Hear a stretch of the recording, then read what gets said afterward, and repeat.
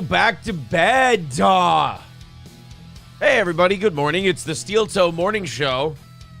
I'm Aaron. That's April. Good morning. It's Friday. And I'm just looking. I don't look like shit. That's how I'm going to classify how I look today. That's good. I don't look like shit. I do. Do you? Yeah. Are you having a shit look day? I had to scrap myself together this morning. God, you look like old soup cans and recycled rebar and just pieced together like Wall-E. Is that what you meant? Yes, thank you. Just trying to make sure everybody knows your general consensus of how you feel about yourself today. I have a general, gravel in my voice today. Oh, do you? Are you going to have like a Sophia Bush smoky voice kind of a thing? I don't know. All right. Well, we've got a good show for you today. There's lots of good material. The only thing that can screw it up now is us. So let's see if we do that or not this morning. So much going on. I got a message, I guess... I got a reason as to why we have not heard from Lossless. Oh, okay. So far. Apparently, a couple of people, one of them being Lemmy, was commenting on his stuff going, Aaron from Steel Toe is trying to get a hold of you. Aaron from Steel Toe wants to talk to you. And Lossless responded to one of them. He responded to Lemmy. Lemmy sent me the screenshot. Apparently, with this Red Bar, Sven Stoffel's Lossless thing. Imagine this guy Lossless. He just all of a sudden throws himself right into the middle of this little mini cult controversy. Okay. That's going on. And this is why I love the internet, because there's just like little communities that are the most important thing to the people who are in them, and nobody else knows they exist. Right. So, very niche. Right. You have these things that are like breaking news, and people like have alerts set for it whenever it goes off, and then the lovely thing about cult things on the internet like this or like Red Bar or anything else is you can go to a stranger and just start raving and talking about how great this thing is, and this stranger will go, I have no idea what the fuck you're talking about. Yeah, who is that again? Like, well, I don't know what this is. I don't know if you're, like, are you turning homeless? Like, have you lost your mind? Are you insane? Are you on the meth? Are you on meth? Like, even on this show, we'll talk about stuff. We'll go, did you hear this thing about this guy? And people are like, I don't know who this guy is. Am I supposed to know who this guy is? Why was this important? Why tell me why I'm caring about this guy. We're the kings of that. We go, hey, do you see this crazy thing this guy did? And they're like, whoa, back up. Who's this guy? We're like, oh, sorry. He's just a really funny guy that we like. And he did some really weird stuff. You know, like we'll do I just put out a DSP clip from yesterday's show. It either... all of our other clips, like the Opie and the Stuttering John and the Brendan stuff, is starting to do so well lately that it's kind of surpassed the DSP stuff. Okay. Because the DSP stuff is right in line with our other videos, like in terms of how it's doing, but it's way behind those three guys. Oh, and poor Aaron posted that yesterday for those reasons. I know. I post the DSP stuff because I'm like, oh, people love this. People go and check this out. And I think it's doing the same as all the other DSP things. Yeah. But we've just found other people that people are more into wanting to laugh at. Well, that's fine. I thought the DSP clip was very funny from yesterday, but he did ask me, okay, 4 clips. Which one should I post first? That was the bottom one for me. Was it really? I wanted to get that one out there because we had a Brendan Schaub one that's doing very well this week, an Opie one that's doing very well this week, and the Keemstar one fell flat on its face. So I was like, you know what? I want a W. And DSP fine. is usually a sure-handed W. Plus, you want to hit 5,000 subs this week. That's true. It's not going to happen. We're 50 away. Like, we've stalled out. Damn it. We had this massive run the last 2 weeks, and now it's a cooling period. Can we get it by Sunday? Probably not. So, yeah, we're 50 away from 5,000 subs. So if you want to sub up, please sub up. Like the video. We've got a good show for you today. I think today it's going to be either Adam Levine or the Cash Me Outside. I think I'll probably do Cash Me Outside speaking at Oxford. And I also might do that radio guy getting fired. I might do one this morning and then one this evening. That's a good idea. You completely went backwards in my list. I think that's very funny. Yeah, well, you know, my show, my call. Of course. How do you like that? You're fired. Oh, for your terrible suggestions.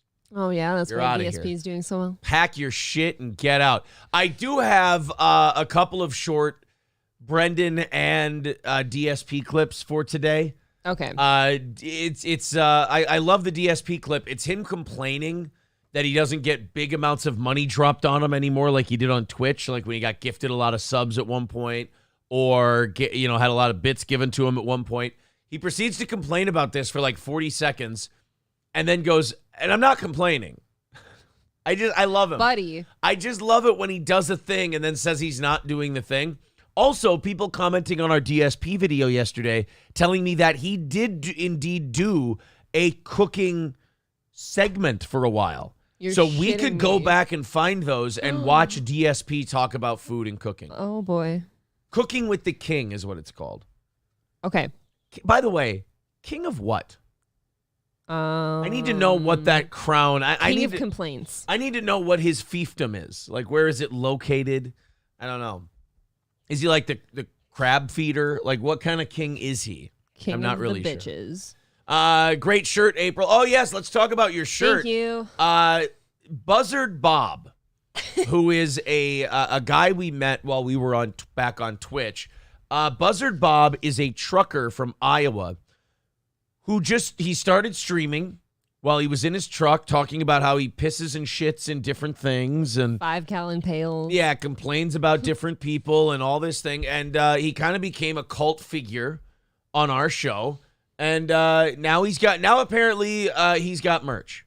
Yeah, I saw Deer Butch wearing it at Raleigh's. Yeah, Buzzard Bob has merch, and he sent April a shirt, and it's been sitting down here for a few days. And I told April, I go, when are you gonna wear your Buzzard Bob shit? I was gonna do it on an evening show, but I forgot it down here, so I forgot to wear it. So I demanded that she wear it today. So I did not get a Buzzard Bob shirt. You did. They screwed up shipping. It sounds like I was forgotten about. It sounds like Buzzard Bob was trying to be nice, and he ended up just sending April a shirt, and I get shit. Well, I get to wear him around on my my little tummy now. You're gonna. I hope you enjoy it. I hope you do. I Sneeze Profanity says you should start adding a message at the end of the clips asking them to check you out live. I know I'm so terrible with my clips. I never say what show it's from. I never put the link to that show. I never tell people to catch the show live. What is wrong with you? Well, I do it right after the show's over, so I'm just kind of like, oh, this is the last thing I have to do today. So yeah, there. They do have a point though, and I bet that's really quick. Yeah.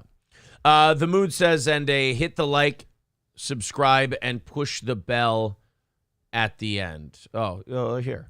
Hit the subscribe button, smash that like button, and click the bell to get notifications. There. That works.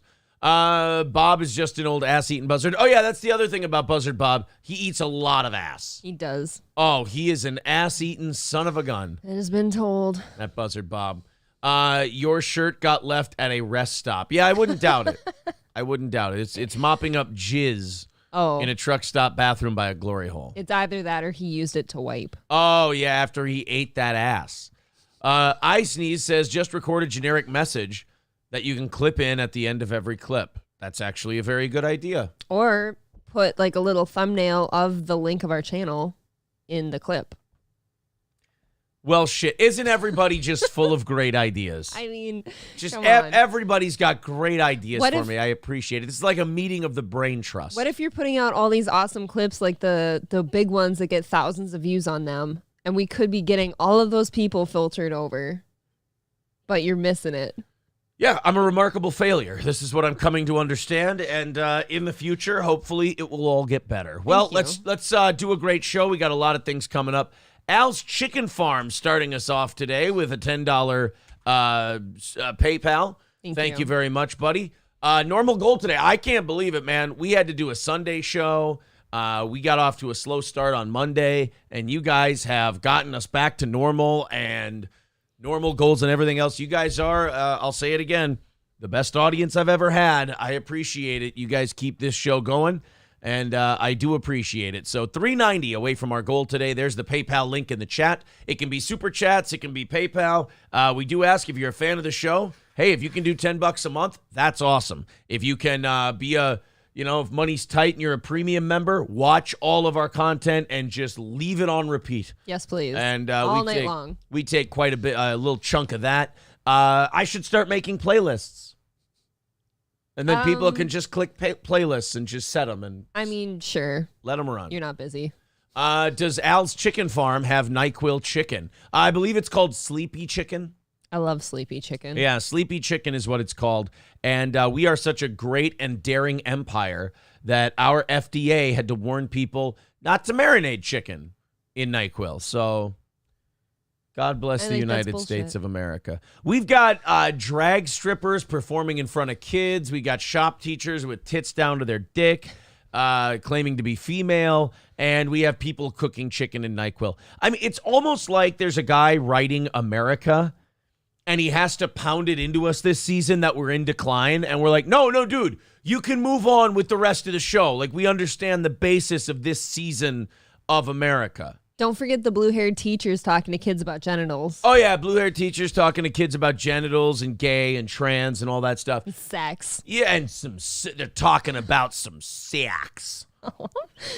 So, yeah, if you're writing this season of America and you're taking any requests, may I just say, we got it. We know what the synopsis and the basis. Like, America in decline this season is starting to remind me of that terrible show, The Big Bang Theory, where, like, even in season 10, that show would pound the premise of the show into you. They're like, hey, did you know these guys are nerds? Do you want to hear a dork reference? Like, no, I understand that the show's about nerds. Like, we can continue on with, like, a story or something like that. No. I'm just worried because do you know they're nerds? Yes, I fucking got it. No, but you don't understand. Like, they're socially awkward. I know. They've been doing the same thing. Reference Copernicus again. I'm sure that'll drive it home. But do you know how nerdy? Apparently remarkably nerdy. But no, there's a hot chick there. You see, it's a juxtaposition. Yeah. And sometimes she gets the two not hot chicks to dress up hot with her. Yeah. They get the nerdy. They get Blossom. You know what was creepy about that show? One girl was 25 years older than the other girl. Really? Oh, Mayim Bialik was... Oh, this is before your time. How? When I was a little kid, before you were even in your dad's ball bag, there was a show called Blossom.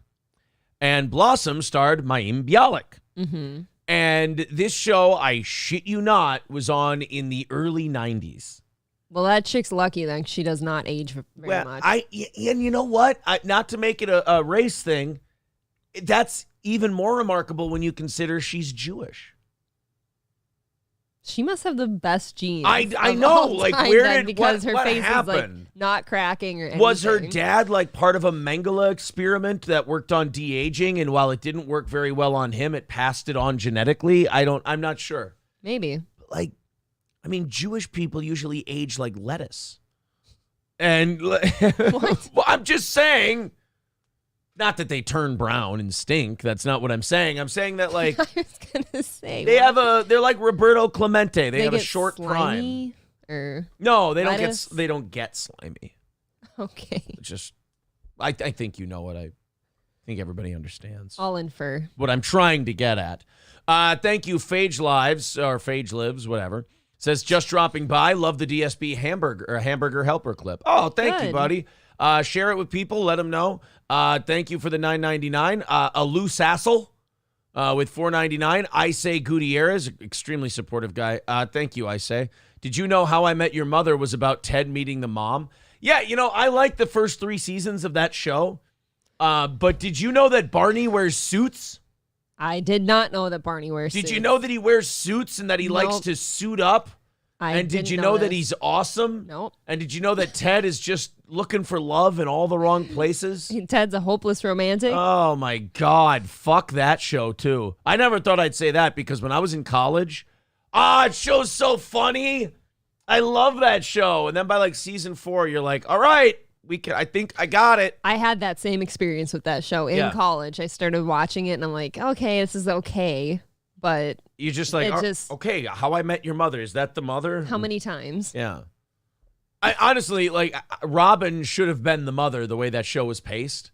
because you're just like, all right, it's will they, won't they with these two for like 3 years. For forever. And, like, didn't they say in the first like episode or the first season where they were like, oh no, Robin's not your guys' mom. Like when Bob Saget's talking to his kids. Mm-hmm. It's like, oh yeah, that's Aunt Robin. It's like, okay, so that's not the mother.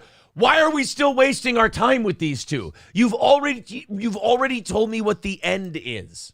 So stop making them fuck. They've got to have content, though. They've got to drag it out for us. Oh. You know, we never talk about that. We always talk about like the most well-done shows in history. Like Breaking Bad and Mad Men and, Game of Thrones. Well, the first 5 seasons of Game of Game Thrones. of Thrones. All of that stuff. We never talk about like these shows that were good. Until they weren't. For a little bit. Not like Dexter that were good for a long time and then fucked themselves in the ass in the last season. I mean shows that started off promising and then never got out of second gear. Like How I Met Your Mother. Are there any TV shows like How I Met Your Mother that are actually good? What do you mean? I have a hard time. Like that type of show. You know, in fairness to How I Met Your Mother, there aren't any shows like that one. They did make, that's what's kind of frustrating about that show. They made an original show. And then they just kind of hammered it to death. And and an awesome cast, too. The cast is okay. Holy shit. So anyway, thank you guys very much for that. Let's knock, $10 off that goal. $380 away for this morning. Off to a great start. Thank you guys so much for your generosity. Let's continue on in the chat. Iowa truckers are the Vals of trucking. People are saying, look at Kissinger, look at Howard. Brown and Stinky. Are you saying Jews turn African? No, that's not. What? No. That's so mean. Raz of Chaz says Coach was bullshit. You're not allowed to be mad at Coach. Coach is not to be angering you.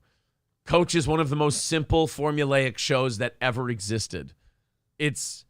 I don't think I've. Here's the 2 reactions you're allowed to have for the show Coach. Oh, it's on? I'll check out an episode. Or, not for me. If the show Coach or Craig T. Nelson in general elicits an emotional response from you, you're a sociopath and you need therapy. I never saw Coach. That's because you weren't alive in 1989. Again, it doesn't matter. People watch things after I'm saying that Coach did not hang on after it was off the air. It didn't become like, oh, we got to show Coach to the next generation. Nobody just said, oh, I've got to go back and watch Coach. Yeah, nobody ever goes like, oh, you know what I should do this weekend? I should binge watch Coach. Do you remember Blue Mountain State? For some reason, that made me think of that. I don't know why.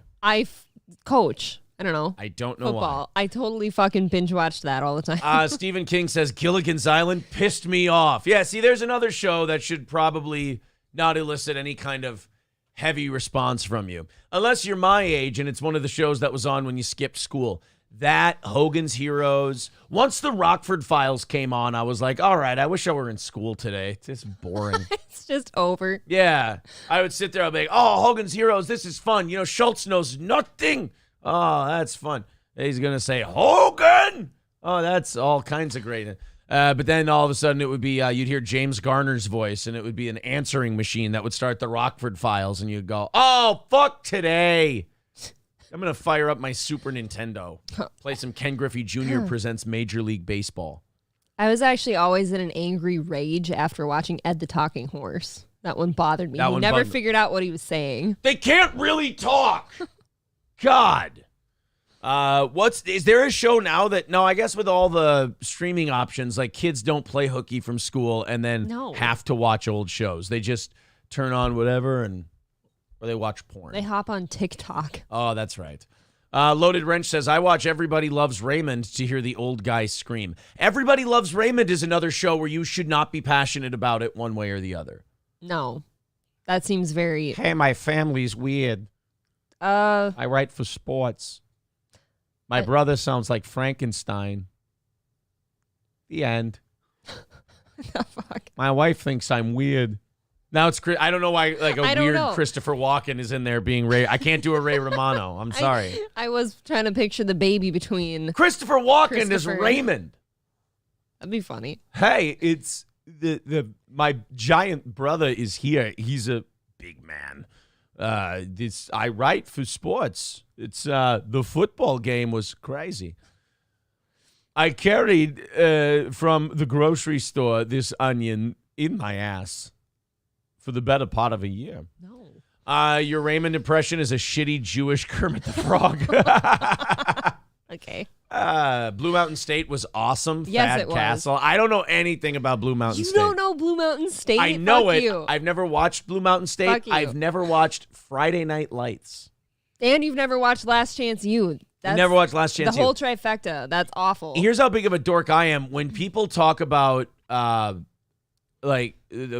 Night Lights, I think the Billy Bob Thornton movie. Yeah, I can understand. And I know that, it's based on that, but that's what I think.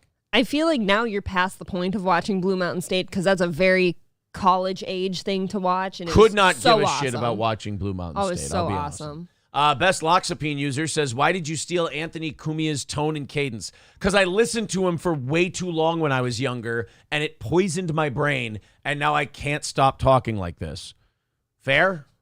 Okay. I just want to let you know that question does not shame me at all, sir. I know you were going for a certain thing. I'm sorry it didn't work. I'm a prisoner of this voice. So last night, I couldn't sleep. I was tossing and turning. Really? I watched two movies. I finished one movie, and then I watched a second one. And I have this thing where if I like a movie that not a lot of people are really aware of, I have to check it on Rotten Tomatoes to see what the world thinks. And I always tell you guys this. Apparently, my go-to movies that I like to just watch if I'm falling asleep are universally shit upon by critics and fans. Dog shit. I finished Mr. Baseball with Tom Selleck yesterday. I love that movie. I really like Mr. Baseball. And number two, I watched The Fan, starring Wesley Snipes and Robert De Niro. Why do you pick such unknown movies? I like them. I like them both. I did this was the first time I watched The Fan since I was like in my early to mid 20s. And I will say, as your palate for movies gets better, I do watch that one and I go, yeah, not really a buy-inable premise to this movie. Like, this character De Niro's playing is so over the top. It's like, no, this is not a guy. Yeah, I've never seen either of those movies. The Fan, it's a little bit of a misleading title. It's about an obsessed fan. And he's really obsessed with Wesley Snipes' character. Okay. And then he starts killing people and, you know. I'm going to guess you couldn't sleep last night because I was dead to the world before you. Yeah. Yeah. And then you didn't, I just turned on my movies. Elias with $2 says MASH is good now. Oh, MASH. It's definitely a show of its time. That's for sure. I used to like Rules of Engagement, unironically. Rules of Engagement, the show or the movie? The show. Oh, no. We got to show you Rules of Engagement. We're talking about TV shows here. The Samuel L. Jackson, Tommy Lee Jones movie. Yeah, that's what I said. Waste the motherfuckers. It was Samuel L. Jackson at his peak in like 2001, 2002. That was his peak. Oh, man. Okay. Yeah, when he got like Black Snake Moan and Snakes on a Plane, it's like that's where they were like, fuck it, we can put this guy in anything. Although Black Snake Moan is a solid flick. That name always bothered me. Black Lazarus is one mean? of my favorite movie characters ever. Can you explain to me quick without seeing the movie, what does that name mean? Black Snake Moan was, guys, correct me if I'm wrong, he's an old blues musician who just moved out to the country and is kind of a hermit. And I believe Black Snake Moan was one of the title of one of his hit blues songs that he had. Okay, so that didn't help at all. No. Not at all. Ron Finger said Aaron is the fan. No, I am not Gil Reynard. It's the character's name. By the way, you know a movie's good by the character names? Gil Renard. That's a memorable one. Gil Renard. It's a very odd name. Although it has my favorite De Niro line of all time in it because Wesley Snipes plays a baseball player named Bobby Rayburn. And my favorite De Niro, and he says it over and over in this movie, my favorite Robert De Niro line, Bobby! That's it? Hey, Bobby! There's the way he says Bobby. It's so De Niro. I love it. Got any nude pics of your wife? Want some? Yeah, that's from Mr. Baseball. He does a little trash talking over at first base. Okay. It's great. Let's continue on. Death Proof says the fan was cool because Robert De Niro was a villain. Yeah. I mean, in a completely unbelievable character and setting, but we could have gone all the way, Coop. It was Little League, Gil. We were 12. Ryan Johnson quoting the Mr. Baseball. Not Cleveland. Please, not Cleveland. The Scout with Brendan Fraser is great too, but shit on. Yes. Not Albert. Yeah, Albert Brooks and Brendan Fraser. The Scout. I haven't seen that movie since it was on Comedy Central, probably more than 20 years ago. I haven't seen it. Oh, we're gonna watch this. Write them down. No. Rules of Engagement, The Scout, and whatever. It doesn't matter. D. Gulag says MASH and Cheers were great to nap to. I love Cheers. Agreed. Cheers is a very good show. Also Frasier. I say Gutierrez says Ready to Rumble was my guess. Wrestling's not fake. I fucking love Ready to Rumble, Hateful Eight, and Django. I've never sat down to watch The Hateful Eight. I haven't either. I heard bad things about it. I heard great things about it. Which one did I hear bad things about? The fucking Adam Sandler movie. Okay, that's the one. The Stupid Six or whatever. I think I didn't know which one was the bad one, so I just didn't watch. Hateful Eight is that, I think it's the movie that Tarantino did between Django and Once Upon a Time in Hollywood. Oh, okay. So he was in his heyday, so it's probably great. It's Kurt Russell and I think Samuel L. Jackson, a bunch of people. Why haven't we seen that then? It's remarkably violent. I don't know. Kane B says, Christina Ricci loves the big black cock. That's what I thought Black Snake Moan meant. Oh, well, that's remarkably racist. Well, it does sound very sexual in nature. I think that's a test for you. I think that means you're just a slut. Be real with me. What do you think of Brooklyn Nine-Nine? I'm not the guy to ask because I can't stand Andy Samberg. I've had to watch every episode of that previously. Andy Samberg, to me, this is how I feel every time I watch Andy Samberg. All right, I get it.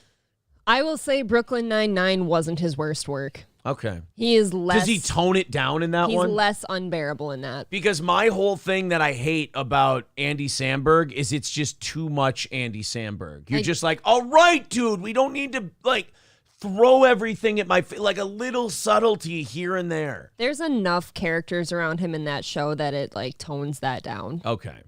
Michael B says, fight me. Jackie Brown is the best Tarantino movie. It's not the best, but it's very good. I'm not going to fault you for believing Jackie Brown is the best Tarantino movie. I actually think Once Upon a Time in Hollywood is some of his best work. It's really good. And then, of course, I think you got to say Pulp Fiction. It's one of the best. I think Pulp Fiction is one of the best movies ever, period. Pulp Fiction and Django for me, for sure. I got to say the Nazi one is up there for me. Oh, yeah. Inglourious Bastards. Fuck, how do you pick one? Once Upon a Time in Hollywood. Jackie Brown. Yeah, there's too many good ones. He's making masterful. Good ones. Yeah, he's very good. Just Shoot Me and News Radio were awesome shows. News Radio, yes. Just Shoot Me, meh. People are saying watch Hateful Eight. A lot of people saying watch Hateful Eight. I say, Gutierrez, you were thinking of The Ridiculous Six. Okay, yeah. The Adam Sandler one. Maybe we'll watch the Hateful Eight this weekend. D. Gulag says Tarantino movies are always 45 minutes too long. I mean, they're long.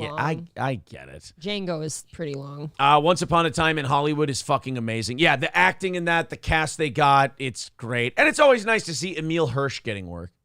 Balls and Wiener says Black Snake Moan is April's stripper name. Don't tell Aaron that. I told you guys that we don't mention that on this program. Makes him upset. I say Gutierrez says Andy Samberg always felt like a douchey version of Jesse Eisenberg to me. That's funny. Jesse Eisenberg always struck me as a douchey version of Jesse Eisenberg, but... No, I've made that connection before. Pulp Fiction's anal rape revenge scene is cinema at its finest. It's all about what you're looking for. It's hard to watch. Ving Rhames is really good in that. Everybody's really good in that. A loose asshole says, haha, Andy Samberg is funny because he's kind of a bitch in Brooklyn Nine-Nine. Mm-hmm. He is. All right. I think we're all caught up look at us, just talking about movies and TV shows like it's Friday. A bunch of old gay buddies, huh? Thank you guys very much. 380 away from today's goal. Nice casual day. Let's knock it under 300 by 7 o'clock. Let's knock it under 200 by 8. You know the drill. Thank you very much to Shelly for sharing the show over on her Twitter. If you want to share the link to the show, that's a great way to support us as well. Subscribing, liking the video, all of it. Great. The thing about when we talk about movies and stuff, though, and TV shows, is it just bums me out because I'm like, I'm never getting to all this. I do that too because I'm like, I don't even want to write things down because I'm like, I'll never get around to watching any of these. Yeah. And it'll bother me. Yeah. So let's just forget. Most of the stuff that you guys brought up today, as great as it sounds, I ain't talking about. I've already got like 4 shows that I've started watching that I haven't finished. Yeah. The Sopranos has taken a serious backseat for us. The Sopranos, the Scrubs thing still bothers me, and Ozark. So I have 3. Twitch is actually trending on Twitter this morning, I noticed. People are really starting to pile on. Yep, I don't think they're long for this world. I saw that Ms. Kiff has been like everybody's totally abandoning that guy. Speaking of people that some people are really passionate about that nobody knows. I don't even know what this Ms. Kiff does. He's a weird looking, goofy, pale fucking Twitch guy, which is basically what Twitch guys are. It's the breed, yeah. They're always just like this pale, poor nutrition looking, no sunshine, frizzy haired weirdo, greasy, and they're multimillionaire. Yeah, greasy looking. How does that happen? It's remarkable. I think a lot of people on Twitch want to watch people that just look like them. Maybe. Yeah. Yeah. And like this Miss Kiff now, because of these sexual assault allegations that he's accused of covering up, like it is just open season on him. And you know who you give the credit to on this one is Keemstar. Keemstar was obsessed with this. Did he start these allegations, or did he just report on them? He reported them, yeah. People started talking to him about it. The Mood says, did you know there is also an Inglourious Bastards from 1978? I did not. Thanks for the €5. Thank you. I say Gutierrez with $2 says Sopranos is great, but watch Suburban Commando. Bro, act like I haven't seen Suburban Commando.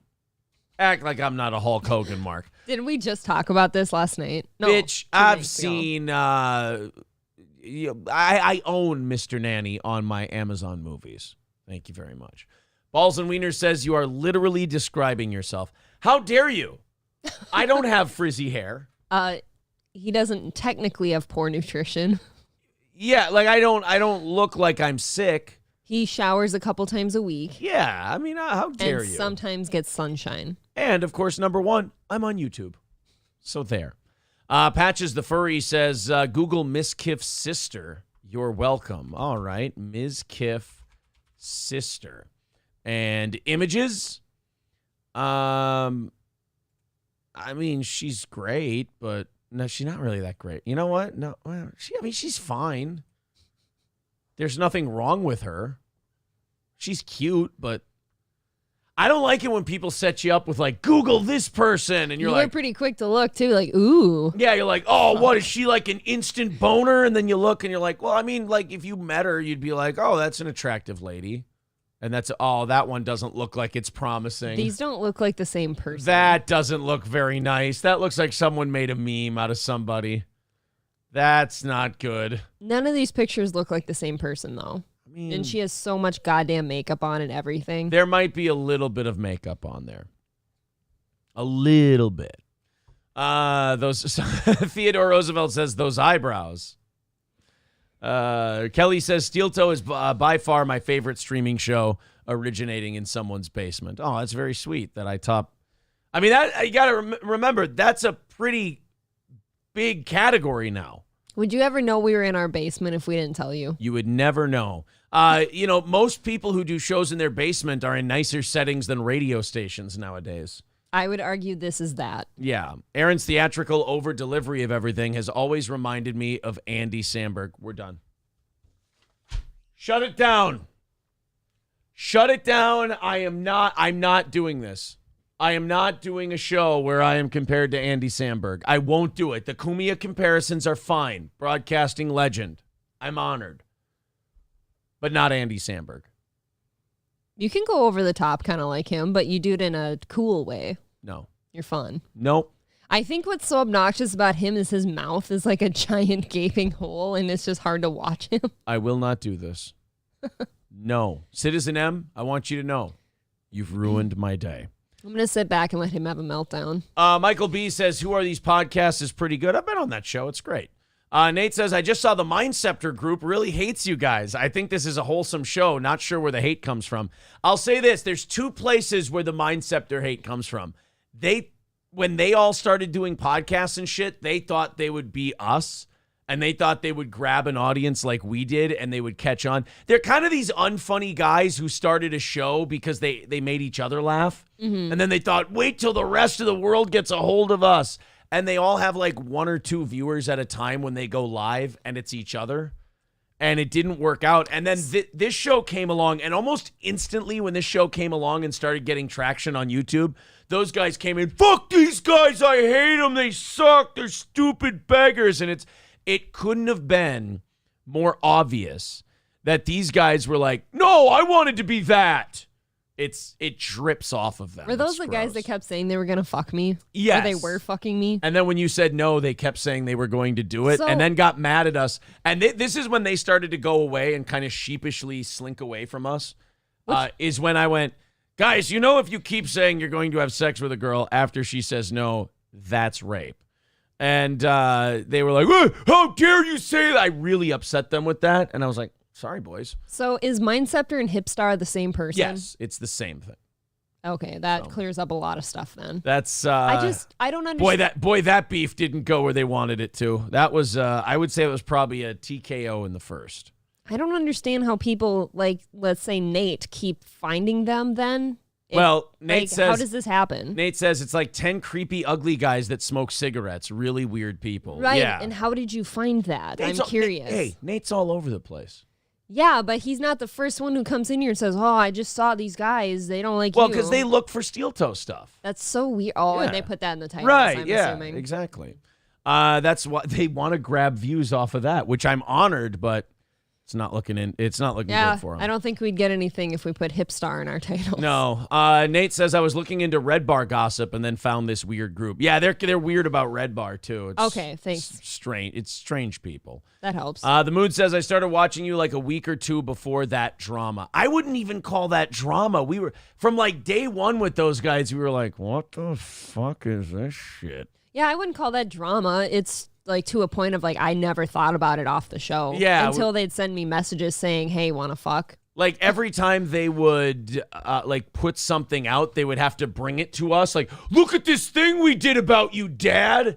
And then I'd watch it and I'd be like, this doesn't even really feel like a beef. Like you guys are good, right? Son, this isn't good. You guys think this is good?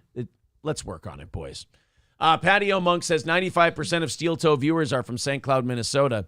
You ain't got much to brag about when it comes to audience. I mean, you're wrong, but that's fine. Patio Monk's kind of one of those guys who, like, again, likes the show, but, like, doesn't want anyone else to like the show. So as we grow, he's like, no, you're like 95% of your audience is from St. Cloud. First of all, I would say if that were true, so what? Like, an audience is an audience. That's like saying 95% of your audience comes from New York or Cleveland or who gives a shit? Second of all, Patio Monk, I think you're kind of showing your ignorance on that one. But, I mean, man, look, you make yourself miserable all the time. Just enjoy the show or don't. Nate says that Hipstar guy, he's schizophrenic, right? Something is way off. Yeah, there's something wrong with that guy. I think nobody loved him ever. Well, present tense loves either one. Nobody loves him, so he needs it. It's definitely lashing out for attention. Let's continue on here. Raz says, I found this show because it was the only thing on the radio at 6:30 in the morning. There you go. Scott Richard Staska says, I don't even recognize half the chat nowadays. Lots of new regulars. Yeah, that bothers Patio Monk for some reason, so he has to say 95%. I don't know. That was kind of weird. I think some people are scared of things that they like going bigger than just local because they want it to stay like their warm, fuzzy thing. Yeah, Patio Monk's a weird guy. I will say that. I mean, it's okay. Everyone can be here and have fun. Michelle says, well, Patio, I have made 3 Arizonans addicted to steel toe. They listen online daily, so eat it, nerd. Well, I don't think we need to get that aggressive, but we can all fight each other. That's fine. He's fine. Lemmy says, type F in the chat if you're not from St. Cloud. There you go. We'll see if we eclipse that 5% mark that Patio Ape set up for us. Shane says, hey, I'm in Pecos, Texas. That's a very Texas-sounding town. Pecos. I like Pecos. If I'm moving to Texas, I'm moving to Pecos. Right next door. Uh-oh, Patio Monk. I think you need to apologize. That's a lot of Fs popping up in the chat. I think Patio F, if he's going to be any kind of man, he's kind of got to admit that he's wrong here. Ooh. Yike. He says, I'm trying to get you into Kentucky and Ohio. I mean, we already are in Kentucky and Ohio. You're just trying to get more people to like us from there. I will say, as the person who mails out merch, we've gone all over the place. Like it's been in almost every state numerous times. I've mailed to 4 different countries by now. It's gone pretty well. It's pretty cool. I would say, guys, it's gone pretty well. Thank you for sharing this little show and making it something a little bit bigger than that. Our first thing today, Libs of TikTok is really, they're going hard on this. Hospitals that perform gender transitions for children. And God bless them for doing that, because I don't have the stomach to fight that battle. That's a tough one. That's just like, you watch it and you're like, God, I hope enough parents riot over that stops. Like, well, we've said this before. We're just a weird country. We're like a drug addict who's trying to pass off fake 20s gets knelt on by a cop and dies. And as much as that is wrong and that cop should have done something different, like, we burn down major cities and start a crime wave over it. But then you've got doctors and teachers who are talking kids into hacking off their genitals and parents who allow it, and we don't riot over that. Ruining their mental states, possibly ruining their life. Yeah. And like, we don't riot over that, but we'll riot over some scumbag who died. Don't forget, there's like professors in this country, too, that want to excuse child molesters. That's true. Well, they don't want them called pedophiles. They want to call them minor attracted persons, MAP. Like, that exists in this country. We don't riot over any of that stuff. Nope. But we riot over just the dumbest, goofiest shit. Like, the cops shoot a guy who was abducting, like, the guy in Wisconsin. They'll riot over a guy who abducted his own children and was about to drive off with them with a knife in his hand and a violation of a restraining order from a woman he sexually assaulted, allegedly. And they shoot that guy and cripple him, and they got a riot. Yep. But like, you've got doctors in schools like trying to get kids to, do these surgeries and bragging about it, and we don't riot over that. I don't know. It's just it's kind of strange. We really don't have a pulse anymore on what's important. Like, most people, I'm saying, like the royal we. Yeah, our priorities as a society in general are remarkably screwed up. Well, Libs of TikTok follows these kid-friendly drag shows. And they find clips of it and everything else. And I mean, people on that side of things that are okay with like those drag shows and stuff, they really hate this Libs of TikTok. And it's amazing to me that they hate them so much, because all Libs of TikTok does is take their content and shows it to people. Yep. They go, hey, here's what they're doing. And they don't shoot any of this stuff on their own. No, they just find it. They just get videos from people and they go, hey, look what this school did. And then the school goes, oh, they're leading a hate campaign against us. It's like, no, that's just called informing people of what you're doing. Just showing everyone. Right. If me showing this thing that you're doing causes a hate campaign towards you, maybe you shouldn't be doing that stuff. Reevaluate, please. Yeah, all these schools who are doing kid-friendly drag shows and all that, they're mad they got caught. No drag show ever has been kid-friendly. No, just stop. Ever. Just everyone I've known who's into drag comes by it honestly. Like, they find it themselves and they just kind of, it becomes a thing they like. Yep. Personally, I don't get drag. I don't get burlesque. I don't get any of that. Like, just go to the bar and fucking drink and hit on girls. Why do we need to watch like creepy artsy shit? I don't know how much I'd put burlesque in this. I think that was always supposed to be just like sexy dancing for men. It's gay stripping. It's like stripping it's stripping without the balls to go there. Are you sure? I got old Moulin Rouge fans, and some people like that shit, but it's not.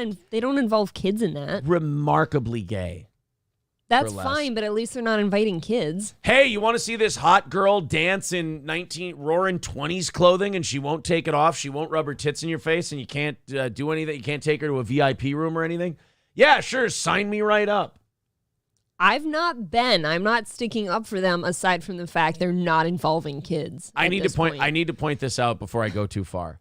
I'm really not invested in burlesque. Thank God. I don't have a strong opinion on this one way or the other. I think I'm really being contrarian.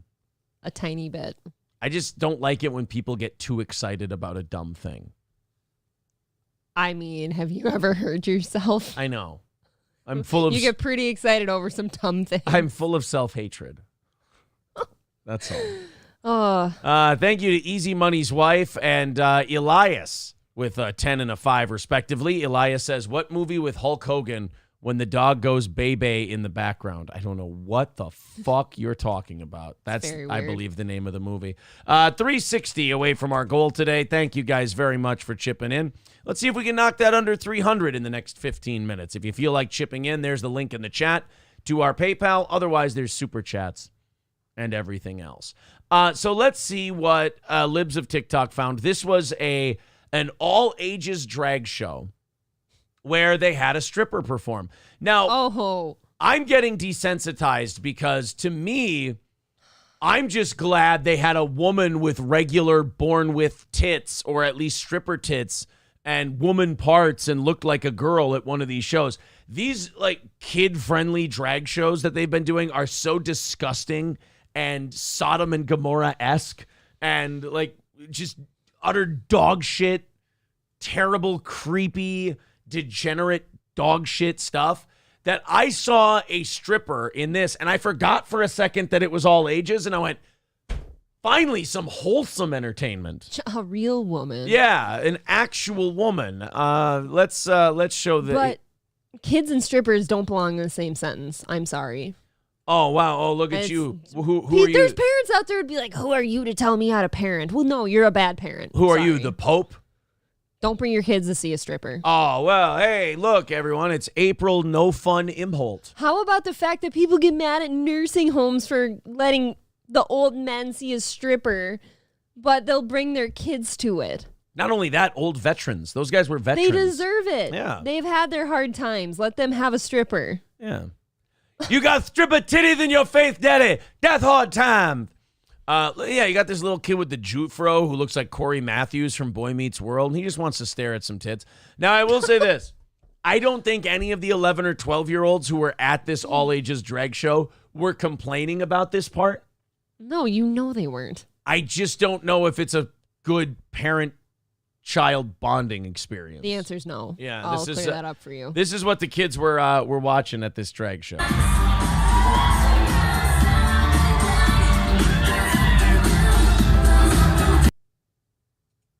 I don't know how much she's covered, right? Yeah, she's covered. All right. That music's. But anyway, that music's gonna get us popped. But that was that was at an all ages drag show. With a hot chick wearing a micro bikini. With a hot chick wearing a micro bikini performing live. Now look, again, I'm not gonna sit here and go, oh, that's terrible, that's awful. But we don't need to have kids going to that with their parents and checking out. This is like the parents who are like, oh, if my kids are going to drink, I'd rather they just do it in front of me. It's like, could you maintain some sort of behavioral standard for your child, please? Could you stop being your kid's best friend and be their parent? That's good. I mean, but, you know, again, the only thing I'll defend about this, it was probably the most normal thing that happened on that show. Yeah, but they were still there for the whole show. So again, like, I can't find a thing to defend about this. Yeah, she had more pictures of that show, and it was bad. It was really bad. Thank you very much to Easy Money with another $9.99, $3.55 away from today's goal. Kelly Roberts says the next time you go to Las Vegas, you should check out a boylesque show. It's female impersonator burlesque. Aaron's in. I'm all right. I think I'll get a few. I think I'll pass. We'll get a few apple teenies in you and see how you feel different. Fauci's Pangolin says, do you how much a 4-hour boner hurts when you're 8? I don't know. It depends on where they put it. That's not okay. What are you guys doing? Talking like that. Do you do that when you're 8? I don't know. I'm not a boy. The first time I remember having a boner was 3rd grade. So you were 8. And I tried to push it down. Of course. You can't. This is awkward now. I was on the bus and I tried to push down my boner, and that is a... Why do you have a boner on the bus? That is... I don't know. I don't remember why I got a boner on the bus, but I can confirm I got a boner on the bus. As your first boner, did it scare you? Or I assume you just knew what it was? No, I just got a hard dick, you know? What are you going to do? Same size it is now, by the way. Weird. Really weird. It's weird. Yeah. I started off, I was like, man, I got a big dick. And then I kind of grew into it. I'm like, it's there. It'll do. It'll do. Thank you very much to Cody for renewing his membership for a 4th month. He says Aaron brings his kids to Drag Story Hour. I never. How dare you? Oh, yeah. I got a voice message from that guy I keep forgetting to listen to. What do you mean? That guy wants me to watch a Proud Boys video so bad. Is that our Proud Boy? Yeah. Cody, I love you, buddy. I don't know what your voicemail said. I haven't listened yet. I love you, buddy, but that Proud Boys shit. I don't know if he's trying to recruit me or... No, I can't be a Proud Boy. I'm a girl. So, what is he doing? Yeah, you can't What are you doing? Yeah, you can't be a Proud Boy. He wants me to be the housewife. Oh, okay. That they venerate you when you're a Proud Boy. Thank you, Cody. 350 away from our goal today. After watching you react to DSP's Hamburger Helper video, you guys wanted to watch him cook. He did that back in the day. Cooking with the King, easy to find on YouTube. Well, I can't wait. I wrote it down. Do buses make you horny? Maybe that's it. Maybe I'm into buses. It's the bumps. Oh, they're very it accentuated was the bumping and it against my anus. And the gross smell of the vinyl seats. Oh, yeah, that always got me, for sure. Toastmaster says they're random. You just get them at all times of the day for no apparent reason sometimes. Yes, that's what people don't understand about boners. They can just happen. Why wouldn't you... Women, I got to say something. Women shame boners, and I think they need to stop. If women are listening right now, women get this thing where they I've never known any woman not to be this way. They need to know why you have a boner. Why is that shaming? Don't ask me why I get it. I'll fucking have a boner for whatever reason I want. You know what I want to ask you whenever you ask me, why do you have a boner? Am I being detained? That's really fucking weird of you to go that way. Why would someone go, why do you have a boner? Because I fucking want to.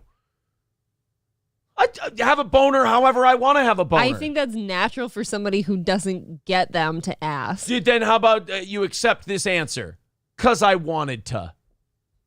Boy, you are testy. I don't like it when people ask me why I have a boner. Don't ask. Why, by the way, would you try to push a boner down when they naturally poke up? Why wouldn't you waistband that shit? You're in 3rd grade. You don't know about boners. You waistband it. Well, you know that now. Or you side leg it if the pants are tight enough. You're going to hurt it. Yeah, but you don't want people to see it when you're walking through you're at a Quick Trip and you want to buy a soda and you're just sitting there with a lump in your pants. That's so weird. Don't have boners at Quick Trips. Don't tell us not to have boners. That's what I'm talking about. Daska got a lot of trouble for that. You bitches and your fucking judgment on boners when you don't know shit about them and you're like, don't have boners here. I'll have boners wherever the fuck I want to. I'm not just soaking through my jeans in Quick Trip. I'll have boners at your mom's funeral. I don't give a fuck. I'll get my dick hard whenever I want to. This is not working out. Don't tell me when to have boners. This is not happening. Have your period when I'm not around. Then we need a divorce. I don't know what to tell you. Exactly. So don't tell me about my fucking boners. I will get right on the phone after the show. No, I just gave you a choice. Either divorce or don't tell me about my boners. How hard is it for you? Are you that much of a woman that you have to tell me about my boners? I've never said anything until I found out you have them in Quick Trips. I used it as an example of when a man can have a boner and nobody needs to know. I'm clearly wrong. Thank you. Couldn't you have just leave us alone and just accept that we have a boner? Do you think I talk to other men about their boners? I'm going to hit you with it the next time you question my boner. I'm going to hit you with it. I never questioned it until right now. Yes, you have. You've questioned. You go, why do you have a boner? Because I fucking wanna. My body decided, what, let me check my watch. It's boner time, and decided to have one. You don't need to know why. You just need to know that it's there and that you need to service it and bring it back down. That's it. Sounds a little aggressive. It is. It's toxic masculinity for sure. Lemmy saying stop boner shaming, April. Yeah, I'll see myself out. Asking why you have a boner is boner shaming. 100%. I didn't know this. Jameson's Repair says, Aaron, it's bad when you get a boner every time you drive by a school. Yeah, but it's always a high school, so technically it's okay. No, it's not. Just kidding. Cody quoting me. I like it when the audience quotes me. He says, I'll have a boner at your mom's funeral. I just think that's a good way to let someone know you'll have a boner wherever. Max says, Aaron clearly masturbates in quick trips. This is a rumor. Shane F says, April, just rub it and then it will go away. Yeah. The worst part is I usually try, and then he gets on that thing where he's like, oh, no, I got to fix it first. And then it's just got to put it in the right spot on. so it's adjusted properly. Let's fucking stop. Fauci's Pangolin says, why are your moose knuckles hanging out? Exactly. Why don't we ask you guys about your flaps? We don't have those. Yeah, you guys say you don't. A moose knuckle is definitely a man thing. That is not I'm a thinking, woman thing. no, what's the woman thing is the moose. Did you just say that we have moose knuckles? Yeah, Why don't you stop snatch shaming? What's the woman one? I'm not even going to tell you. What do you call it? God, I'm drawing a blank. Moose knuckle hoof print? Yeah, the cloven hoof. The cloven hoof in the pants. Yeah, you know what I think of when you question my boners? Ain't nobody gonna tell me how to live. I feel like Monster Truck when you say that to me. But you look like Hot Wheels. Kane B says, also, if boners bother someone, lend a hand or orifice, and it will probably go away. Right. I will do that next time. Right. Next time a boner bothers me. There you go. The Fire Ginger with $2 says, April, the men are talking. Shut up. Yeah, how do you like that old school sexism? I wasn't meant for this world. Well, you got to work on it.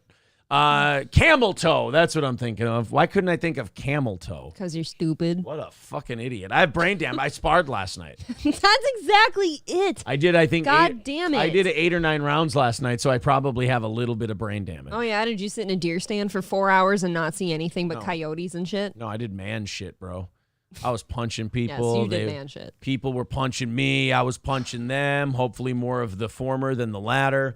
350 away from our goal today. Let's see if we can knock that out and do 30 minutes of overtime this morning. Let's go into the news, shall we? Oh, God. Let's talk about some stories. We talked about movies and TV shows and boners and all of that stuff. Strippers. Here's something that won't give you I promise no boners this next story. Is this the one I sent you? Yeah. I promise you a boner-free story here, unless you're a fucking weirdo. This is a good test. If you get a boner during this story, you need help. Psychological help. Your wiener should be hiding right now. Now, I have not read this story yet, but judging by the headline, it's one of those swerve headlines where it's not what you think it is, but it's still enough to be like, I hope you had to do this. I read the title before I sent it, and I'm like, oh, this looks exactly like the title. Like, you can't take this any other direction. Yeah, you can. Really? Yeah. Like, you're thinking that it's not that. Oh. It's not that. Okay. They wouldn't write that in the news. They'd be calling the police. I'm rearranging my thoughts now. Yeah. All right. Let's, I'll read you guys the headline, then we'll play the story. Utah woman, 56, pregnant with her son's baby. It's not what you think, but it's still fucked up. Here's the story. Are they not doing like a news thing? Come on. It's just 4 minutes of... here we go. At 50 son and his... Here we go. Hi, I'm Nancy Hauk. I'm serving as a gestational carrier for my son and his wife, my daughter-in-law, Cambria. I never imagined... Look, God bless you guys. She can't carry a kid and, somebody had to help. But, can't we find anybody else? That's what I'd think. I'd be so uncomfortable with that. Like, if I couldn't carry our child, so my mom did. Okay, I have a question for you. Your best friend or your mom carries your kid? Which one? My best friend. Okay. Right? So your friend carries the kid. Is that the correct answer? I would think so. I think so, too. I think... Even just the age thing, isn't being 56 and pregnant really risky for your I don't health? know how it works if you're carrying someone else's. I'm not really sure how that works. You're still pregnant. I suppose. That's a lot of work. It is fucking weird. I know it's one of those stories where there's not anything technically or genetically wrong with it. Yeah. but it just doesn't pass the eye test. For me, actually, if I was given a choice in surrogate, I actually wouldn't want anyone that I've been having a relationship with ever. Like, I wouldn't want a best friend. I wouldn't want a relative. I would want somebody who's just a professional surrogate. I just don't like that she looks like an aged version of Marie Schrader. Ooh. From Breaking Bad. She does. Yeah. And I would be pregnant at 56. So this was Stop certainly smiling. not something we planned. Jeff, our son. No, wait, time out. It's 100% something you planned. Yeah, I hope it was. These things don't just, like, you don't just get, like, your son doesn't shoot cum into his wife and then she, like, sits on your toilet and you catch her baby. Like, it's not like there's Ew. Yeah, it's not like there's some kind of a disease that you caught. Like, it's viral, where she left the egg on the toilet and you sat down and your vagina just kind of sucked it up somehow. This 100% is something you planned. I want you to write movies. You can't do this. Like, you can't do this without planning it. It's literally something where you have to take steps to do it. So, yes, you did plan it. You know, I don't want you guys thinking we're weirdos. I think she means esoterically, Aaron. Like, we didn't plan on me doing this for them. Yeah, I don't know. I don't like her. Son in Cambria had struggled with infertility and had 3 additional embryos that they had hoped to give the chance for life. I just had a... You know what I don't like? You know what really creeps me out about this story? Because moms are fucking psychos as their sons get older. Moms are weird about their kids. Like, Freud did have it right a little bit about, like, parents and having this weird... Like, he went too far in the sexual part, but, like, this weird attachment to their children as they get older, like the not being able to let them going thing, seeing their partner as, like, competition. I certainly dealt with a lot of that from multiple members of my family. Oh, yeah. I have no idea what you're talking about. It's a weird, creepy thing. But this is the weird thing about this lady. She's talking about this like, oh, we didn't plan it. You know, I had to do it. She's enjoying carrying her son's kid. Like, she likes that she's doing this for her kid. And I find that a little weird. Like, she's seeing it as, like, the ultimate, like, gift she could give him. And she's seeing it as, like, a showing up his wife kind of thing. Like, oh, if you got, like, especially old women, like postmenopausal women, have this thing where they need to feel useful because they feel like their whole reason for existing is null and void. It's over. It's done. Okay. So now the fact that she's carrying this kid for her son, she's like, oh, I'm needed again. I'm wanted. And, like, my son's what? Like, there's something about when she talks to people when they're not around. She's like, yeah, she can't carry children, but I'm doing it for, like, there's some kind of superhero complex here. And that's going to really hurt the daughter-in-law too, you know? And even after the kid's born, like, how many times is grandma going to say, oh, no, I carried you? Like, you know, they're in front gonna of do the that. mom, and it's going to keep hurting the mom over and over again. Older women just kind of develop mental illness, and it's kind of pervasive throughout everybody. Or maybe, I don't know. Maybe that's just me. I don't know. My experience is limited. Strong impression that I was supposed to consider being a carrier for them. And so I told them, I love you so much. I would, if I could, do this. They told their doctor about my offer. They did the exam and found that I was really a viable candidate, which was a surprise. Again, like she's enjoying this. Yeah, she is. And do you know, I will tell you this much, the only reason that the son and daughter-in-law went with her is because to have a surrogate, like a professional one, it costs. It's cheaper to do it this way. It's very expensive. So if they've got the mom saying that she'll do it and she's not asking for money, they're going to jump at it. Yeah, I guess. But it does create a really weird dynamic. It does. It's kind of like borrowing money from family too. Like, it's worse than that. You can't pay this back. Yeah, it creates a weird dynamic that you can't really go back from. And older moms are, like I said, they're kind of psychotic and they're really selfish and terrible. Yeah. And they'll do this thing where they're like, well, I just carried your kid for you is all. Like, this They'll is going to hang it over your head. This during is bad times. going to get used. I don't know what that is. Because, like, I don't know. Do women do that when they're younger and they're just hotter and fuckable so you tolerate it? Or is this Some something do, yeah. Or is this something that middle-aged women end up developing? No, I think some do. I think maybe your more prone to doing it the older you get because you've done it so much already. And again, I think you feel useless in a way. Yeah. So this is no, I don't think you're far off on that one. Yeah, I think this is her way of like feeling like, oh look, I'm not a dried up old crusty cunt. I mean, you and I have certainly watched parents do that before. Yeah. And it's, I don't know. I don't think they're all like that, but there are certain ones that certainly do behave that way. The Fire Ginger says the son was fucking the mom and one took, so it was a surprise. Jesus. For a second, I did wonder the safety of having like your own family's genes growing inside you, you know? But I suppose... Yeah, a 56-year-old womb is not supposed to be... First of all, it's not supposed to be working, I don't think, is it? No. Aren't you supposed to be all rotten and dried up by then? Aren't you supposed to be like an old, cringy log cabin at that age? She might not have gone through that yet.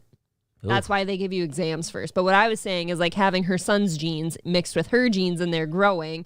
But technically the son's genes would be with the daughter-in-law's genes. Are there any women weird. who just... are there women who don't go through menopause, like at all?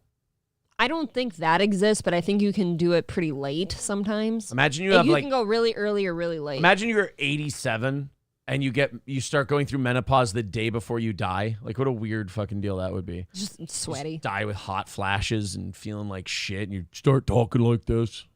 What the fuck? Deep voice bitches bother me. Did they I wish do we could that? get rid of them. Oh, yeah. Do women do that when they go through menopause? When women go through menopause, their voice gets deeper. They start growing facial hair. Okay. They just become worthless and bitchy. Don't go through menopause. Sounds like we have a lot to look forward to. Yeah, don't go through menopause. Or if you do, keep yourself hot when you go through menopause. Have menopause like Elizabeth Hurley. They have like, I don't think she's gone through that yet. Oh, shit. They have. Just don't go. Okay, look, all I'm trying to say is when you go through menopause, this will make it easier for you to understand. And this is how they should teach it in school. You end up turning into Joy Behar. Oh. When you go through menopause. Kill me first. Yeah. So just don't be. What I'm trying to say is, I guess, hormone replacement therapy and all that shit. Look, I'm not even saying this about menopause now. Just, I guess my whole theme of this story is don't be Joy Behar. Okay, I'm glad we could bring it back around to that. Yeah, thank you. That's all I'm asking out of a partner. Don't be Joy Behar. Okay. Kane B says, wait, are they sure they didn't conceive naturally? I don't know. That is so fucked. Shane F says, Oedipus had it figured out before Freud. Oh, yeah, they all just kind of leaned into that everybody wanting to fuck each other thing. And it's like, all right, guys, relax, calm down. Right, even if it's true, it's uncomfortable as shit. That is so uncomfortable. Like, oh, women fall in love with somebody that reminds them of their dad or, vice versa. And don't tell me that. That's why some women have trouble finding love. No dad. I will say Aaron is nothing like my dad in a lot of ways. You have some things in common, but all I can think of really is religiously you guys are the same, mentally what you think about religion. Temper? That's it. No, my dad is very measured for a very long time. You've seen that before. Yeah, but what happens when he gets very upset? When he's very upset, all bets are off. But it takes a lot for him to get that way, whereas you are a lot shorter. Oh, yeah? Fuck you. Tempered. You piece of shit. You're very much your dad that way. You lying asshole.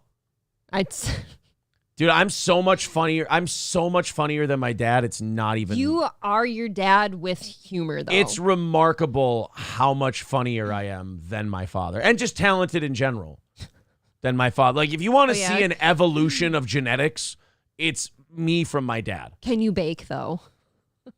Fair enough. Not professionally. Okay. That I can't. Rasputin of Raymond says, what happens if she doesn't want to give up the baby after 9 months? Ooh. That's a real concern because, like I said, older women are crazy and useless. So anything they can do to feel useful? Well, that with surrogacy in general, we've heard stories of a surrogate that did not want to give up the kids. And that lady looks a little crazy, so you never know. Rupert says you might be projecting, but just a little bit. $9.99. Thank you, buddy. Appreciate that. $3.40. Thanks. Away from our goal today. Just a nice casual decrease in that goal. Thank you, guys. There's the PayPal link in the chat. So is her son and daughter-in-law going to watch her push it out? Yeah, I feel like that's a come get me when it's over kind of a thing. That's absolutely come get me when it's over. Yeah. I want to believe mom just said she would if she could, knowing she couldn't. Then the doctor said, it's mine. She thought, oh, fuck it, I can't back out now. Yeah, she's like, oh, if I could help you guys, I would. And then they went, oh, you can help them. And she's like, fuck. Why did I say that? Damn How does the son's dad feel about this, do you think? Has anyone asked him what he thought about this, or does he just kind of say, I think it's great? He's got a wife that's getting older, so he's just like, you know what? Just let her feel important. You know what? That's probably We've kind of had her stabled like an old horse, and this just makes her feel like she can run out in the pasture again. Jesus, getting old as a woman sounds awful. No, I wouldn't wish it on my worst enemy. I don't think I want to live that. Age that as a long, man, That's what you got to do.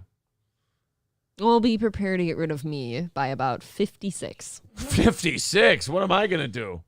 You're calling her old and she's 56. Oh, boy. I mean, 56. I mean, I hope when I'm 56, you'll be 64. Yeah, I know. Like, where's my resale value after that? 64. You have none. It's going to be hookers. Hookers are bust. So a lot of gonorrhea. Yeah, a lot of herpes for me. Well, no, wait a minute. I already got that. A lot of herpes for me, Never says mind. the herpy guy. I'm the herpy guy. A lot of herpes for them. Herpes for me. Herpes for you. You're just ruining all of them for everyone I'm 64 and the hooker's like, okay, you got to be careful. I got a cold sore. And I wipe away some Abreva and I go, I have cold sore too. We both have herpes. We just dive right in. You're disgusting. Let me munch on everywhere where you've got sores. You chew in there like a Gordy after a chew toy. Well, I'm just saying, there's different ways of handling things. Just don't end up looking like Lori Lightfoot. That's a good one. Don't turn into an old, crusty, short midget black lady. Don't look like Beetlejuice. Don't look like, well, I mean, I'd fuck that just for the story. STC Port says, hey, Aaron, school shooting victims don't go through menopause. That's true. They don't. Well, that is an advantage of school shootings. You never have to go through menopause. I'm one ovary loss away from going through it, unfortunately. And you still get to have your dreams. Like you're in high school. You can believe that you'll be an astronaut. And then you get to die with that thought in your head. I could have been an astronaut. Something about dying with potential versus, falling behind. What is wrong with you? It's Friday. I'm having a weird day. I love it when Aaron says whore. Thank you. I like to have trademark words. Ew, why are people asking me these things? Hashtag Smith says, your dad sounds like a ticking time bomb ready to explode at any time. Is your father a terrorist? No, I think of all dads I've known, my dad is so measured. Your dad is a Führer compared to my dad. What? He seems so My measured. dad's just the old country dude just outside working on something. He has to live in the country. If he lived in a city, he would slowly work to a boil like Michael Douglas in Falling Down and snap and kill 13 people. My dad would be so sad to be confined to a city restrained. That blonde Instagram model who 30-plus days ago stabbed her boyfriend to death was acting a little bit angry as she attacked black guy boyfriend in the elevator. Was it all Aunt Flo's fault? Oh, did the pretty Instagram model kill her boyfriend because she was on her period? It's a hell of a period, but hey. Try it. Try that defense. See how it goes. Bird Collector says, well, if you'd ever talk with your dad, at least you got the herp. Attaboy. Yeah, you did get herpes from your dad. You'll never forget. You have that bond forever. Like this. Like every time you get a cold sore, you can just think of how much you love your dad. Aw, that's so nice. Thank you so much. You're welcome. All right. Guys, we have a story. I want to see if you can guess. This story will tell you how long you've been with Steel Toe. Holy shit, we're past 6 o'clock already. Let's do a little catch up. For a quick second. Raleigh's Rednecks and Longnecks, Raleigh'sRednecksandLongnecks.com. Of course, if you live in central Minnesota, Raleigh's is the great place to go. Wings, pizza, pool, darts, live bands, live music, a real honky-tonk, man. Old school, the best in the country. Raleigh's Rednecks and Longnecks in Sauk Rapids. Also, Old Capitol Tavern, if you're looking more for a delicious craft cocktail menu or a nice sit-down meal. Ooh, they've got the best menu at Old Capitol. Matter of fact, I have it right here. Delicious. The duck wontons are incredible. I love their wings. The Old Capitol nachos are great. Their Cuban, their brisket cowboy sandwich. The pork belly mac and cheese. That's the one I've got to try next at Old Capitol Tavern. That's Old Capitol Tavern, 2 North Benton Drive in Sauk Rapids, oldcapitoltavern.com. All right, guys, there is a story about high school students being kicked off their football team because of hazing. Does anyone want to guess what this high school football hazing story includes? Go ahead. Dig in. We talk about this. Whenever there's a high school football hazing story, there's always one thing those football players are absolutely obsessed with. Yep, there you go, Weckl fan. Somebody stuck something up somebody's ass. I don't know what it is about high school football players and anal penetration, but they fucking love that shit. Whether it's brooms or I don't know. But whenever you hear about, like, even if it's not kids who end up getting suspended or it's not like the football team doesn't get caught, even when it's like a whisper campaign around school and like just the students are talking about it and it doesn't make it up to the administration, it's always like there's always butt shit going on. For some reason, these 17-year-old boys find a freshman third-string quarterback, and they're like, I have to see what his asshole can take. You're just like, guys, I mean, like you're almost adults. There shouldn't be this level of curiosity about the tautness of a young boy's asshole. Like, this is very Weinstein-y of you. But somehow it slides under the radar. I think we should have some kind of check. We should have some kind of a system in place to prevent this because it's far too common with varsity football players. Citizen M guessing goat sex. Well, you were close. I mean, look, I mean, you can't get them all. You can't get them all. April, we have a student football team hazing controversy. Butt stuff. Yeah, see, everybody knows. If you're like, hey, man, there was a hazing thing at the high school, they're like, oh, shit, the news is going to be here. You're like Warden Norton at Shawshank if you're the principal of that school. Oh, yeah. You're just locking yourself in your office with a pistol or a revolver, and they're going, open the door. And they're like, what is it? It's a football controversy. They're like, oh, no, a bunch of my students sodomized each other. This isn't good. Again? What? Janitor's fired. Oh. How do you let them have... We told them no access to the brooms. We just have to leave brooms and plungers out of schools now. Yeah, just got to leave them out. Otherwise, yeah, it's gonna turn really fucked up. Do you personally dislike homosexuals? Of course, they are disgusting. And then, of course, the last story, people wanted the ROTC clip that we got. Incest. Oh. Incest. Incest's a good thing to do. Thank you to Quit Begging for the $5. He says, how can you not play the incest song? Well, there you go, buddy. Thank you. Question answered. 3:35 away from our goal today. Let's keep chipping in and keep knocking that down. I think we're on a nice, healthy pace. 5:10 coming in every few minutes or so. So Pennsylvania high school football, 10 students have been charged with hazing and sexual assault. So it's... 10 students? Yeah. Oh, my God. So the entire offense or the entire defense, one of them held down a rookie and they went to town on his anus. Imagine being someone who would do that. Yeah, that's just really... Well, you know what that is? It's like that. It's the Lord of the Flies thing where these kids one-on-one would never break off a broomstick and shove it up a stranger's asshole. But they all get together and like shit just starts going and nobody wants to stop it and be that guy. So there's like, yeah, let's haze the shit out of the rookie. And like, yeah, let's take all his gear out of his locker. Cool, that's awesome. Let's put shaving cream in his locker. Cool. Let's jam a broomstick up his asshole. And like, there's always a couple of guys you're like, you just look around like, we're not considering the broomstick in the... Well, I don't want to fuck anything up. All right, rabble. Let's... rabble. Football hazing. I want to see if we can get like an actual... Oh, yeah. The local news doesn't want to seem to be covering this very much. Oh, no, we got one. All right, here we go. Let's see how much they'll say versus what the TMZ article says. Okay. 10 Middletown high school students have been charged in connection with hazing incidents both on and off school property. Good evening. Oh, boy. And They took him to like somebody's house and sodomized him. I'm imagining like a dingy garage situation. Oh, yeah, with grease spots on the floor. Oh, man. Yeah, Dim lighting. I hope whatever they used was lubed. You know it and wasn't. that it wasn't a channel lock, you know? You never want to be sodomized by channel locks. Put your cheek in a vice grip. Yeah, that's no good. Yeah, they put like each part, like each anal lip.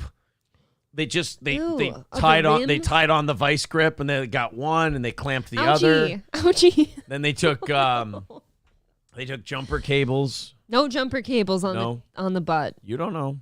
Lori Burkholder, these incidents came. The weirdest part was cleaning up the cum. This is fucked up, guys. We're only like 5 seconds into this story. We can't even let them finish. I gotta watch myself. It is gonna get bad. To light after video that was taken by a student was posted on social media. Don't film yourself shoving stuff up the backup running back's anus. How about that? And then when you do film it like you shouldn't be, don't post it maybe. Okay, I'll back up even further. Controversial take. Don't shove things up each other's assholes. Both of us are just don't film it. It's like the most homophobic sport there is, yet they're the gayest athletes there are. Well, no, hockey players are the gayest. Or wrestlers. Soccer players. No, wrestlers are way gayer than soccer players. Is that why you like wrestling so much? Wrestlers are so fucking gay. Wrestlers are gay and don't know it. Because, everything they do is okay with wrestlers. So it's like, you guys know you're gay, right? It's like, no, we're men. Stop touching him there. Why are you wearing a onesie? Yeah. Hockey players are pretty gay, but I think they're too stupid to really be gay. I don't think hockey players are gay. They're dumb, though. I've known a lot of hockey players. They're pretty... Old Jersey chaser over here. All right, of the guys... Okay, of the athletes you fucked, who are the dumbest ones? The hockey players or the football players? I don't like that you're asking this. If you would have answered the question, I'm going to go that with the was swimmers. Oh, okay. Actually. Are you making fun of me? They don't wear jerseys. No, they don't. Just really revealing Speedos. Yeah, if you're a girl in high school, I guess you want to date swimmers because at least you know what you're getting beforehand. You do kind of get the preview first. Exactly.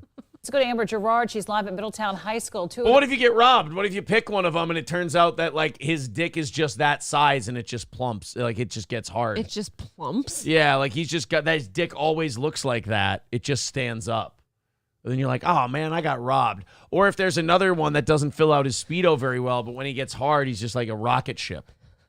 See? I didn't rip through the swim team. You women kind of deserve that if you judge based on that. You deserve to skip a grower, not a shower. Do you think that I haven't experienced some less than savory dick before? Look, the dick you've taken is none of my fucking business. It sure seems like you're curious. I've had a slobbery puss or two in my day.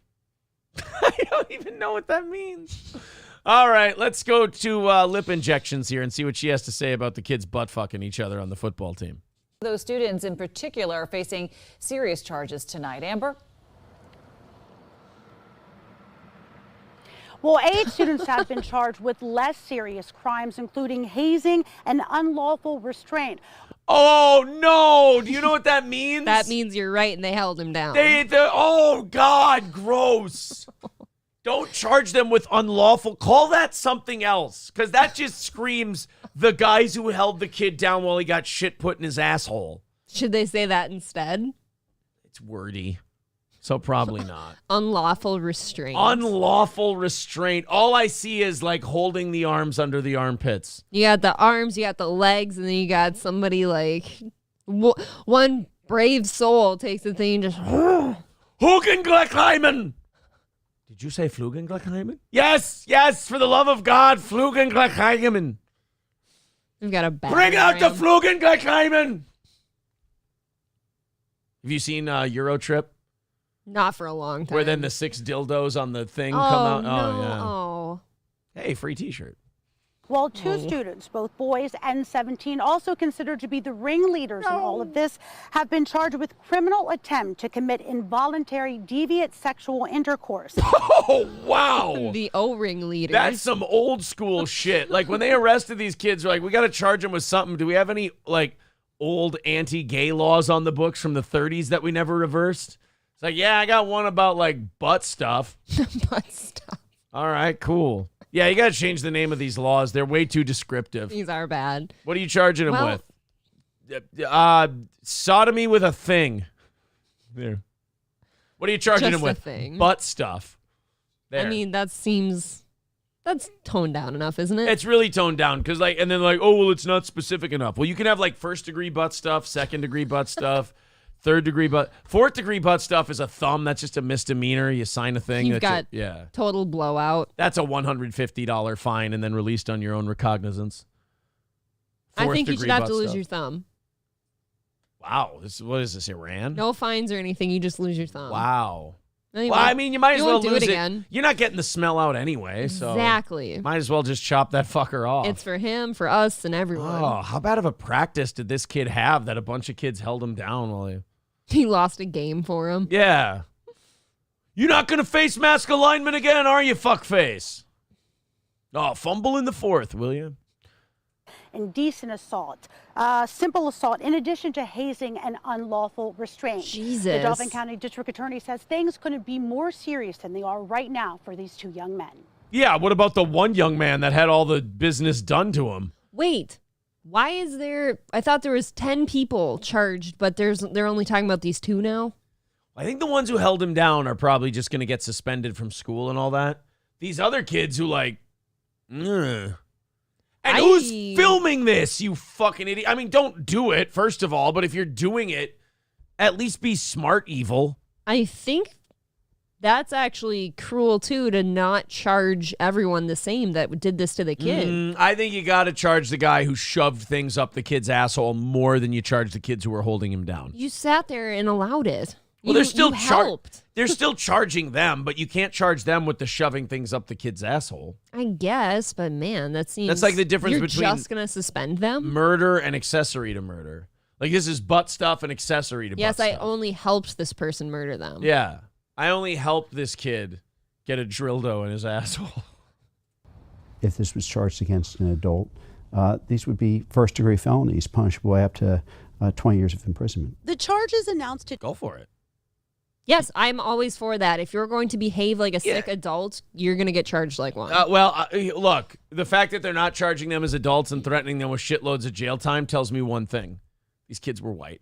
This is a suburban school. Yeah, I actually was thinking that. Yeah, too. these are white kids who were fucking molesting somebody. I mean, look, you can't run away from it. This country does have some fucked up shit about it when it comes to that stuff. We do seem a lot more eager to charge black 17-year-olds as adults than white 17-year-olds as adults. Yep. Like, it's not good. Like, there's something wrong with this country when I can hear the story and I can go, oh, they were white kids because of how they're getting treated. Because they're not getting punished the same way. And black people don't do that gay shit. No, in general? They wouldn't do that stuff. Dude, white teenagers are way more into, like, the blurring the lines of, like, oh, it's not gay. I'm just forcefully shoving something up someone's ass. Black people tend to, like, in numbers, I'm not saying each individual, but in general, numbers-wise, they tend to, recoil at that gay shit a little more than white 17-year-olds do. They don't fuck around with it. Like, I was a white 17-year-old. How comfortable some kids were with that shit made me uncomfortable. Like, straight kids. What do you mean? Yeah, like, the shit they talk about, Really? Oh, yeah, like in sports? Oh, yeah, like it would get gay. And you'd just be like, guys, this is gay. You know that. And they're like, oh, no, we're just fucking around, dude. It's like, dude, you're blurring the lines a little too much for my liking. I've seen, like, college-age guys, like, be like that sometimes, I guess. You're right. You're either very exuberantly talking about really gay shit and pretending you're not gay.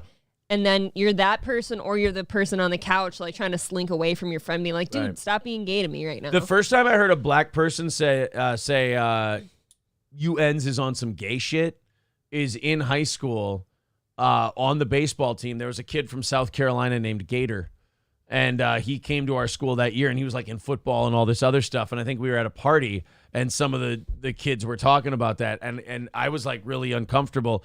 And Gator goes, yo, they on some old gay shit. I was like, that's the first time I ever heard that phrase. I assume you applauded.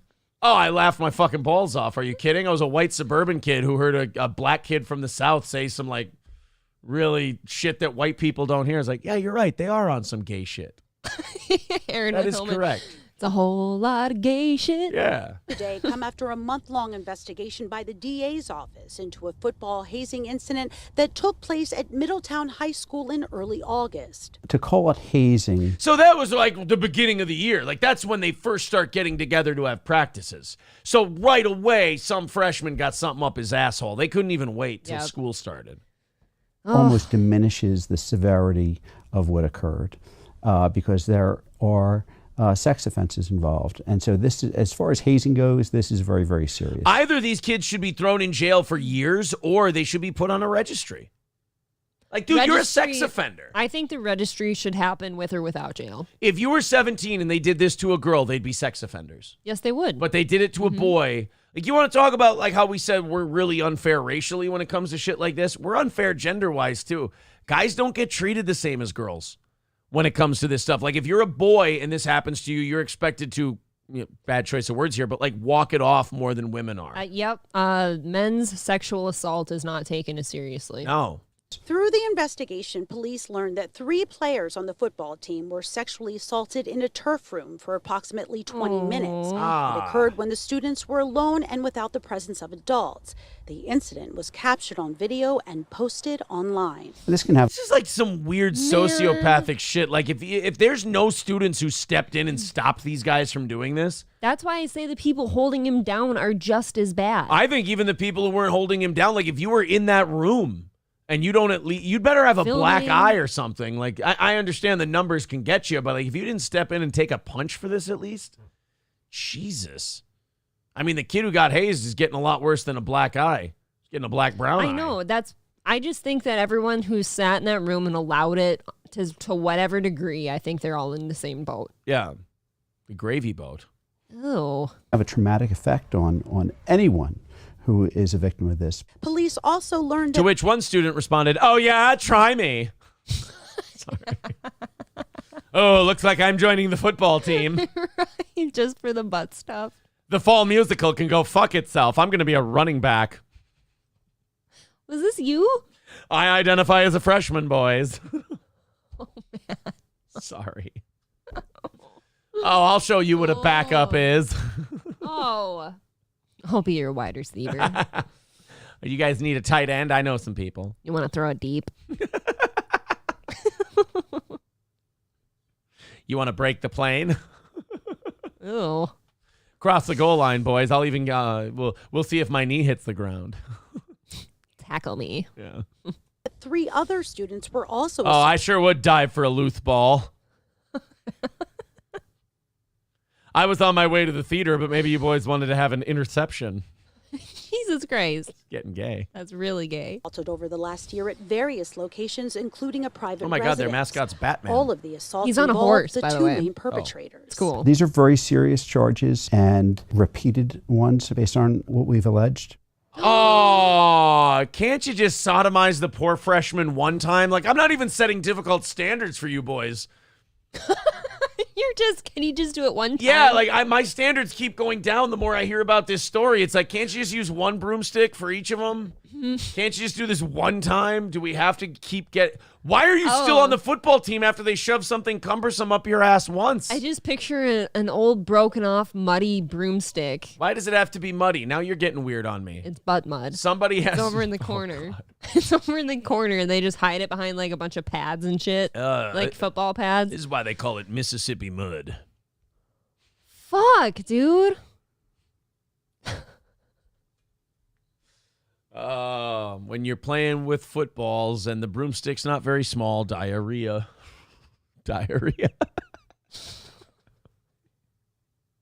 This went to a dark place. When you fumbled on the field and the seniors make you kneel, diarrhea. No. When you meet with coach on a Zoom so you can tell him about the brooms, diarrhea. Speaking of... when you're playing second string and you feel a cumbersome thing. All right, go ahead. Speaking of Zoom, like, why are we posting this? Because these kids You know what are I mean? sociopaths and they need to be put in prison for a long time and be put on a sex offender registry. These kids are fucked up. Again, if you hold them down or you shove something in them or you sat there and watched and didn't intervene, you need at least therapy. Okay, but to me, based on what I don't know if that was the principal or superintendent just said, like, oh, this has happened repetitively. Actually, that was just a guy. Just talking about it. A curious soul. We found this man next to a computer who suspiciously knew a lot about it. He was watching the video, actually. He just actually works at a Circuit City. Yuck. In the computer department. No, it's just how much are these kids like allowed to get away with if they've done this before? Well, apparently, at least shoving stuff up a kid's ass. I feel like some adult somewhere has known about this and just kind of washed it away, put it under the rug, so to speak. Name me 9 times that's ever happened. Kids don't just post that shit on social media unless they know they're getting away with something, right?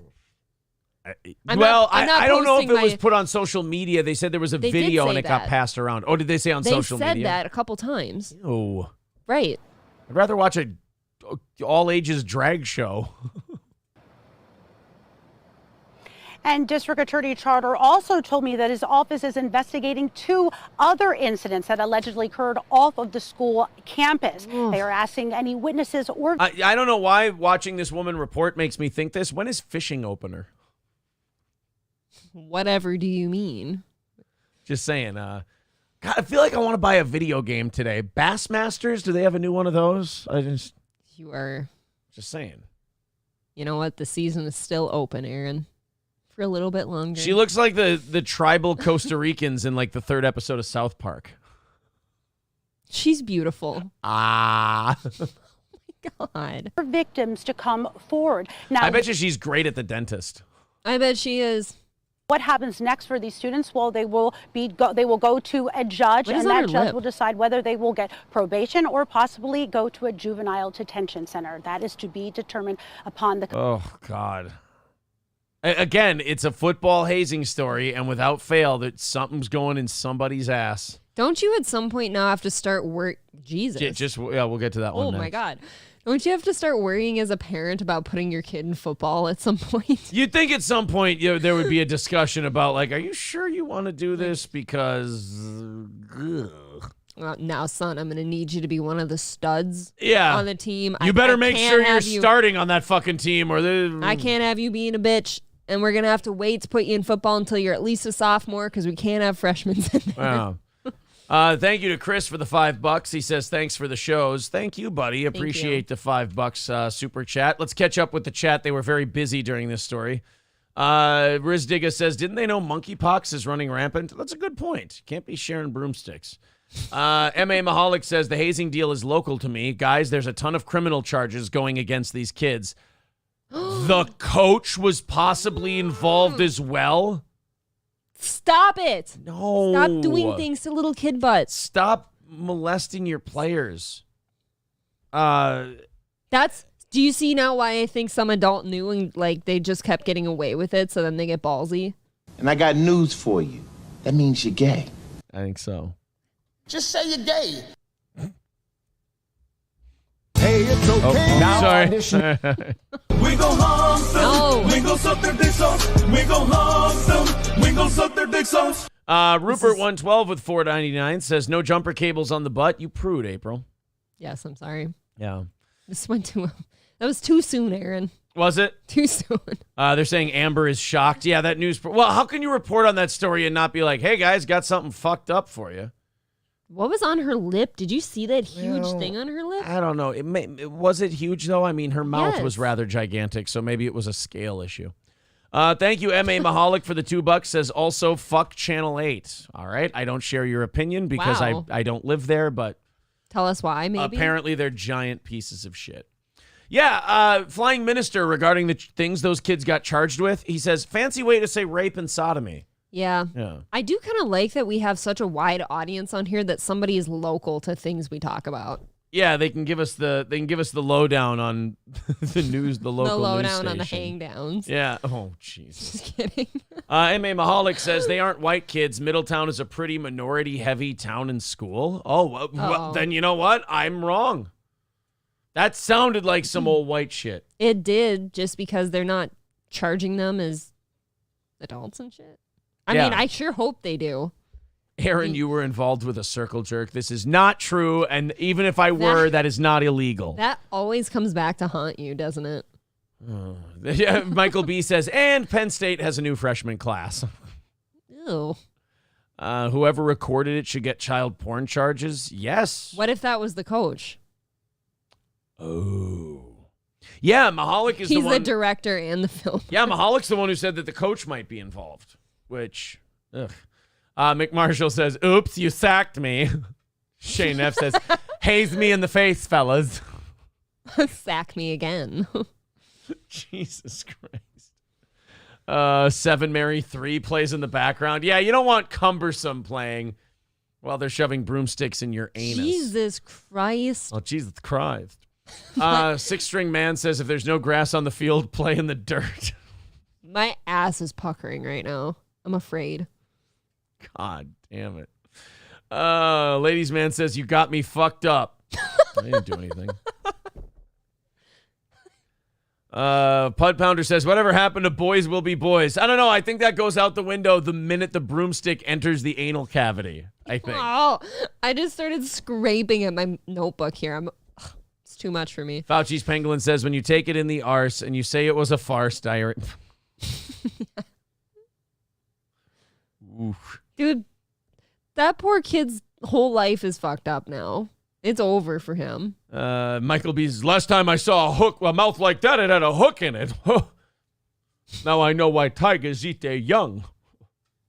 Hey, baby, I bet you something before electricity. You want to make $15 the hard way? Boy, guys, thank you very much. Those super chats bringing us to 315 away from our goal today. There's the PayPal link in the chat if you feel like throwing in a couple of bucks and knocking out that goal and doing a half hour of overtime. There's also super chats and memberships. If you become a member, that $5 a month puts you in a $100 drawing, which is going to be next Wednesday this month. Also, it gets you a free show, an extra show, Sundays at 7 p.m. for members only, and you get access to different emotes and whatnot. If you want to become a Steel Toe VIP, it's $250 in a week. You get all 3 of our shirts, our hoodie, the 2 5.5-inch vinyl stickers, 2 tickets to every live event we do, and free entry into a $100 drawing every single month for the Steel Toe VIP. All right, thank God. I think we got through the comments on that one. I mean, obviously, I skipped almost all of them, but we, Yeah, you did. I think we got, we got a decent amount of people, Okay. in there. But it is, man. It's every time one of those stories comes up. Right. You don't even have to guess anymore. It's just like, no, it's butt stuff. It's just, yep, the football players decided to go into each other's shit cutter. I can't imagine a less savory fuck. You want That is how about so this story? distracting. Stop that. I was forced to move out of my plane seat after complaints about my breasts. A model who boasts the biggest boobs in the UK says she was forced to sit in a plane's galley after fellow passengers complained about her enormous assets on a flight from Las Vegas to London. Oh, that flight would suck ass. Yeah, you're a bunch of prudes, though. Ooh. Leia Parker, who goes by... Oh, this is rich. You want to read that sentence? Okay. Start with Leia Parker. Leia Parker, who goes by Jody Jugs on Instagram and proudly proclaims she has a size 32T Oh, well, chest. then she's a skinny little thing. 32T. 32T. Chi. Because T is the depth. No, T is your cup size. Right, the- 32 is like your band That's size. what I mean. Like yeah. the T is the depth to which those tits go. So she could be a shop teacher in Canada. For reference, I'm a 32. So Okay. she's absolutely tiny with ginormous tits. Jetted out of Sin City on August 22nd after spending 3 months in the United States. The 26-year-old Brit booked and paid for an economy seat for her journey back home, but found the area small. Really? The seats being small is not good for my boobs. I struggle to not be in other passengers' way, Parker admitted in an interview on Wednesday. Would you like to see a picture of her? Aw. Cute face, right? Isn't she cute? Wouldn't you just love to slap her with your erection? I mean, what a cute little gal, huh? April, if you had a dick, would you just kind of lightly tap her forehead with it? Absolutely. Of course you would. Well, that's what she looks like. All right, so story over, right? We got it. She got her plane seat. She, all right, fine. Here you go, guys. Oh my! It looks like a cartoon. I can't. That's not Why? real. We just got done talking about the trans shop teacher in Canada and how those can't be real either. But then there's this. I mean, in fairness, those are not real. No, I'm just saying hers are attached. Oh my God. His weren't. I'd love to box them. I just love to go. Bah, bah. Bah, bah, bah, bah, bah. I just want to poke them like I want to with a hook needle. them. Oh, I just want to hook them a little bit. Just, I want it to be very cartoony. I want to pop it with a needle, and I want the like cartoony like deflation sound to happen. You wanted to go flying through the rafters after you pop her tits? Yeah. Just take 2 screwdrivers and go. Psh. Knocked my headphones off. Sorry, my tits got in the way. You just take 2 screwdrivers, you spin them around, psh, and then all of a sudden it goes. Or like target practice. Oh my God. That'd be a huge explosion. I want to see if you can knock them together and they do that desk thing where they go. Oh, the pendulum? Yeah, I want to see if you can get them to pendulum each other. Yeah. Well, she likes to drink. Do you think it slows down her ability to get shit hammered? Like she stores a lot of the booze in the tits? I'm sitting here wondering now, like, I wonder if they're like actual big saline pouches or if they're something that you like inflate. Well, there's saline and there's silicone for tits. Wouldn't this hurt your chest skin? Like, how do you stretch that? I don't know if this level of mental illness really cares. I'm just saying, when a normal woman's tits swell, they hurt. Wow. But rather than try to accommodate her enormous assets, fellow flyers acted angrily to the busty Brit and quickly complained to the cabin crew. Well, yeah, because this woman is an obvious cry for attention. Like, what are you going to do? I'm glad that we're like shaming people like this still. I'm glad that there's some places where people go, no, we're not going to be polite about this. Get the fuck out of here, you freak show. I feel like you're all being prudes and you should just be thankful for the gift that's been bestowed upon you on this long flight. There is a tit size where it goes beyond being sexy and is just weird. She passed it along. I don't know what that line is, but she's way past it. Nah, I think if you're the single guy sitting next to her on the plane, you could at least ask if you can use one as a pillow. Yeah, may I sleep on your enormous tits? There can't be any other purpose for them. Can I nuzzle? Yeah. The passengers were so vile to me, the surgically enhanced model moaned. Ew. One female passenger said to the stewardess that she wanted, quote, this girl and her stupid tits moved. She said, I kept pushing up against her boyfriend. Uh-oh. Well, that's not okay, in fairness. That's totally not okay. She says, but there was just not enough space. Parker alleged that some passengers even demanded an upgrade to get away from her. I like that. That's business. That's a business move right there. That is awesome. I like that. I demand to be moved to first class to get away from this Yes. Saying they were unacceptably squished because of her big breasts. Meanwhile, the glamour model claimed that cabin crew sided with the other passengers, describing the employees of the unnamed airline as very bitchy and patronizing. Well, when you have an entire plane saying, ma'am, move your giant tits. She just put her in the bathroom. Well, the blonde bombshell, easy on the bombshell, was eventually forced to move out of her booked seat and sit in the galley area at the back of the aircraft where there was no available space. So she had to sit with the drink cart. By the bathroom. Yeah. That's good. She says one flight attendant treated her correctly, offering to bring her pillows for extra comfort during the 10-hour plane ride, to which she said, no, thanks, I've got my own. Yeah, she's got 2 right here. I'll sleep right on my tits. Parker has since complained to the airline about her unacceptable experience, but has yet to receive an apology. Dude, an airport will apologize to you for stale food. So like, if they thought they were in the wrong in any way and had to diffuse something, they would have apologized to you. Yeah, just to shut you up, to be honest. Like, this is totally you not being able to understand why your giant tits are an inconvenience to everybody around you. Dude, you could just plop those things on a table. They look so and nasty, sleep on it. too. That Look is at how gross they really look. gross. They're all bruised and shit. Like, the veininess. Stop it. Those are some awful tits. Oh, yeah. Ugh. But again, like if she wants to, she could become a shop teacher in Canada. So there's always a backup. Yes, excuse me, Miss Jugs. What grit of sandpaper do I use? At least she identifies as the correct gender. Yes, this is she a step would be forward. an improvement over Kayla Lemieux in that Canadian shop class. D. Gulag says the skin is so stressed. That's what I'm saying. You think the skin is stressed? Wait until you see the passengers on this flight. Every woman, like normal woman with normal tits, like has reasons their tits get bigger sometimes, Yeah. and that hurts. and that goes away. Yeah. This does not look doable to me. It just looks hard to carry for someone that's You're small. going to have back problems. And she's so pretty. Like, she's a good-looking chick. That means something's not right up here, dude. How dare you? Like, Wow. Nobody does that. How remarkably judgmental. It's just something's not right. So an otherwise attractive person gets cartoonishly large tits and automatically she has to have some kind of insecurity or problem? You're right. I think I'm going to have a go at it. No, that's okay. What would you do if I came home like that? I'd figure out something. You'd to find do. ways to like slice them off and like do things to Wouldn't it be them. funny if I like goon-handed you back into the hospital or like the place you go, take these out of her right now. And I'm like shaking her by the arm. Take them away. You bring her back to where she was. Sounds like so angry. They're saying sounds like someone is jealous, April. I totally am. Are you jealous of her tits? Yes, because as all of you know, I don't have any. You can't, I mean, look, those tits could feed an African village for a week and a half. I mean, that's just selfish to have that done. Do you think that just because they're bigger tits, they make more milk? No, meat.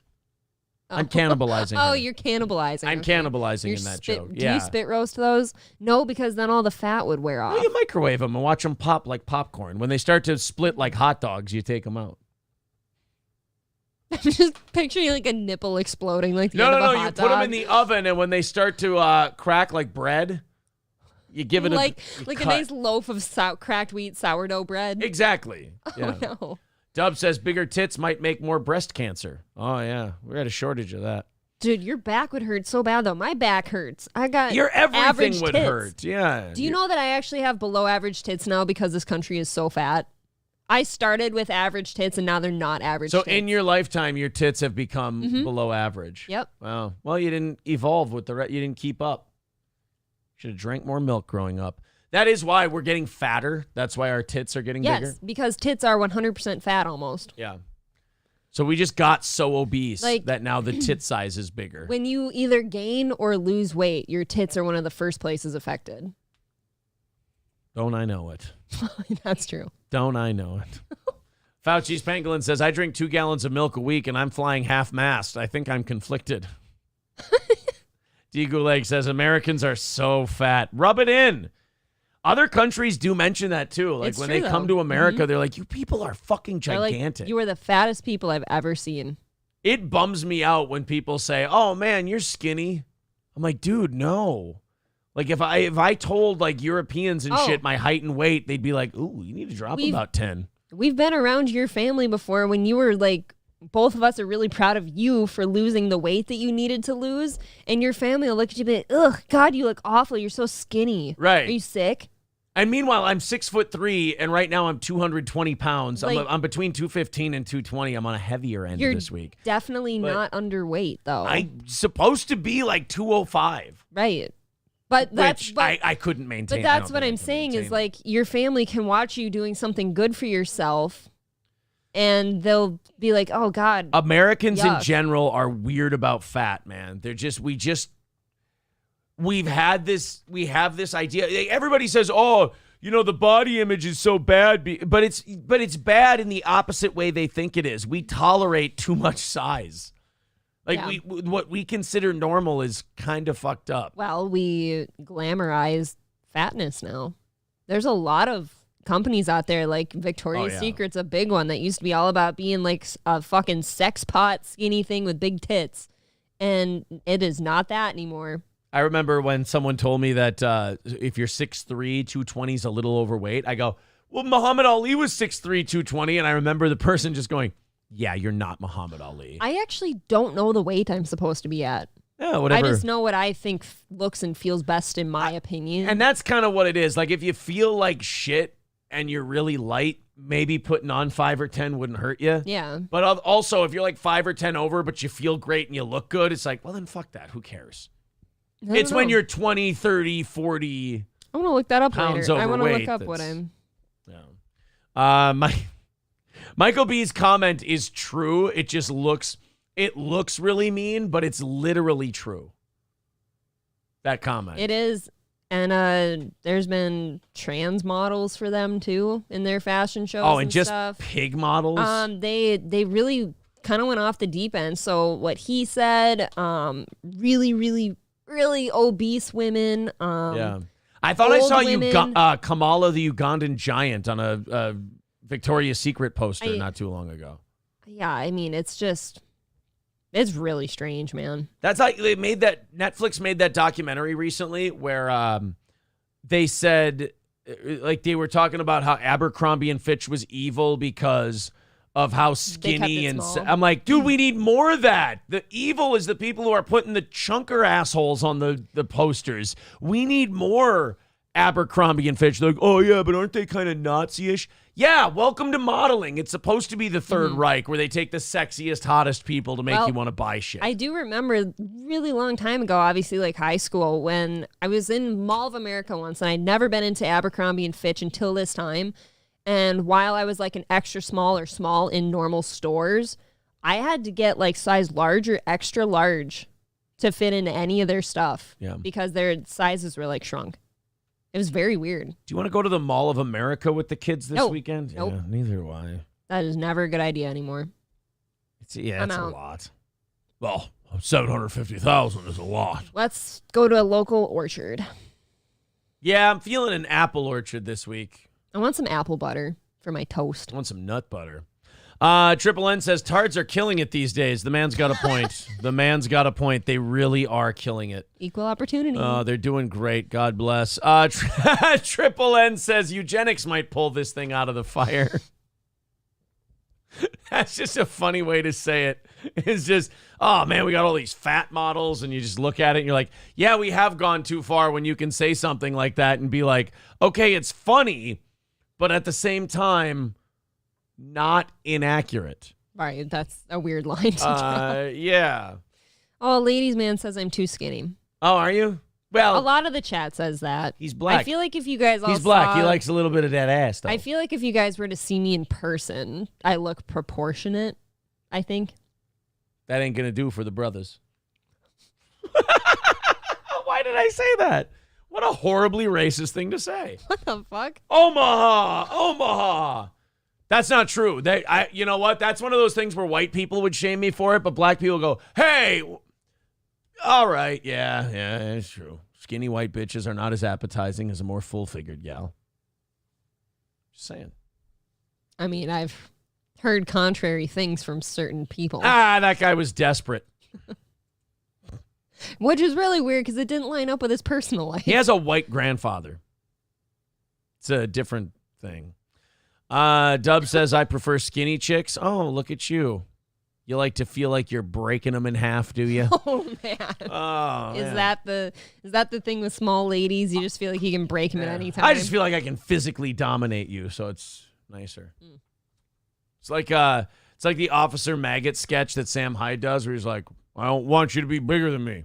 I want you to be smaller than me and tell me I'm big and strong. I want you to love me. You are that guy, though. No, yes, I am not Officer Maggot. Me, big boy. I am not Officer Maggot at all. Wait, oh no, this isn't the exact sketch I wanted. Probably still good though. Hold on, I just gotta find the here we go. That's all we got. What do we have here? Just me. Smell your breath, come here. One more time. Oh. Listen, girl like you can't be driving that fast. You're gonna get yourself into a whole heap of trouble. You understand me? Yes, sir. Listen, what you need is a strong man to protect you. You understand me? Yes, sir. I'm a big man. I can help you. Nobody messes with me. You'd be my princess.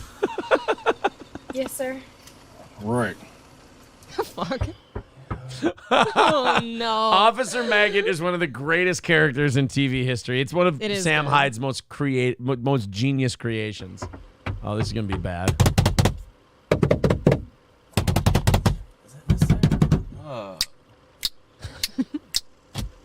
What's that story? Well, what do we have here? How you doing, officer?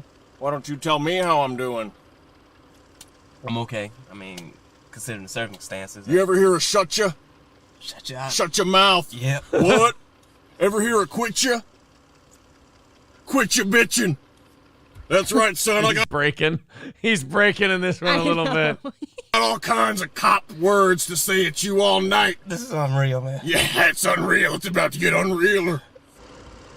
Rajinder Kala, huh? Well said, actually. That's quite a mouthful. Does that come with a side of chickpeas and hummus? This is what I wish SNL would take notes from and get back to this direction. What's fucked up about this is this was on a show called MDE, $1 Million Extreme World Peace on Cartoon Network, on Adult Swim. And these fucking pussies that worked at Cartoon Network got it canceled because it was doing really well. Like they had over 1 million people watching their show, and it was really popular, and they convinced Cartoon Network that it was like white supremacy and Trump stuff, and it was just comedy. They were just fucking around with everybody. Everybody's in on this. Why wouldn't Comedy Central buy this? Oh, God, Comedy Central's worse than Cartoon Network when it comes to that shit. How? Oh, God. No, Comedy Central ain't picking up this. Really? Well, they are. Shut the hell up! Shut your mouth! Shut your mouth! Ooh, I hate what I see right now. Someone that looks different from me driving a nicer car than I do. You know what I drive every day? A Chevy Malibu. You think that's cool? You think that's a cool car? You like Chevy Malibu? They're kind of nice. Oh, no, I don't. I don't like Chevy. Shut up! Shut your mouth! Is this a new? I gotta find.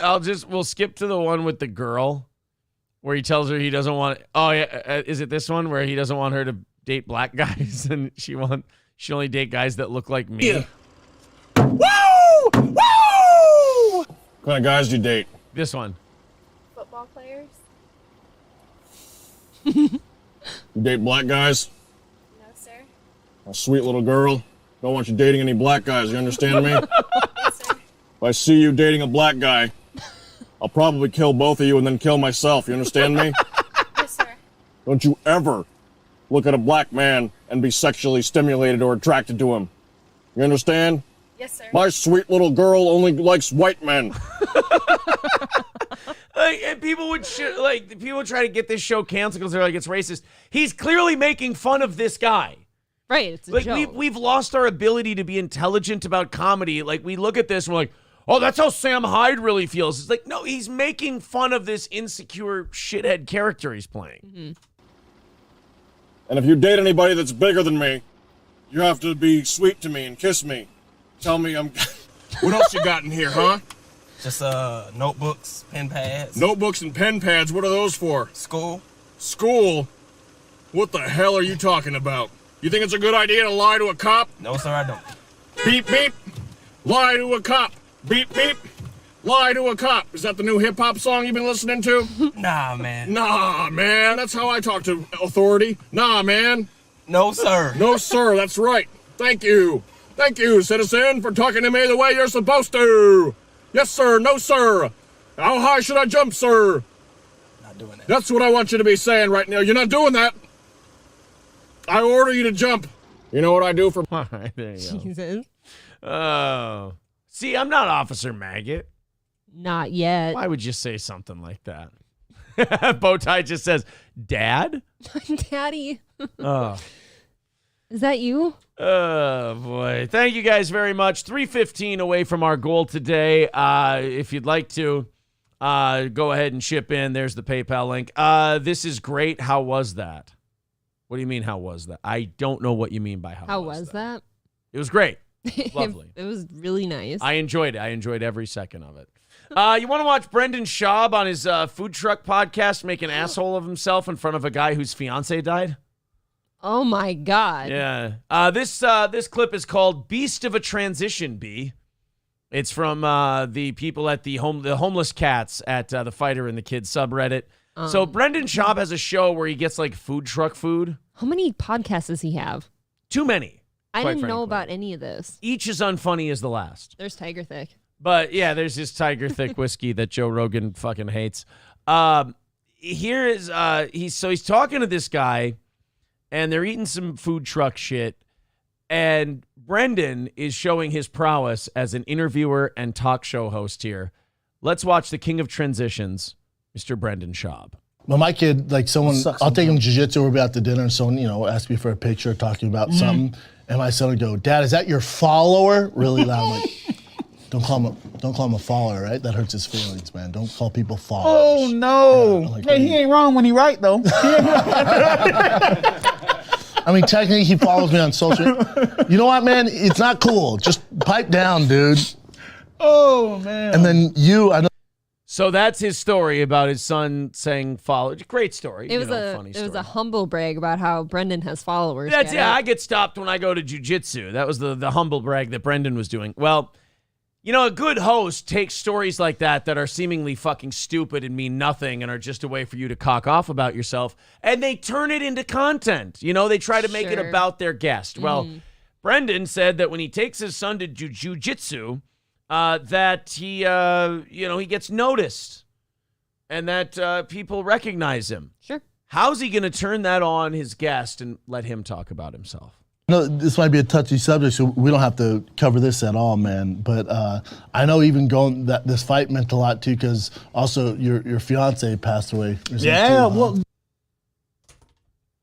That seems like fun fodder for the show. Hey, I know we're just sitting here eating food truck food and doing a podcast, and I get mentioned and I get noticed in the thing, and hey, we don't have to talk about this if you don't want to, but I'm going to bring it up anyway. So I hear your chick just died.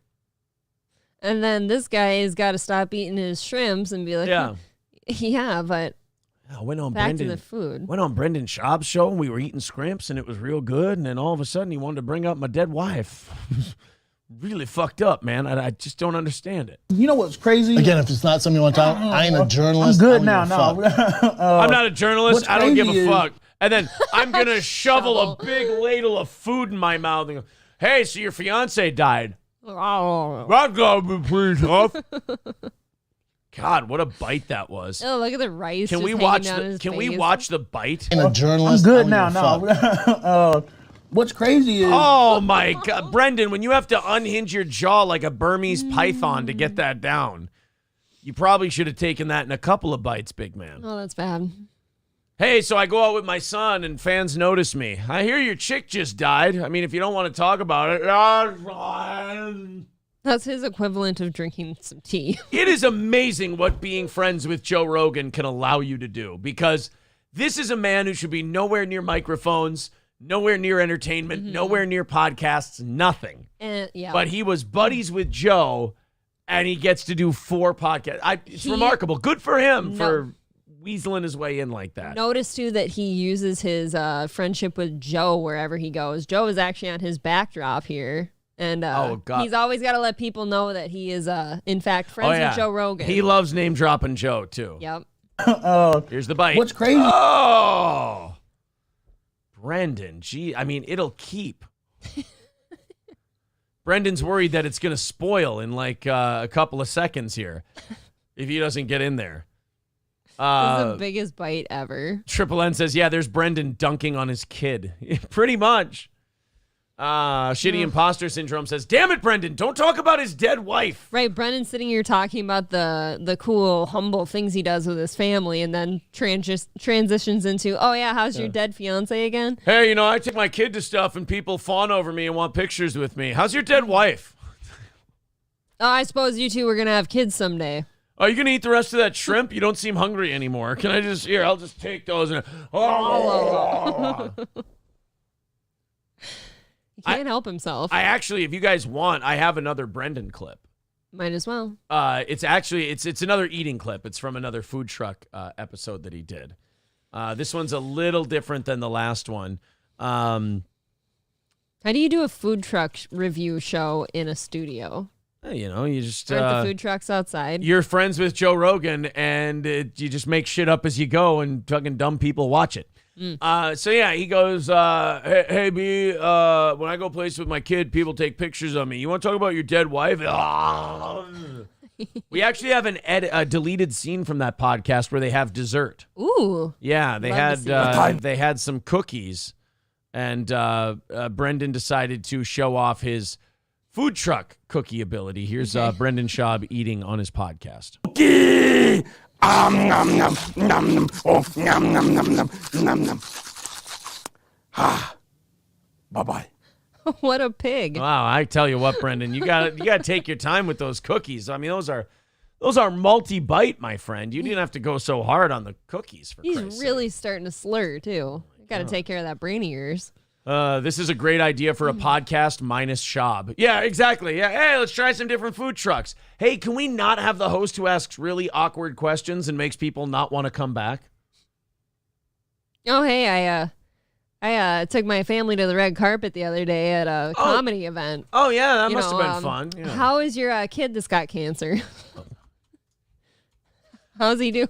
Yo, B, I Do you was think out. he can get outside? I was out the other day, and, I was out, and people were like, oh, my God, Brendan, you're like the funniest guy ever. You've got the best podcast. You're just incredibly talented. So anyway, you lost your legs to a lawnmower accident. You want to talk about that? God, I just had some fucking wild sex with my wife last night. Hey, yo, didn't you just get a divorce? Yeah. I'm having a great career. My podcasts are going great. I heard you lost your dick the other day. It's got to feel weird. I lost my dick. Here's a clip somebody took out. Brendan Schaub asking Tim Kennedy if he ever found Hitler. Oh, God. What the fuck? So you do that History Channel show, Hunting Hitler. That was fun. Did you ever find Hitler? Yeah, so he died, and oh my God. No. It just gets worse and worse. Why does this only have 3,400 views, by the way? This deserves more. I'm sure there's another clip of it somewhere that's been. He legit didn't know Hitler was dead? I guess not. Hey, did you ever find him? You know who Brendan Schaub actually reminds me of now? Who? Like, you know the scene in Forrest Gump where Lieutenant Dan goes, have they found Jesus Gump? And then Gump goes, I didn't know they was looking for him, sir. That's Brendan Schaub. Oh, my God, Brendan Schaub is he's not, we keep calling him Lenny from Of Mice and Men. He's Forrest Gump because... He's Thick Boy Forrest. Forrest is he's Thick Forrest, yeah. He's a nice enough guy.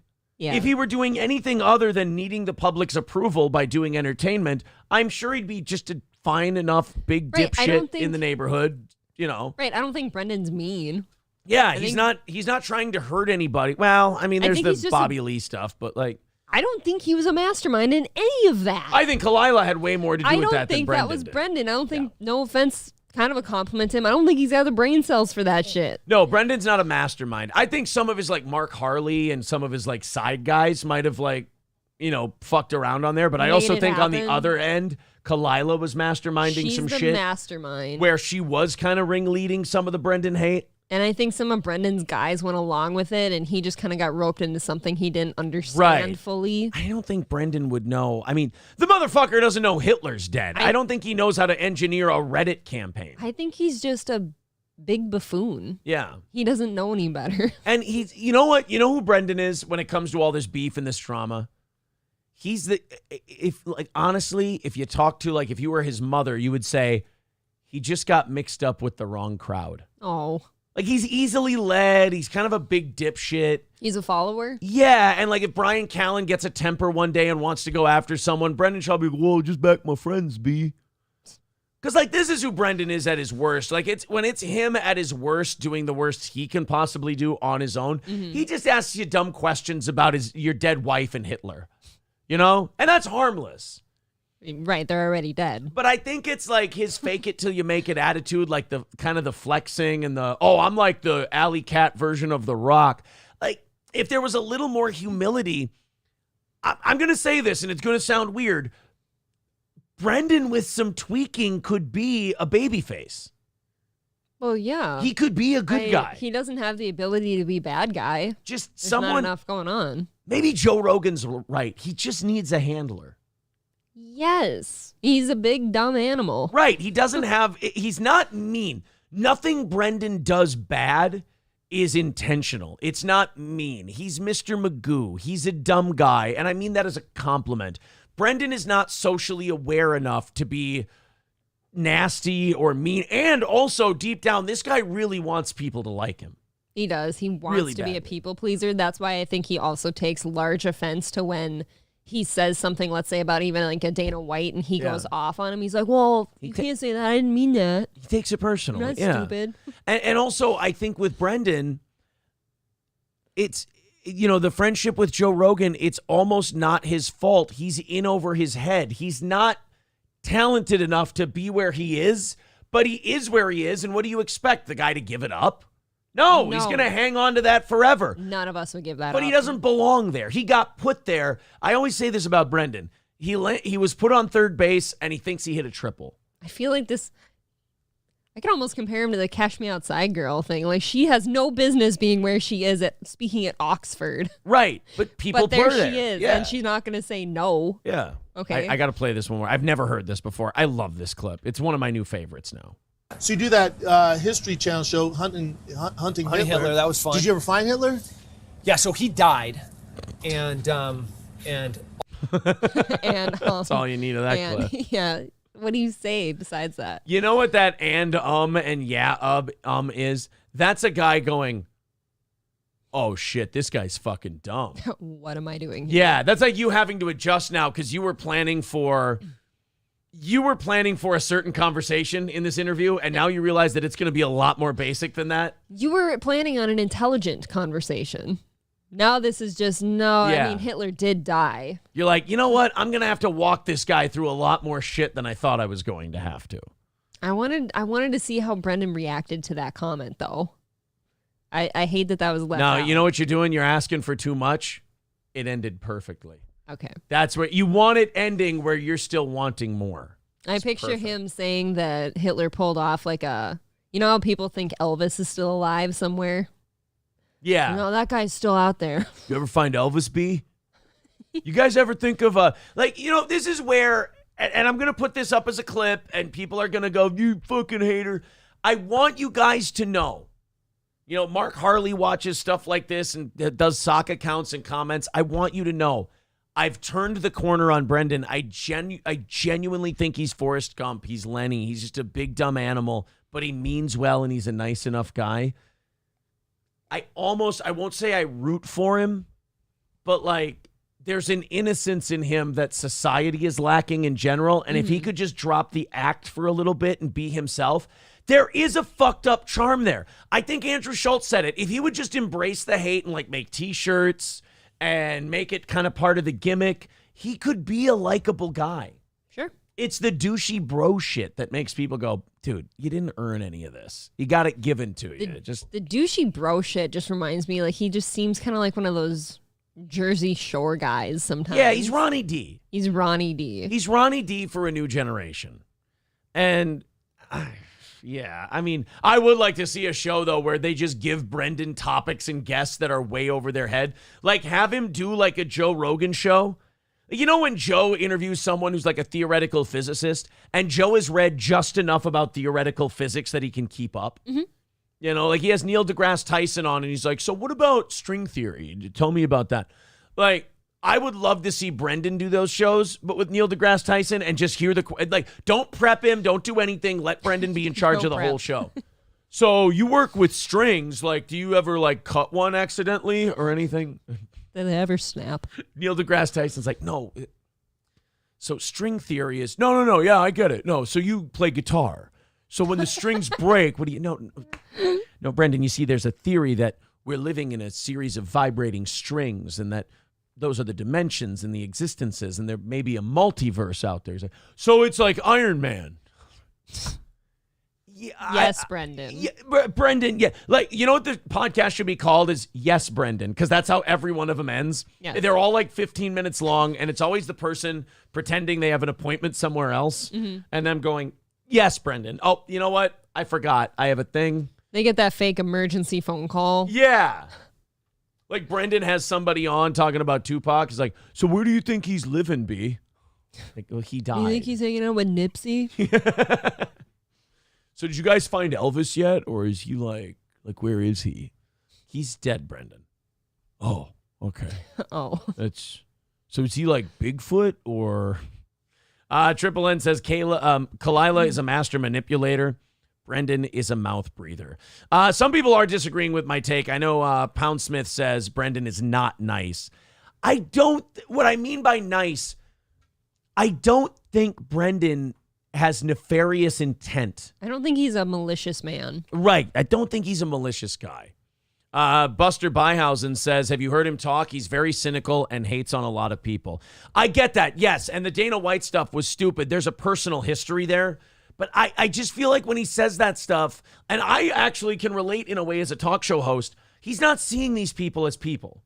They're fodder for a talk show. You just get to, sometimes when you're doing this, you say nasty shit about people, and you really don't mean it. Stop letting them behind the curtain. They're going to think you're nice. Oh, sorry. Hashtag Smith says in over his head. Buster says then acts like he doesn't do that. So many clips of his true character. Yeah, that guy does not agree with you. Yeah, maybe you're right. Triple N says tall about haters, B. I am tall about haters. Hashtag Smith says Schaub could just pick up Kennedy and throw him over a wall, though. Puny human. He is big. That's a big dude. So DB Cooper, he's the one who jumped out of the plane with Hitler? No, it's a different guy, Brendan. Sorry. Cosmic B says you are dead wrong on this one. Well, I can't win coming or going. I shit on Brendan. His people come in and they're like, you're a fucking asshole. I try to say, look, the guy may be a dipshit and he may be a mouth breather and he may do really stupid shit, but I don't think a lot of it is nefarious. And like, nope, you're dead wrong. I'm like, so, you know, I kind of, that's where I'm at too. I look at him and I'm like, I don't think he has the ability to like actively be a mean, evil person. yeah. He might do it in passing, but I don't think he knows what he's doing. Cosmic B says Brendan needs to quit show business, period. Okay, maybe talent-wise, yes, but let me ask you this. If you were handed the same shit he was handed, would you have the self-awareness to go, oh, no, I suck, I don't deserve this, I'm not this talented, I'm going to go start over from scratch the way I should? As long as that money's coming in, I'm riding that horse into the sunset. You can pretend that you would be moral, but you would take it, and you would go, and we'd all probably fall on our face the way I would do a better job. Even just the people you get to hang around as Brendan Schaub, the friends you have, you're hanging out. I don't deserve to be friends with Joe Rogan. I'm going to pass. What the fuck? Geez, he's tall says if Brendan were given a show like that, it would be amazing. Yeah, In Search Of with Brendan Schaub. Oh my God. I want him to be like the guy that looks for Bigfoot all the time. There's like shows out there about that. I want him to look for Bigfoot, the Loch Ness Monster. Yo, we're in a Costco, B, and we heard that Sasquatch is here. And like it's all based on audience tips, and it's all trolls from the subreddit just fucking with them. Brendan, I saw Bigfoot at a water park in Montana. We're at Big River Falls here in Montana, B. Someone said they saw the Sasquatch. And we're gonna go find the Sasquatch, and he might be with his friend, the Abdominal Snowman. And we might find him today, B. Ooh, another idea. I want him to join Dog the Bounty Hunter on his show. Dog a Bounty Hunter? Dog the Bounty Hunter. There you go. All right, today we're asking whether or not the world is round or flat, B. And we got my friend Owen Benjamin. Like, I want to see Owen and Brendan do a podcast together. Insert Bill Nye as well. Oh, I fucking hate Bill Nye. Throw him in there. Owen would drive Bill Nye nuts, though. I would love to see it. Shane says, what would happen is that Brendan would reveal he's some kind of Rain Man genius. Fuck it, even better. Rain Man. He bankrupted a casino. He was a retard. Oh, shit. A Samsquatch. Or no, I'm trying to pronounce it how Triple N's doing it. Oh, shit. A Samsquatch. Yo, B, we've never seen one of these. And it's just one of his audience members. It's one of the people from the subreddit dressed up in a Bigfoot suit. It's just Harry and the Hendersons guy. They dragged him out of retirement to fuck with Brendan. Well, another fun Brendan segment in the books, guys. Thank you very much. We are 3:15 away from our goal today. We are more than halfway through the show. If you guys feel like getting going, throwing it in there, we are only 3:15 from breaking even for the week. And, keeping this show in the manner in which it has become a custom and, doing all that stuff. So thank you very much. There's the PayPal link in the chat. Otherwise, super chats and memberships count. We are a little light today. It is 3:15 away from today's goal. Let's see if we can get there. If you haven't chipped in, if you've been a fan for a month or more and you haven't chipped in $5 or $10 and you're able to, Now would be a great time as we're getting towards the end of the month. Let's see if we can knock out that goal. If we do knock out our goal, we do an extra half hour every day. Yes, sir. Sundays are fun. All right. So I have, in a row, I had a Brendan clip. I have a DSP clip. Okay. And then I have a Trump clip. Jeez, it's So Christmas. it's going to be a fun rest of the show. Let's just make sure we knock out that goal, do our overtime. Otherwise, we start next week behind whatever that number ends up being. So 3:15 away from the goal. Chip in time. Let's see if we can go on a run. All right. This is DSP doing that thing that he does. And the thing that DSP does is he complains about something, and then he tells us he's not complaining about it. It's a specialty. Yeah, so Phil must have done okay yesterday because you notice he's got the hat on. He's feeling spicy. Yeah, every time he makes, I think, $100 in tips, he puts on the hat. That's kind of cool. So DSP has a cowboy hat on, which makes him look creepier somehow. I think it makes him look cute. But this is Phil talking about the good old days of Twitch. Here on YouTube, I get consistent support from my viewer base, and I absolutely appreciate it. But I do miss... Okay, I have to call bullshit on one thing. Every month you're complaining, and we have a clip of him doing it today. It's that time of month again where everything's due. Condo bills. Everything's coming out, and he doesn't have enough money. And this, by the way, these are both in the same podcast. So he says, I get consistent support on this channel. Then why is it every month? I mean, you are just down to the wire. You are nibbling on your fingertips. I Every mean, week. it is right there. Every day before the day off. I don't know. There's some kind of psychological warfare he puts his audience through where he's like, I'm going to die if you don't support me. And then the next podcast you hear, we get consistent support. We do great on this channel. It's like, I don't know. Which one is it? Those moments. We used to have those, oh my God, jaw-dropping, what the fuck moments on Twitch when someone will go crazy one day and do like a giant cheer or, a giant tip. You know what I'm saying? Or a ginormous bomb of gifted subs. Are you getting the hint here? Are you getting the nudge to the audience? Like, remember the good old days? You should bring that back. Yeah. Remember when someone would just throw a lot of shitload of money at me? Just one guy would throw it at me. Yeah, that was cool. Just throw a bunch of money around. Boy, those that doesn't happen anymore. That was those were great days. Remember how wild that was? Yeah. Those were fun, right? And they were very common on Twitch. It's not common on YouTube when that happens. And I'm not complaining. Yes, you are. This is what I love about Phil. This is what will always make him an endearing character to me. He will do a thing and then tell his audience that is not happening.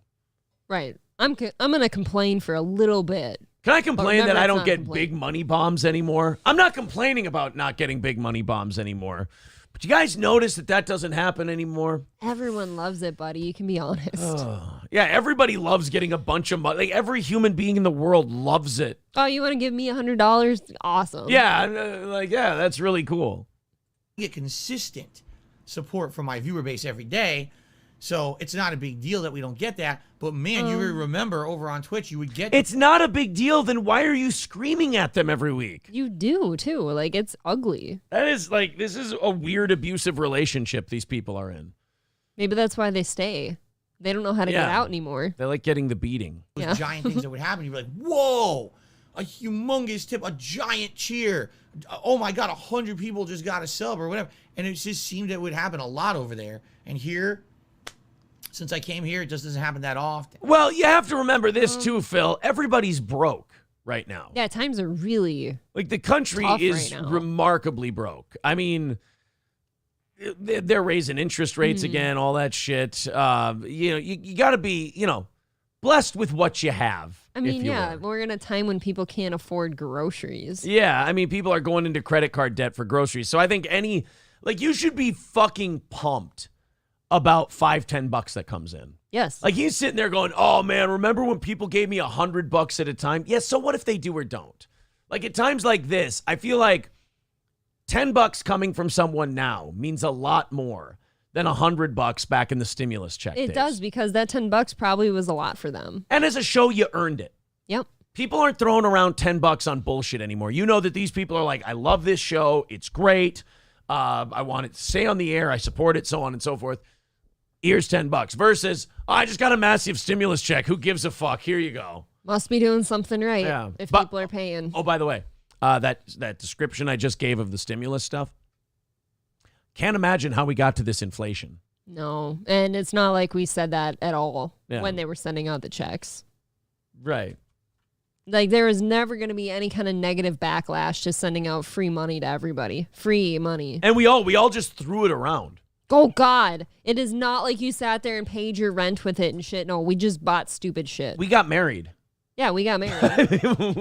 we went and got married when we got our stimulus checks. I mean, it wasn't a good time. Now it sounds like we only got married because we had free money. Yeah, that was the only reason we did it. I mean, we weren't going to do it. We don't love each other. Thank you very much. Cody the Proud Boy just says queer and gives us $5. That's your prerogative. That's as a paying customer, you get to do that. Yes, you do. Lemmy with $5 and Thank Crack you. Babies with 10. Thank you Oh. very much, buddy. And we've cracked under 300, 295 Thanks, guys. away from this morning's goal. Let's see if we can knock that out in the next hour and a half. There's the link in the chat. There's also a link to the PayPal in the thing posted to the top of the page there. So that's our buddy DSP basically saying, as Triple N would say, it sure would be nice if someone made it rain on my ass. Well, somebody please give me 100 gifted subs. Boy, I sure do hope somebody comes in and just throws a shitload of money at me here pretty soon. Ironically, like, we don't know what the gifted sub thing is like here yet because they didn't approve it. Right? Yeah, So we we can't actually do. only Yeah, we can't do the gifted sub thing. Focus on, like, everyone subscribing individually, which is pretty cool. Scott Richards Taska says, what is the ruse with DSP? Is there some kind of beef? No, he's just a really interesting internet character. You don't need to know a backstory. We're watching a funny guy.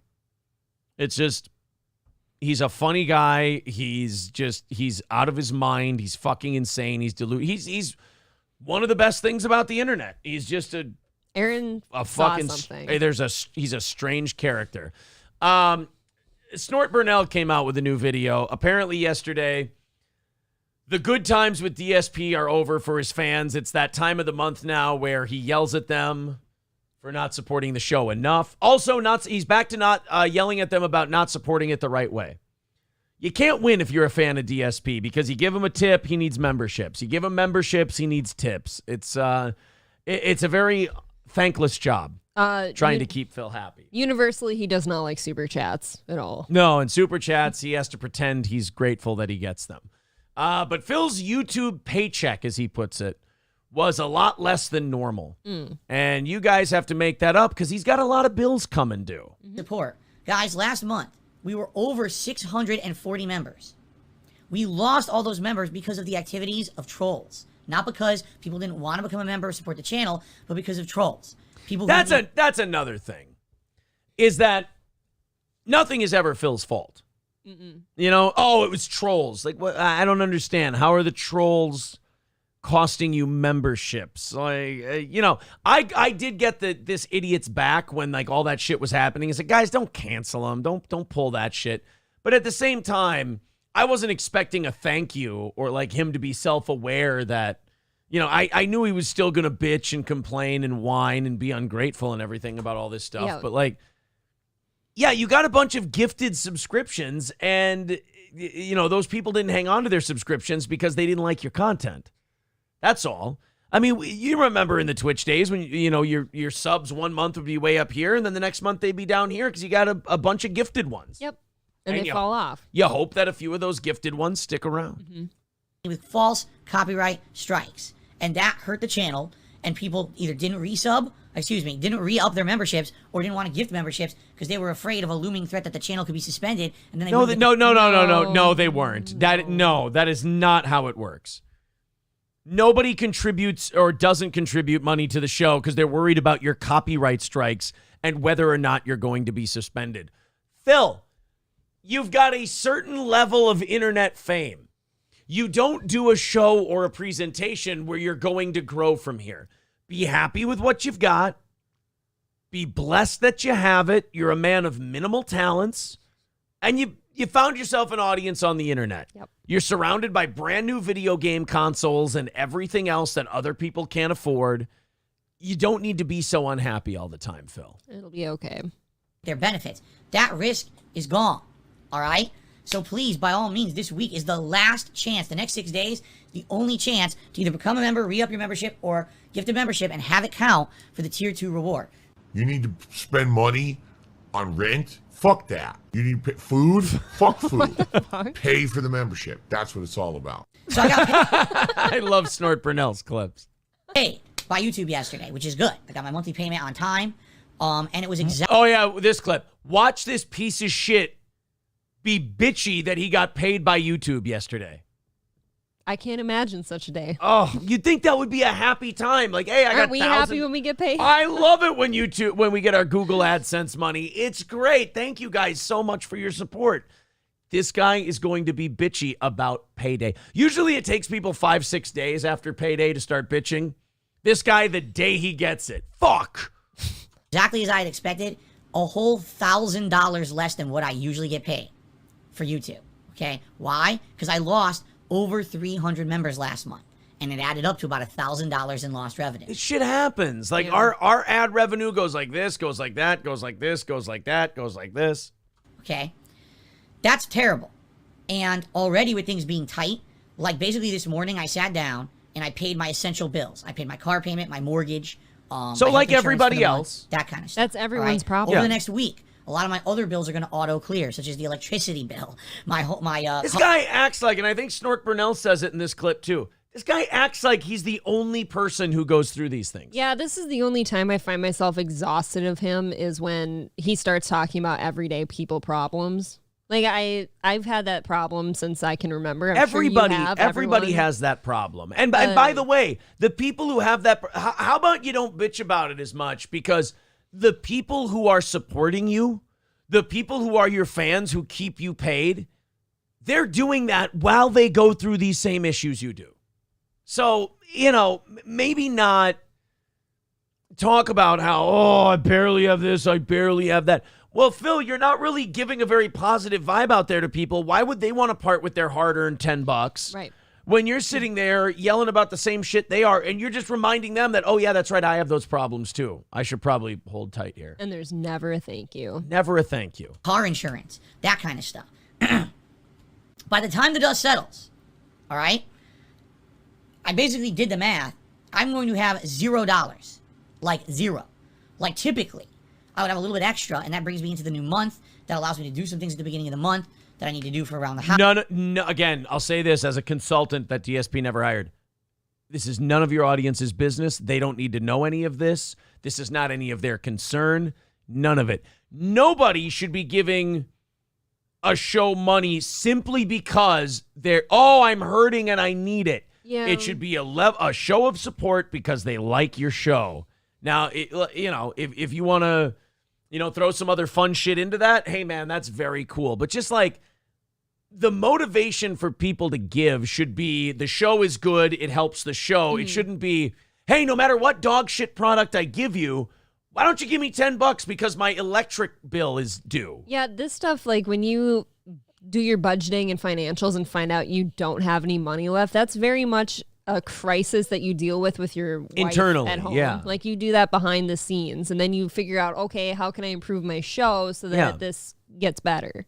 House, this month I have nothing. I literally have $0 because of the fucking trolls last month. It's fucked up. It's not because of the trolls, Phil. Yeah, Snort Brunel says, I guess Pig Roach now calls his 3 addictions trolls. You're terrible with money. You've declared bankruptcy before. You've been audited or whatever by the IRS. You're bad with money, and you still haven't learned. It is not the troll's fault. Phil, I've been on YouTube for almost 5 months. For that entire 5 months, you've had trolls. And for I'm sure a year or two before that, you had trolls. And you just keep having the same, no matter how the trolls are acting that month, you keep saying the same thing every month. Not be in this position because someone broke the law. But I am, okay? Jesus. So, if you want to help out right now, this next week, tips would be greatly, greatly, greatly appreciated. Give me all the money. The best way to support me this week would be by tipping me. All right? Now, obviously, I don't want to de-emphasize this. The members are also very important for long-term support. Okay? So the way you should do it is tip me. But hey, members are important too. Like, how about just hang a big sign? We could save a lot of Phil content time by just put a sign that says, fuck you, give me your money. Right. Save your breath. Just put the thing up in the background somewhere. Then you don't have to go on these rants. whatever you choose, but just know that if I were to get some tips today, or this week, I should say, it would help a ton. Because right now, I'm literally like, oh my God, dollar to dollar, penny pinching everything because of these fucking trolls last month. It's not because of the trolls. Phil, it's happening to everybody. Why should any of us be any different than anybody else? Giving them trolls a lot of credit. Yeah, you're giving those trolls a ton of credit there, Philly boy. Again, quick little DSP hit today. Not a big, long deep dive or anything else. Trucker 18 Wheeler with $5 says, I'm not giving as much because of the economy. Yes. And that 5 to me is still as appreciated as 10, 15, 20, 25. It all adds up. People are hurting. The 5 they're parting with to give you, they're trusting you with that $5 to entertain them. When I was on radio, I was going through the motions when it came to prep because the check was going to be the same size. The advertisers were established, whatever, and we weren't going to get any bigger. I was going through the motions. These last 2 years where it's been, the audience pays us to do our show. Yep. I've never put more effort. Like, I would have never dug up a DSP or a Brendan or anything else back in the radio days. I never would have done that. But I watch so much other shit now because I think it's funny for the program. It's inspiring to you. It's inspiring to me that you're like, hey, look, these people, especially in this economy, are trusting you with their dough. Don't fuck them over. Yep. Every little give is important to us. And think about it. And this is most internet shows now, like Revenge of the Sis, Nightwave, Daywave, the guys we like, Royce and Mersh. They live the same way on listener donations. And you can tell most things on the internet now is just directly supported. And you can tell who the guys that are going to last a while are because they don't take it for granted. Like, in my opinion, if your audience pays you, you don't feel good that day, fuck you, get on the air. You don't feel very well, your studio's downstairs. Fuck you, get on the air, entertain these people. They paid for it. We do it all the time. Thank you to Trucker 18 Wheeler. Thank you to Dirty Major Woody. Thank you. For 10. He goes, here you go, boob man. I hope you mean that it just means I like boobs. You look very slim in that shirt. Oh, thank you. Marquise Harris says, wah, I'm not getting enough subs in. Wah. Cody G says, for the DNR bootlicking. The fuck? Oh, you were the DNR bootlicker, right? I am not. Oh, no. Does that mean that I'm like on the Proud Boys side? I am not a DNR bootlicker. Oh, no. Did you buy a hunting license? That's DNR based. Oh, well, then I'm a DNR bootlicker. Fuck. You got me. 275 away from our goal today. Thank you guys very much for those super chats. Appreciate it. That's very nice of all of you. Thank you very much to What's His Nuts for throwing $20 in over on PayPal. Very sweet of you as well, sir. Now all of a sudden, 255 away from our goal. Thank you very much. Fauci's Pangolin. Yeah, he's got a very good fella's attitude. Business slow? Fuck you. Give me money. Foreclosure? Fuck you. Give me money. Yeah. You owe me. Paul says, speaking of Brendan, what's the latest on the dum-dum? Wait for the clip to come out. We just talked about him before DSP. Shit, you just missed it. I'm sorry about that, buddy. You can rewind on YouTube, too. Like, you could go back a little bit and then get back live. Yeah. April is a simp for Aaron, says Michael B. What does that even mean? You're my simp. I don't know what that necessarily means. Use a simp, bitch. That means you just basically suck up to me because you think you're going to get fucked. Yes, I suck up to Aaron so much. You're a simp. Mick Marshall says, dude is tone deaf as fuck. That's what keeps me coming back to him. There's no self-awareness. He's super tone deaf, and it's just, I find him fascinating. I really do. See, Michael B says jokes. You guys I know he's joking. Friendly. I know he's joking. Have you guys seen Kel Mary's other YouTube channel? No. Is there a new episode of fucking, what's it? Right On. Right On. Is there a new Right On episode and we didn't see it? I thought we double-checked this like this week. We've looked twice. I will deep dive Kel Marie's YouTube channel for sure. Which one is it? Is it Kel Marie or is it Right On? What is that? Well, she's the host of. That's her name. They still don't have that second episode. You fuckers promised me another episode. She's a babe, though. Oh, is that her? Is it just Kel Marie on YouTube? Oh, no, that's one subscriber and it has 2 videos. That can't be it.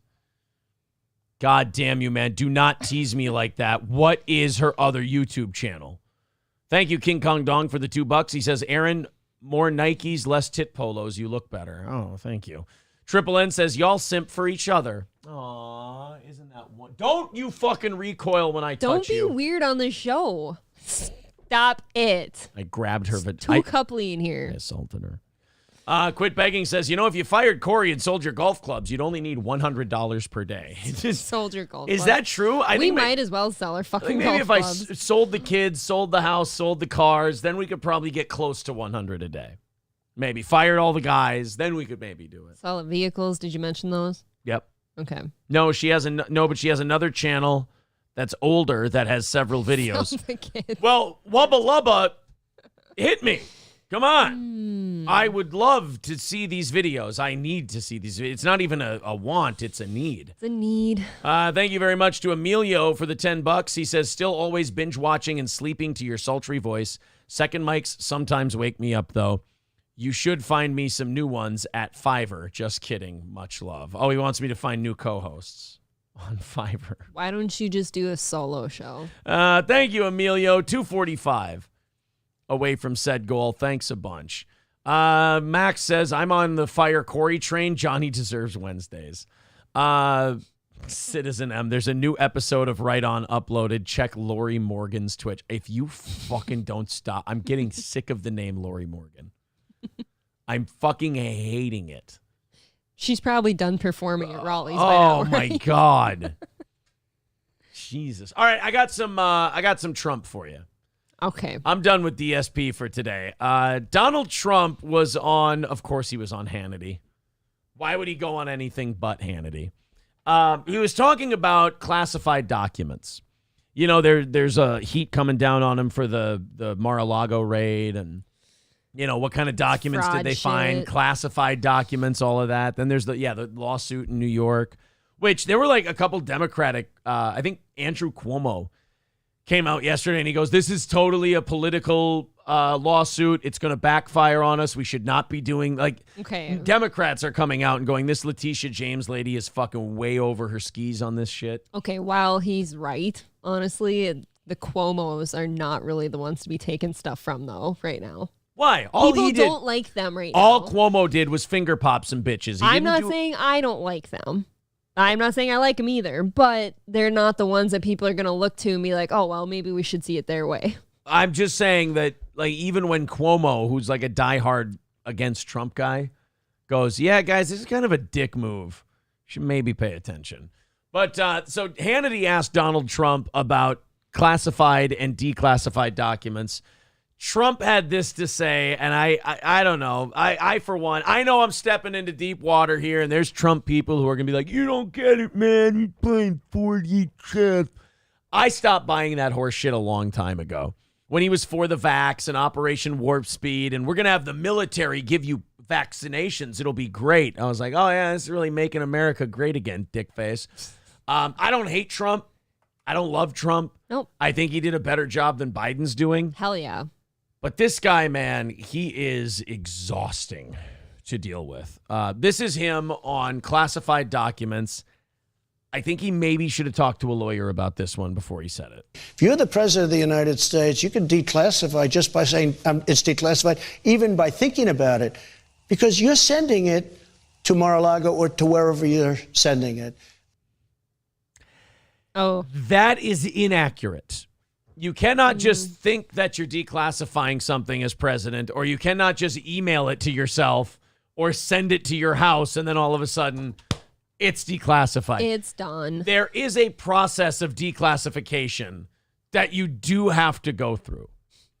It's not just, the I Dream of Jeannie thing where you just fold your arms and blink and then all of a sudden it's declassified. It's And you know, this is the frustrating part about politics, too, is that there's pro-Trumpers who are defending this statement.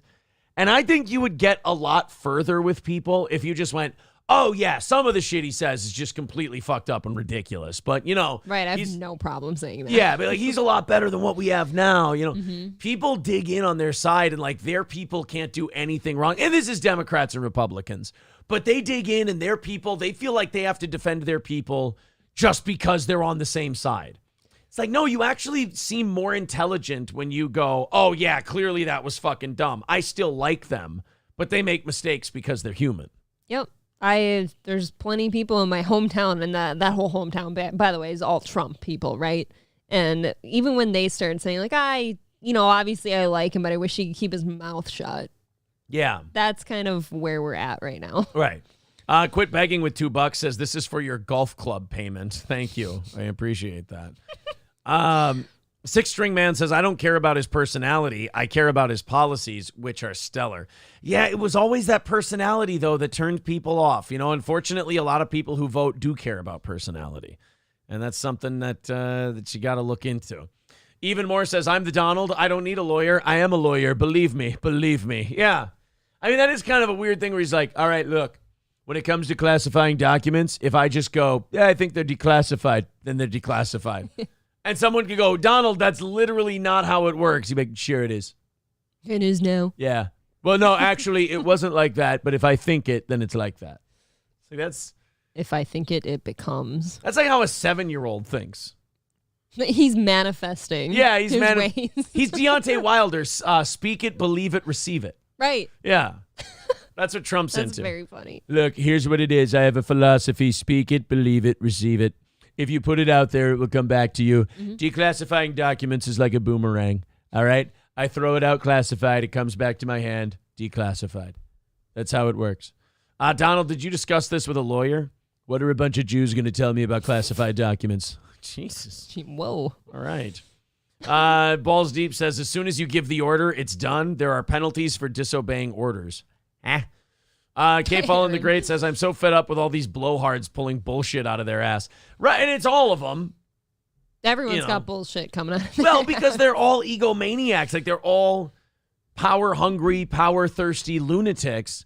So they just say shit. They don't care if it's true. The whole point of saying it is that like you vote, shut up and vote for me. Shut up and support me.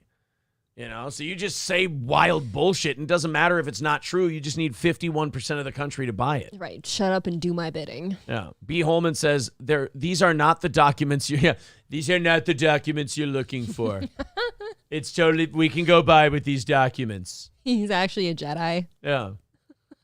Yeah, McMarshall says, Trump is playing the game from Big Daddy. I win. Yeah. I have a 5, a 7, a jack, an ace, and a 9. I win. What? I don't know. What's the name of this game, Donald? It's called I Win. Thank you very much to David for $25 over on PayPal. Appreciate that, guys. Boy, you are on the move all of a sudden here. Thank you very much. 2:20 away from our goal today. More than an hour left in today's show. I think you guys have that well in hand here. We keep going on the pace we're going. We'll knock out that goal in no time. 2:20 away from our goal today. Thanks again, guys. So Trump can apparently declassify documents just by thinking about them. That is, you're right. That is the most childish statement you could make. Like, you at least, at minimum, do have to say it out loud. By the way, he was on Hannity when he said that, so I'm sure he wasn't challenged on that whatsoever. No. Hannity was busy. Oh, yeah, man. You can't question Trump with his cock in your mouth. So that was a little... It's already there. So we got the Trump bootlicker in Hannity. Do you want to watch Tucker Carlson talk about the woodshop teacher in Canada? Oh my God, yes. Oh boy, did Tucker go in on this one. It's pretty fucking good. This is, we got a little ad here that's playing. Oh shit, and I clicked on the ad instead of playing the story. Would you like some DeWalt tools? I clicked on DeWalt tools. This is Tucker Carlson on... that lady. Last time we told you about a teacher at Oakville Trafalgar High School in Ontario, right across from Niagara Falls. That teacher has recently started wearing enormous prosthetic breasts in the classroom in front of children. She's from Niagara Falls. You wouldn't know her. I love him. A sexual fetish.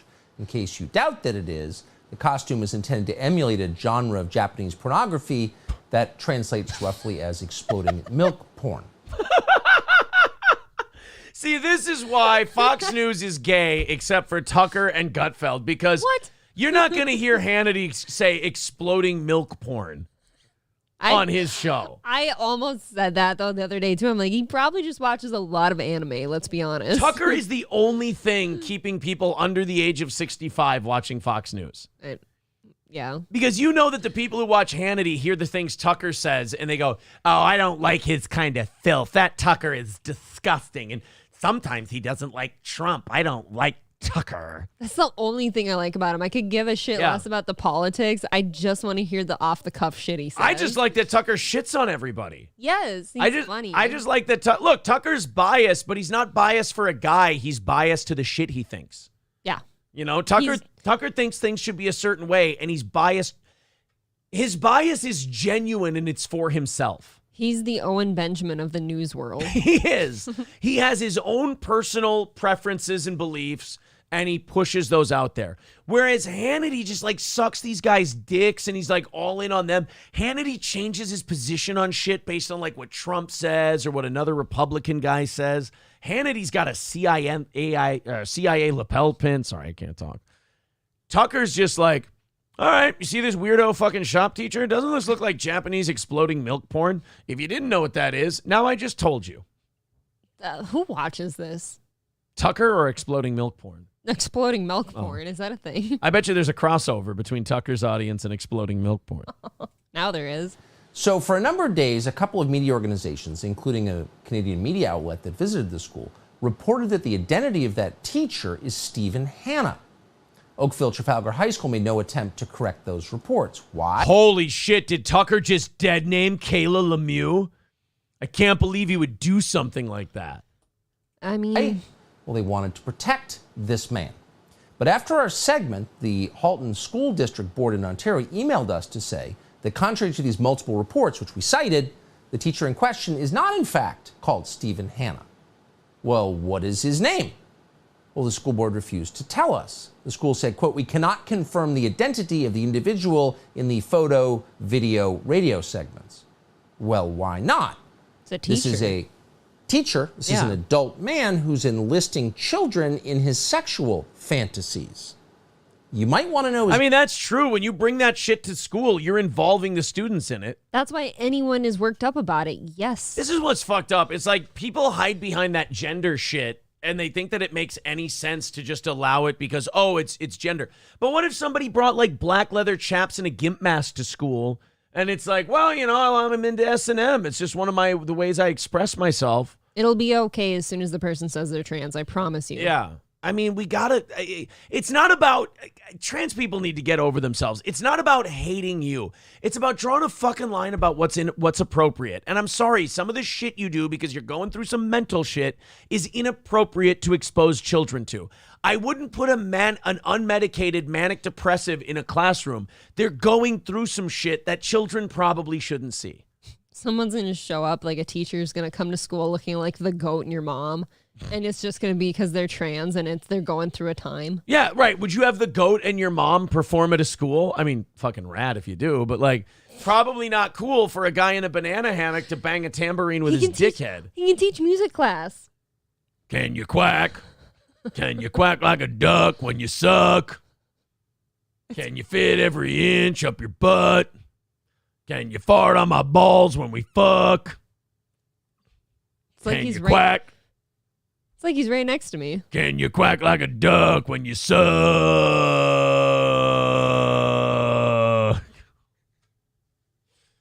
If he was performing at a bar near us, would you go? Duh. Fuck yeah, I'm going to go see the goat and your mom. Can we get him at Stoney's? Cheetos, if you're watching right now, see how much it costs to book the goat and your mom. I'll go halvesies with you. Oh, really? I will go halvesies on booking the goat and your mom at Stoney's in Rockville. I like how he just throws that out there when Stoney's maybe could have got him for like a bargain and just done it himself. I don't care. I'll split it with you. Steel Toe and Stoney's presents the goat and your mom. I think the audience would think that's money well spent. You know, like he could do that song 3 times that night, and we'd yell for an encore to do it a 4th time. Can you buck like a horse when we fuck? Aaron's volunteering to get up there and hold the tambourine. Yeah, I'm like, come on, goat, fucking hit it like you mean it. Fuck it. Yeah, fuck that tambourine, goat. Or are you your mom? Yeah, who's the mom? I think the band is your mom. He's the goat. No, I think the mom is we're all just supposed to bring our moms. And Oh, he okay. fucks them. His name, because he's a dangerous creep. So today, once again, we reached out to the Halton District School Board to ask, why are you hiding the identity of a man who is enlisting children in his sex fantasies?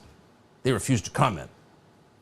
In addition to the school board, Oakville Trafalgar High School in Ontario was also protecting this. God, that is just a fucking mental patient. I'm sorry. This has nothing to do with trans. That is a mental case that should not be around kids. I can give some mad respect to somebody who they're an adult and they're just like, no, I really don't feel like a girl today. I want to be a man. And they just do that and then don't talk about it. Oh, man. If this you could is just stop fucked doing up. this, though.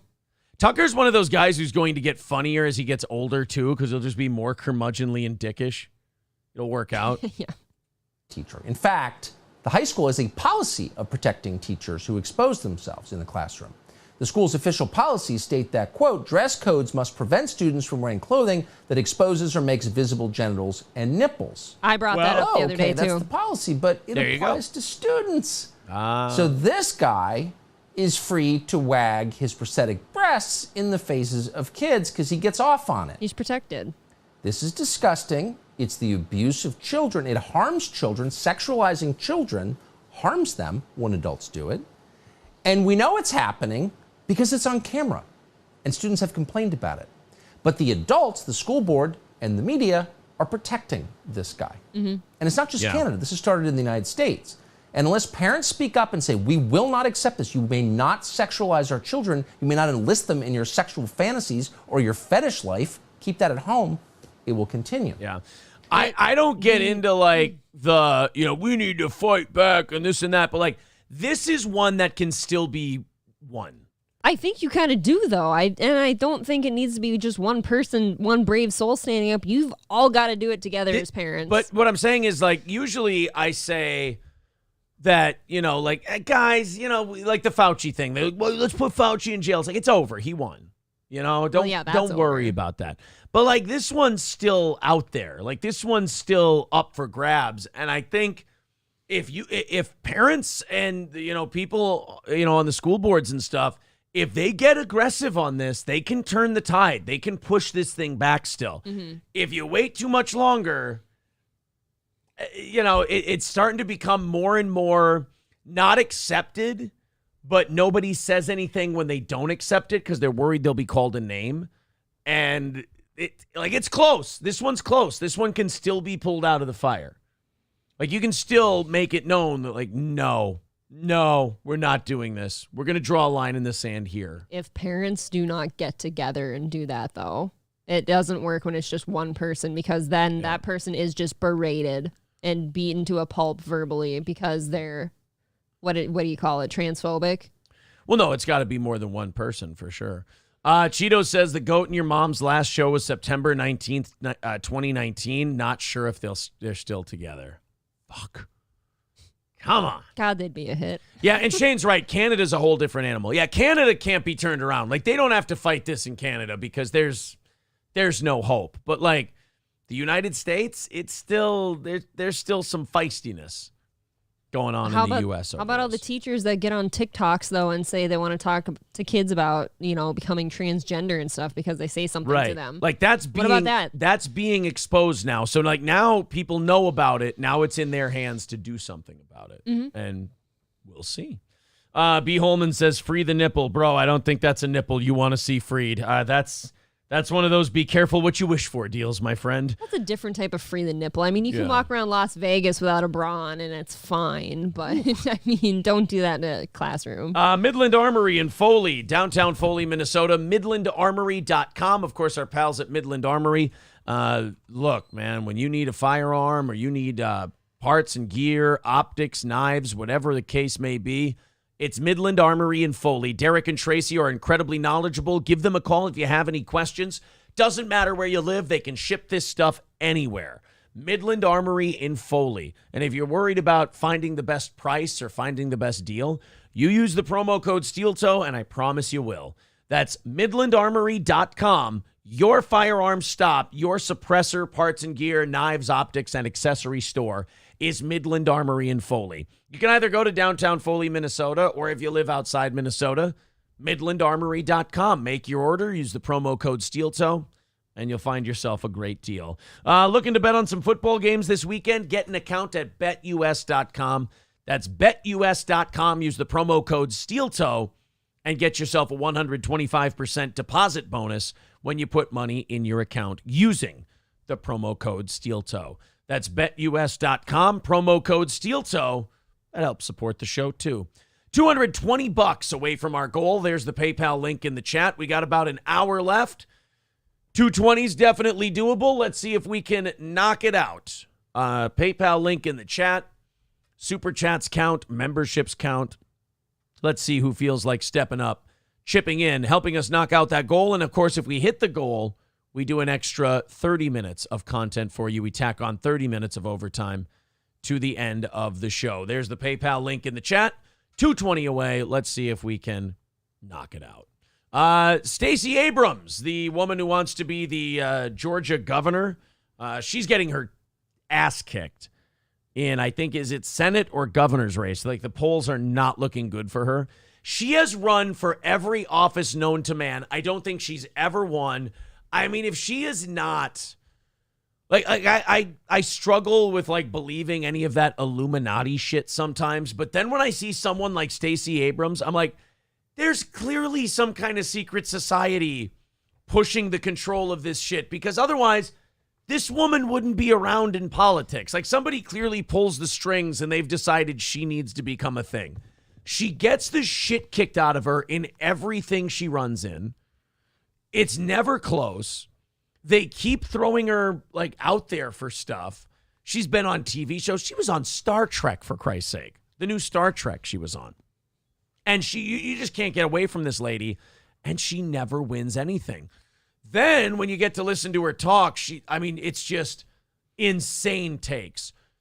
They asked her about abortion recently, and I think this might be the most shameless. You know, we talked about Trump saying that dumb shit about classifying documents. Mm-hmm. You can just think it. Yeah. And it's just like, well, these people are so egotistical. They'll just say whatever they want to their followers, hoping that they're so stupid that they buy it. And they just keep repeating it, and it catches on. Yep. I think that's part of what Trump does, but I think Stacey Abrams might have just done this with abortion. We're going to play a clip for you in just a second. First, I got to throw out a thank you. Andrew with $10 on the PayPal. Thank you very much, buddy. 210 away from our goal. Boy, we're just only we're only about 200 away from that goal today. I think we're going to knock it out. See if you guys do it. Triple N says she is offensive looking. Trucker 18-wheeler says kind of like Beto O'Rourke. Beto O'Rourke's the same thing. There's got to be some secret society or some dark money propping him up, because he gets his fucking ass kicked in everything he tries. I mean, in Beto's defense, I think he was a congressman at one point, so he did win something. But Stacey Abrams, like, there's people in, like, progressive circles who act like she's the president of Democratic America. It's like, she's accomplished nothing, and she's kind of dumb, right? It is weird. Well, this is her talking about abortion. Now, she supports no limits on abortion. Okay. Whenever you want, So however you want it, how however often? long. Yeah, doesn't matter. They asked her, people who are pro-choice have this weird hurdle they have to clear that they all seem to be really uncomfortable with, and it's the killing the baby part. Now, when I defend the pro-choice position, I just go, yeah, they're killing a baby, but it's in their body. They have a right to do it. When I defend the pro-life position, it's always, dude, they think you're fucking murdering a baby. Like, that's some pretty heavy shit. I can understand why people would want that outlawed. Okay. Also on the flip side, it's your baby, it's your body, it's your life, you made a mistake. I mean, if you want to, it's a medical procedure that exists. If you want to do it, there's countless reasons you might be doing it for. Yeah, who am I to fucking, like, not my pig, not my farm. That's always how I feel. So I get both sides. But Stacey Abrams does one of these things where she wants to sidestep the whole killing the baby thing Because it doesn't sound good. It doesn't sound good. But if you just admit it and you're honest, it eliminates that argument now. You don't have to have that argument if you just go, yes, we understand. Murdering a baby. Got it. Still in her body, her call. Good. You just focus on the mom's figure, right? Yeah, now For we the don't. baby. Well, that's what the mom's thinking about. So just do that. And you don't have to have this ridiculous argument. And you certainly won't say stupid shit like this. There is no such thing as a heartbeat at 6 weeks. It is a manufactured sound designed to convince people that men have the right to take control of a woman's body away from her. There is no. I want to replay that. There is no such thing as a heartbeat at 6 weeks. Really? No such thing as a heartbeat at 6 weeks. Could we get a doctor up there to confirm? Yeah, or deny? I don't know. Isn't it funny that for the last 2 years, these sycophantic assholes were locking us in our homes and not allowing people to go to work because we had to trust the fucking science? Mm-hmm. And then you lost your Twitter and your YouTube and your Facebook if you didn't go along with these fucking mutant manipulative assholes every step of the way. And then when it comes to their thing, well, then science is bullshit and we don't need to listen to it. It's actually a sexist myth. Only trust the science when it's convenient is kind of how they play it. And look, I'm not mad at her because that's what they do. I don't mean black people. That's what political types do. They tell these lies. I'm yelling at the people on this one. I'm yelling at the people. Don't believe this shit. When a politician says trust the science, I don't care if they're Democrat or Republican.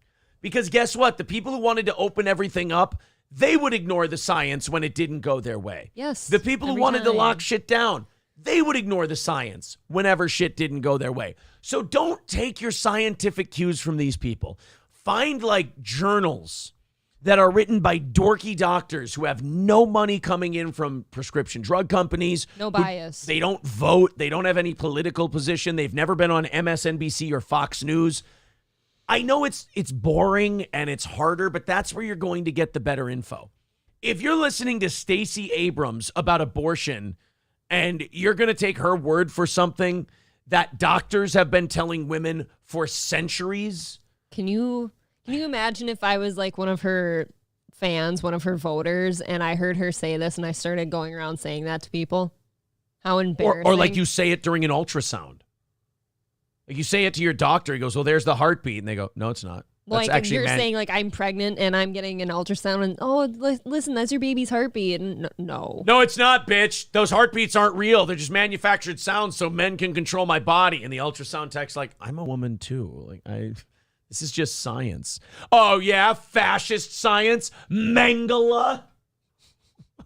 Maybe you were a man once and you're just, Yeah, maybe you're trans woman. How do I know? I'm a TERF. How do you know anymore, really?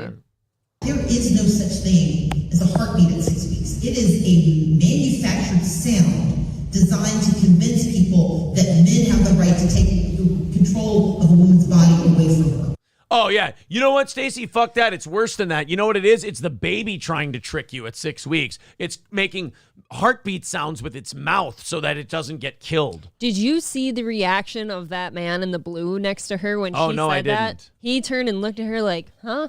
There is no such thing as a heartbeat at 6 weeks. It is a manufactured he nodded. Oh, no. Designed to convince people that men have the right to take control of a woman's body. Guys, you don't have to agree with her and nod at her. I don't know where you got this idea that she's God. She's a loser. She gets the shit kicked out of her at everything. Oh, and by the way, you know how we're not supposed to question elections? Yeah. Every election she's ever lost, she's questioned the validity of it. It was racist. They weren't letting black people vote, or they weren't letting the right kind of black people vote.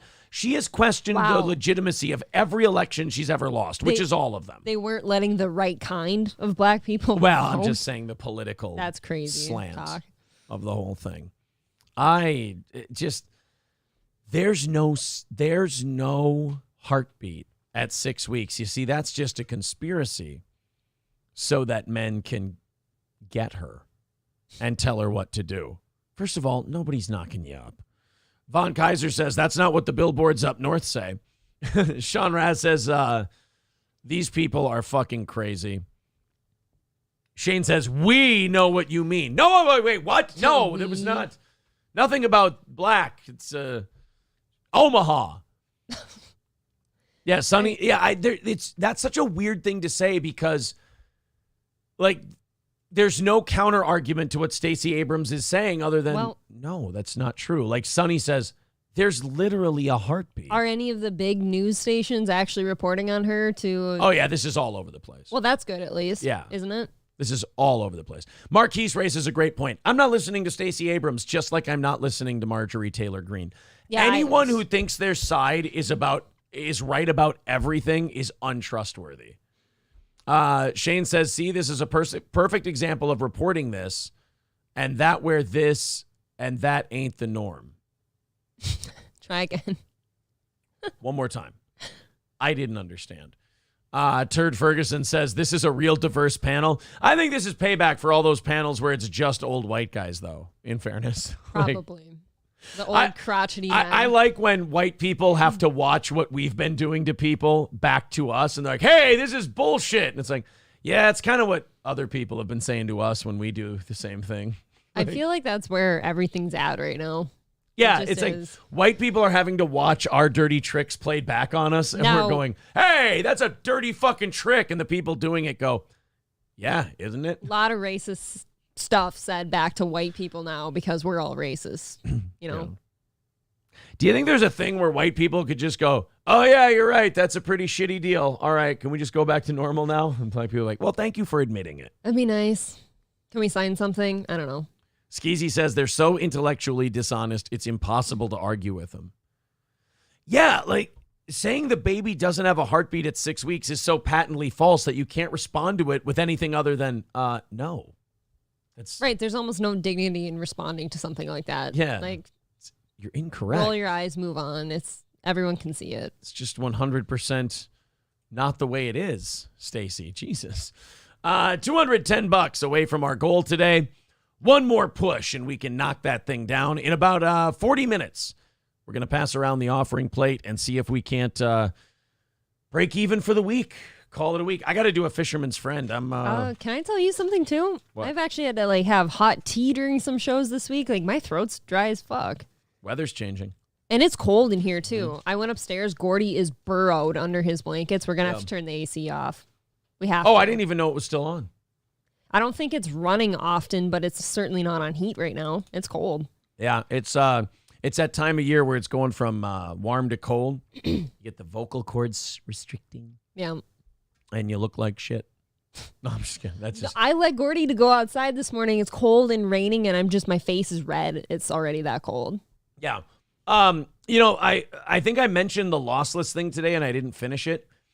He's doing a part 2 on that Sven Staffel's call. Okay. And said he's not really doing any interviews or anything until he does the part 2. Lemmy sent me a thing here of that Sven Staffel's interview Lossless thing. Mike David actually addressed it on the Bring Back group. He actually addressed the Sven Staffel's call and said, attention, we are taking this situation very seriously and have conducted an internal investigation. He's so full of shit. Sven and I will be releasing statements in the coming days. Thank you for your continued support. I mean, I listened to Lossless's interview with Sven. Sven shit all over Mike David. Okay. So I think Mike and Sven, and the way Sven made it sound is Mike is completely paranoid about his position on the internet and completely obsessed with how important Red Bar is or whatever. Okay. So I'm sure he talked to Sven and said, hey, you need to fix this. We need to come out with a statement. We need to do something.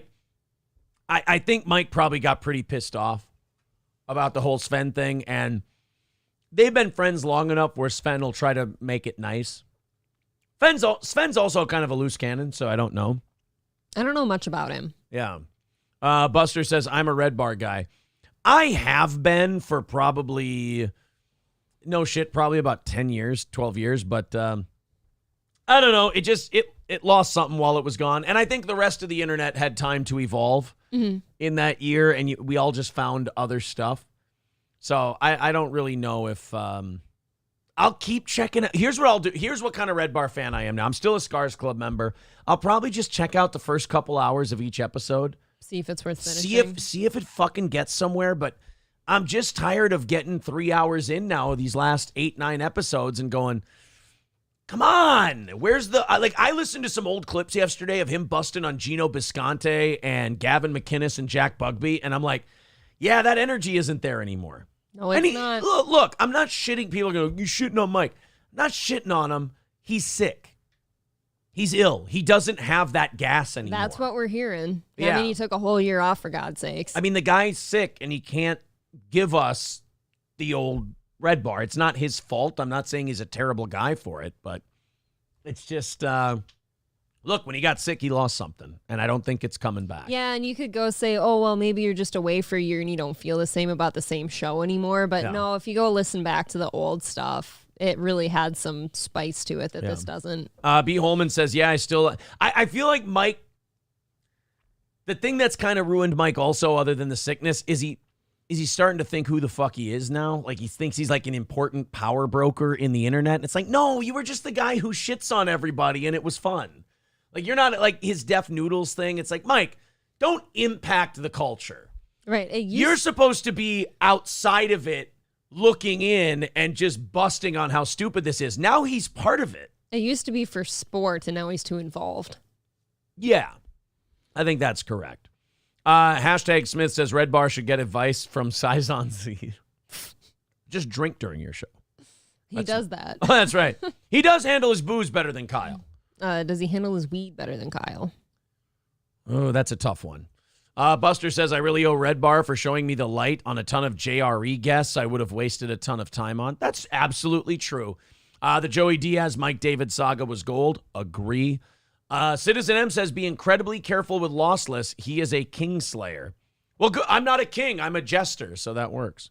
Ryan the Garbage Man took my advice yesterday, said I listened to the Kevin Nash podcast yesterday. I made it 20 minutes in and shut it off. Kevin Nash is hard to listen to. Full disclosure, I listen to the clips. I don't listen to the whole show. I just listen to clips of things that I like to hear his take on. So I feel like I've heard a couple of those clips and they're never that interesting. I like his cadence. I like the way he talks. I'm a weirdo. Okay, so it's not the content, you just like his I voice. like the content too. I told you that last night while I was not able to sleep, I watched Mr. Baseball and The Fan. I'm not exactly into high quality shit. You know, I'm all over the place. Camo Girl with $9.99. Great show so far. Oh, thank you very much. Thank you. 205 away from our goal today. So we are right there, guys. 205 away from our goal. If you feel like chipping in, there's the PayPal link in the chat. Again, super chats and memberships count. Ryan the Garbage Man also says Lex Fridman is good. Lex Fridman, he's a robot. That guy is a fucking weirdo. That's a ticking time bomb. That is non-human. That is a psychopath. That Lex Fridman with his dead eyes and his lust for Joe Rogan and his weirdo psychotic ways he asks his questions and his dead eyes. No, fuck that. Aaron, did you know that I'm friends with Joe Rogan? We hung out once. Do you know that you're pretty? Do you think that the world could see the inner dimensions of the intersectional string theory come true? Because that's crazy. Somebody should hit that guy with a tennis racket mid-question. Staska says he loves Lex, too. Why? What is going on here? I tell you what. How about with Lex Fridman? We hit overtime today. You guys tell me which Lex Fridman clip I should watch. You tell me what makes him good, and I will play that same clip on the show, and I will take a pointer, and I will show you exactly why he's a lunatic who can't be trusted. Anyone who is that quiet, that often, that long needs to be decked. I mean, yeah, show us the best of Lex Fridman. We'll give it a shot. Yeah, I agree with hashtag Smith. Red Bar, I'll give Red Bar credit. He showed me the light on Lex. I was never a Lex Fridman guy, but he introduced me to him. And when I watched him creep on Whitney Cummings, that was uncomfortable. Not good. And his interview with Bobby Lee, where he's just like, I'm friends with Joe Rogan. Are you friends with Joe Rogan? We're Joe Rogan Friends. Fuck you, weirdo. Stop it. I don't like the thought of him hitting on a female. I don't want anyone who's that into science being social. If you're that into science, you should be a nerd in a basement. In a laboratory. You shouldn't be talking to people. You might infect them with whatever the fuck crazy eye syndrome you have. Don't like Lex Fridman. I didn't think that was going to come out of me. He's just robotic to me. I don't know. Sonny says, yeah, if he would just fucking start with shitting on people from the start, we can do without the 2.5 hour warm up. I hear you. They wear that as a badge of honor, though. Oh, we're just getting started. Yeah. It's just the beginning. I don't think you need the 8 hours. But yeah. Standalone K-Corn says, Red Bar had a year of hearing people tell him how they needed him back. Most people would have just been forgotten. He got a swollen head to go along with his other illness. Well, that could be a side effect. Balls Deep says, what's wrong with the dead eye we got? Hashtag Smith says, smart doesn't mean good. Exactly. I'm not saying that Lex Fridman is stupid. No. Quite the opposite. He's a very smart man. But he's fucking creepy. That's all. My only point is creepy as fuck. I mean, and again, overtime today, there's the PayPal link, 205 away. We go to overtime today. I'll play some Lex Fridman. I'll keep an open mind. You can tell me if you like him, if I'm wrong or not. Cable Dog says Alex Stein is good. Oh, Alex, look, I know a lot of people like Alex Stein, so I'm not going to shit on him, but we get it. He yells a lot. He's crazy. Here's my thing about Alex Stein. I'm not saying he's bad. I've seen it. You know what I mean? I've seen Alex Stein. I know who that guy is now. Yeah, I get it. I got it. I know. Like there's not a lot of depth. Like what you see is what you get with Alex Stein. Yeah. The yelling in that voice I could do without. He really he's like the political Will Ferrell. We're like, all right, I've seen him do the same thing 18 times now. I'm done. He's just yelling in somebody's face. Yeah, I feel that's like annoying. I feel like he's in his kicking and screaming phase. I'd rather him just be like in his studio having somebody Zoom call in and do a thing with them. My thing with Alex Stein is this. Alex Stein doesn't want to be a Republican. He doesn't want to be a Democrat. He doesn't even want to be political. Alex Stein, going back to his reality show days, Alex Stein just wants to be famous. And anyone who really wants to be famous and you start to see that they want to be famous, that's kind of a turnoff. On one of Fridman's last podcasts, he said he wants to interview Trump. Well, no fucking shit. I want to interview Trump. I've tried to reach Trump. Yeah, everybody wants to interview Trump. I do. Staska had said too, like he doesn't really have like a best ofs or a thing. He's just a smart, intelligent man to listen to. Yeah. And I do understand that because I've listened to some shit people would think is pretty dumb because I like the topic. Do you know Joe Rogan? Do you know Joe Rogan? Because I do. I do jujitsu. When he starts talking about jujitsu, I'm like, oh, gross. You only started doing that because you were on Joe Rogan's show. To me, you fucking creep. I can't stand listening to anyone talk about jujitsu anymore. Oh, enough with your jujitsu. Enough with it. You can do it. That's fine. But I want it to stop being the Boy Scout badge you're wearing. You do jujitsu like I do boxing. You spar because you want to get better, but we all suck at it. And that's annoying to hear about too much also. I mean, like, stop. Everyone stop with their boxing and their jujitsu and can you just do the thing? Look. Like, I like what that guy did, that celebrity that plays Bane. What the fuck's his name? Tom Hardy. Yeah, he went Hardy showed up to a what kind of MMA event? It wasn't Muay Thai. It was Brazilian Jiu-Jitsu. Okay, but he just went to it, and he's a celebrity. He just went to it and did really well. We didn't know about it until after he won. Somebody else reported on it. Yeah, and I think that's really cool. Just do your stuff. Whatever. It's all of us like trying to be more manly than we are. It's like, no, a medieval knight would still decapitate us. Like we're 21st century people. I get it. You want to get in touch with your inner caveman. Just fuck off and shut up about it. Balls Deep with $10 via super sticker. Thank you very much. $195. Thank you. Away from today's goal. Unsavory Character says about Alex Stein, constantly yelling like a 5-year-old boy. Yeah, it gets a bit much. Triple N says, don't you want to listen to a narcoleptic host? Is that Lex? Is that Lex? Is he narcoleptic? Yeah, Ryan the Garbage Man says, Fridman is the Bob Ross of podcasting. That's not a defense. Bob Ross was boring as fuck. People fucking love Bob Ross. Yeah, but they only love him. You know what? People love Bob Ross. Maybe we're wrong. But no, they don't love him like I'm going to watch a shitload of Bob Ross. They like him because it became cool and ironic to like him. That guy apparently, we watched a documentary on him, he was by a the way. motherfucker. He was kind of a piece of shit. Bob Ross was kind of a sack of shit. Like in real life, like he wasn't the greatest dad. No, in real life. Horrible husband. Yeah. Hey, Bob Ross. He cheated on his wife a lot, right? Oh, yeah, loved cheating on his wife. Was in shady business deals with a manager lady. Like, Bob Ross was...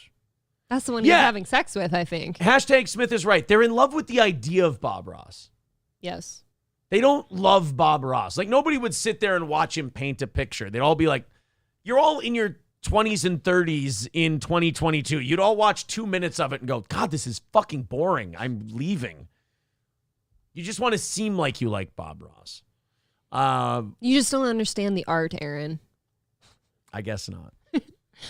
His first album was his best work. Marquise says, don't disrespect thy name. Bob Ross is in vain. Fuck Bob Ross. And the Bob Ross Chia Pets. Unsavory character says, keep Bob's name out your mouth, you son of a bitch. Uh-oh. He didn't even protect his money. Like, no. He didn't let his kid get any of his money. He let the manager he was fucking take all of his money and own the corporation and everything else. He let the pussy get the best of him. He let the pussy get the best of him, and then he painted a bunch of trees. And clouds. And Bob Ross story. Mountains and shit. Rex Dart says, hey, Adam Levine rule. You marry Bob Ross, you know what you're getting. The painter? Oh, no, I married the painter with the Jufro. You know he's going to fuck all over the place. Look out. I did not see that coming. Balls Deep says, Rick Ross, greater than Bob Ross. Agreed. Yes, also agreed. But which Rick Ross? The one who stole the name or the original Freeway Ricky Ross? We talking about the crack dealer or the rapper? The crack dealer or the prison guard? What do you think? Which one? The prison guard. You'd be surprised how many people have respect for Freeway Ricky Ross. I don't have respect for crack dealers usually. Well, he is the crack dealer who told us all. He's like, no, the CIA, like the government hooked me up. The government got me my shit. Well, then God bless. He's the one who pointed out, he's like, yeah, actually, it's the CIA and the government that are putting crack into the black communities to turn us all into zombies. But then in a weird way, like, you're kind of a piece of shit because you sold it to people. So, like, yes, you're not, like, just telling everyone that the government hooked you up doesn't excuse all the people's lives you just ruined. Right. Like, I thank you for telling us that the government did this, but you gave it to them. And that's like saying, oh, man, out in North Carolina, they're making all these deadly cigarettes. Anyway, here's your pack. That'll be $7.50. Like, it's just like watching Breaking Bad. They say they're doing it for noble reasons. I want to support my family when I'm gone. Yeah. Okay, but look at all these people you just probably killed. Cheeto says Jim Ross should have a throwdown and start painting. Jim Ross, Bob Ross, or Rick Ross? Who's the best Ross? Or crisscross. Wait, what are my options? Jim Ross, Bob Ross, or Rick Ross? Or Freeway Ricky Ross? I guess Rick Ross. Really? Because I'd say Jim Ross 100%. I don't know. Jim Ross? By God, he's selling crack to kids, King. Yeah, that guy doesn't mean anything to me. By God, he's selling crack to kids. By God, there's crack all over the streets. That guy's obnoxious, too. There's black people turning into zombies, King. Betsy Ross. Is Betsy Ross greater than Rick Ross? Or Kate Moss? Russ from Honey, I Shrunk the Kids. Now we're stretching. No, thanks. No, they were shrinking, actually. Oh, that's true. They weren't stretching. They were contracting more than anything else. I will not engage in this blasphemous slander, says unsavory character. I'm sorry. Sometimes this show hits a little too deep. You're right. 195 away from our goal in about 20 minutes until we pass the old offering plate around. So if you've got anything to chip into the show today, please do. We're 195 away from breaking even for the week. Thank you guys very much. Let's, if you're feeling generous, go ahead and chip in. We got about 20 minutes until we pass around the offering plate at the end of the show. But if we hit that goal, it's not the end of the show. We add another 30 minutes. I've got a couple of really good stories I wanted to dive into today. I'm going to skip the woman who drove into concrete. If we go into overtime, we can do that one. But a woman, fuck it. A woman stole a car, drove it into wet concrete, then fled on foot holding a whiskey bottle and her 4-year-old. Duh, as you do. Like, that's just a fun day. It's just nice that the woman brought her kid with to, all of her errands. She was able to accomplish everything she wanted to. I think she's a multitasking hero. Yeah, she was able to get her booze, a car. She got a run in. Haven't you ever wondered what driving a car through wet concrete feels like? Now she does. No, I haven't, but she I does. want to touch it. Yeah, I always want to touch wet concrete. You want to play with wet concrete. You want to be one of those people who puts their handprints in it? I want to be, but I have too much respect and probably OCD to disrupt the appearance of nice, smooth concrete. I understand. I can't do it. Saint Jorin says she's advertising for a new baby daddy. Well, she is a go-getter and she does party. Yeah, no one wants to be with a boring woman, right? Right. I mean, at least she's exciting, right? She'll get your blood pumping. Some of it will stay in you. The girl like that. I wanted to do this one.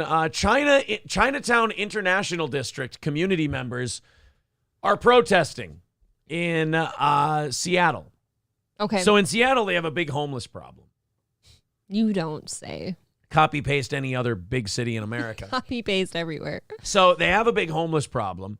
And all of these people in all of these cities, man, they don't want them rousted or put in jail or anything like that. They want these poor homeless people taken care of. You know, they want these poor homeless people to have somewhere to live and somewhere to stay. Some food. Granted that place that they have to stay is no fucking place near them. In a case of not in my backyard, I give you the wonderful, tolerant, progressive people of Seattle, Washington. Give us our voice. Give us some time so we can actually understand what plans are for the safety of our neighborhood. We need the out. Oh, weird. Are these homeless people unsafe? I don't understand. I thought they were just, on hard times. Yeah, I thought they were just poor, vulnerable people who needed a hand up, not a hand out. But apparently you guys need time to figure out if they're dangerous or not. That's guys, love and compassion. I mean, it's strange. When they were in other people's neighborhoods, you didn't really seem to give a fuck. They should just get somewhere to stay. But then when they wanted to put them near you, all of a sudden they're dangerous. This is really shitty.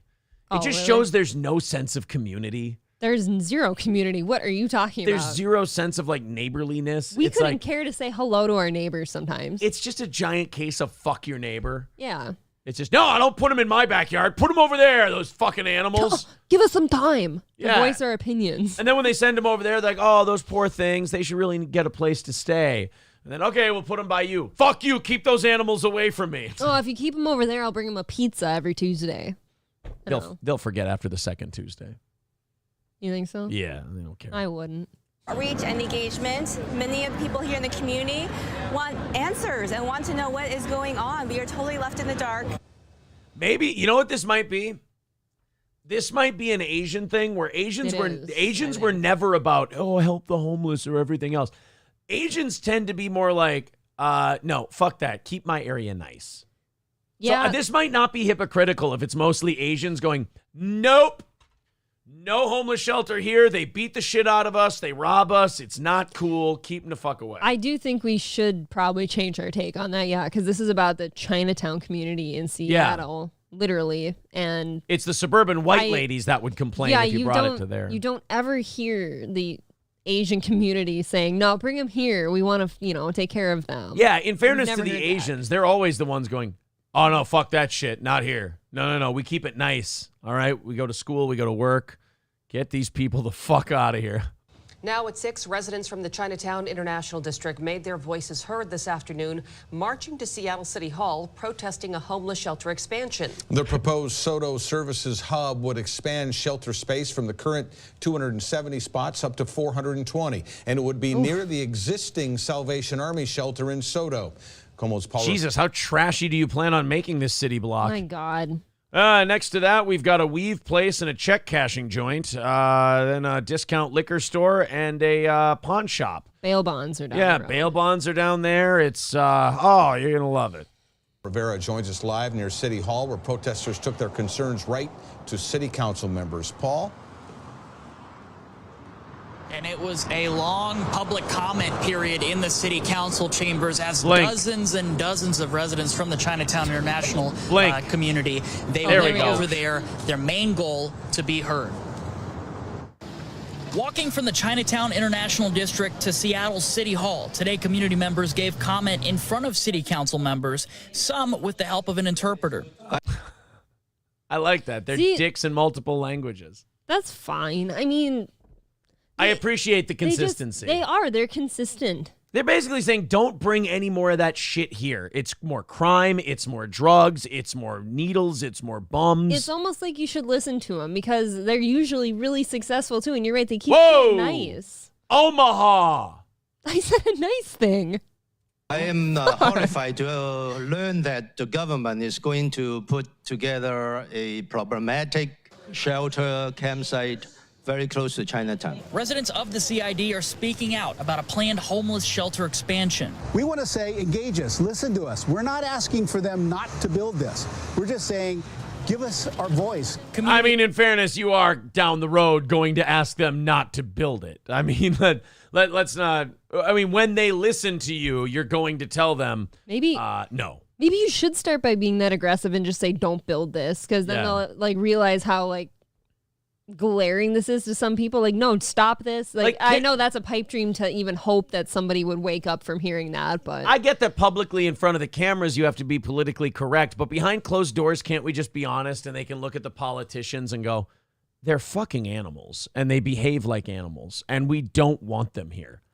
And the politicians go, look, I understand that, but my constituents are in a different neighborhood and I don't want them to have to deal with it because then they won't vote for me. So I'm going to put it in your neighborhood because I don't want to deal with it. Okay, then they all go to jail. Yes. And if there's not a jail for them, let's build that instead of the homeless camp. Yeah, how about that? How about build a new jail detention center? Yeah, build an entire thing for just homeless people, but it's like a jail to get them straightened out. The advocate Matt Chan said one of the main issues is the communication or lack thereof between King County leaders like County Executive Dow Constantine before they moved forward on this project. An expansion of the area near the Salvation Army Soto shelter to house more than 400 people and add services. Oh my God, 400? Now I can see why they don't want it. You're going to have 400, you're going to have tents, you're going to have tarps, you're going to have needles, you're going to have broken bottles. The smell alone. Oh, it's going to be shit. The sounds you're going to hear, it's not going to Well, be good. I'm definitely on their side then. I'm on the protesters' side on this one. For sure. I'm always going to be on the side of people that are like, no, don't build more homeless camps. Yeah. Can we stop with the homeless camps, please? We're at a point where we just enable it. We just enable it. 195 away from our goal, guys. We are in danger of falling behind for the first week in a long time. Let's see if we can knock that out. If you haven't thrown in $10 this month, please do. If you haven't become a member, that's a great way to get us kick-started here. 195 away, and we are 15 minutes away from passing around that offering plate for the final 5 minutes of the show. So if you have anything to help out, please do. There's the PayPal link in the chat. Super chats and memberships count as well. Again, 195, still just about halfway to that goal. But if we go on a rally here, and then in about 15 minutes we do the offering plate, hopefully we can hit that and keep the show where it's at. And, of course, we add a half hour of overtime if we hit that goal. Sylvester Stallone, working on his divorce settlement. He covered up, I think, 2 more tattoos this week.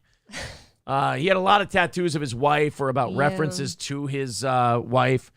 He's been putting dog tattoos over it. Butt kiss. Yeah, butt kiss from Rocky. That's funny. He put over one of them. That's kind of the ultimate insult when you go to your soon-to-be ex-wife and you go, yeah, I covered your face up on my tattoo. How'd you do it? Turns you into a dog. Yes, you are a dog now. Scoober with 1999 says, keep the change, you filthy animal. Thank you very much, buddy. 180 away from our goal today. We are getting close, guys. Let's see if we can knock that out. Thank you very much. So now Sylvester Stallone is working on his divorce settlement. This fucking idiot didn't have a prenup. You have to when you're successful, don't you? If you have a lot of money and you guys got married while you had lots of money, I don't care how up to your eyeballs in love you are. She's like 15, 20 years younger than you. First red flag, probably. They got married in 97, so he had plenty of money. Oh, yeah, by then. By 1997. Mm-hmm. If you don't have a prenup, I mean, I think you almost deserve to get taken for everything you've got. Yeah, I think usually people do deserve whatever thing they have coming to them because they put themselves in the position, but... Well, just, you know what? Sign the check, Sly, give her half, and be done with it. Beats racking up the lawyer bills and all that shit. You would think so, and she's still young, so you'd think that as long as I think she's in her 50s. Oh, really? Yeah, Sylvester Stallone, wife age. Oh boy, which one? Oh wow, he's had 3. He's had a few, yeah. So I'm guessing she's the 54-year-old. Oh no, she's 52. Oh yeah, 54 because this article was 2020. Okay. So she's 54. She's not exactly a spring chicken. How much is Stallone worth? Okay, so How much is Stallone worth? $223 million. Okay, I was going to say 300 million. So let's see. Stallone, $400 million. Fuck. Cut her a check for $200 million and call it a day. At 54, I feel like getting a check for $200 million is going to be more than plenty to like keep her happy. Yeah. Right? At her age. Yeah. No prenup. Write the check. You fucked up. Pay for your mistakes, Sly. That's about it.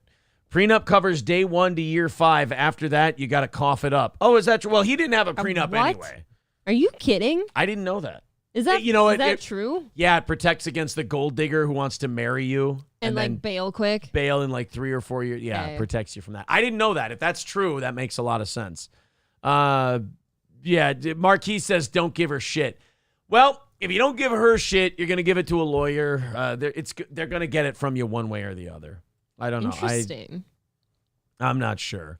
Oh my God. Jesus Christ. Mark with $250 says VIP, a good way to celebrate a new job. I've been wanting this for a while. Well, Mark, you are a VIP, sir. Also, thank you, Martin, for $5. That knocks 155 off of the goal after the expenses for the VIP. 180. 155. I believe that's $20. You need help? $5. All right, give me 185, 150, 35 bucks. That's 35. come on. Yeah, we're 35 Why did I even? away from our goal today. Guys, I think we got that. We're going to do overtime. We'll knock out the other 35 throughout the overtime. We won't do a what do you call it? A passing the hat around moment today because we're inside of $50. If we're not there by 10:25, then we'll give it a shot. But there's Von Kaiser with $10. Thank you very much. Hey, you know who just became a VIP? You fucking Mark! This is Mark. Get your info to me, please. Mark, get your information to April, and we will put you in the next order, and we will send that out to you. Oh, they're saying no, it's 185 from 150, not 155 from 180. I said that wrong. I fucked it up. So I got it right. 35, then the 10. We're down to 25. Thank you guys very much for all of. Oh no, it was 155 because we had Martin with the 5. God damn, I am fucking terrible with this math shit, guys. $20 away from our goal today. Jesus Christ. You gotta go to class. I should. You know we what? should No. take like a refresher class. I sparred a bunch yesterday, so I have brain damage for a little bit. You're gonna forget who I am soon. You're my daughter. I've loved you for a long time. Why would I ever forget who you are? Well, I'm out. Sorry, Grandma. I apologize. It's just the brain damage. It'll clear up in a couple of days. What do you want to have for breakfast today? I don't know. I just thought about that. I'm starving. Are you? I really could use some food. Do you want me to cook or do you want something? No, well, here's my thought. We have to go grocery shopping because we gotta load up for this weekend. I mean, we've got lots of time to go grocery shopping this weekend, but yeah, but why not do it now while we have time? I was asking the kids what they're hungry for so they'll eat it. I've got something disgusting I want to bring up. Do you want to go to Perkins? I'd go to Perkins. I'd go to Perkins as long too. as it's a Sartell one. You want to fucking go to Sartell Perkins and then afterwards go to Sartell Coburn's? All right, we're going to Perkins. A nice, cheap family value breakfast.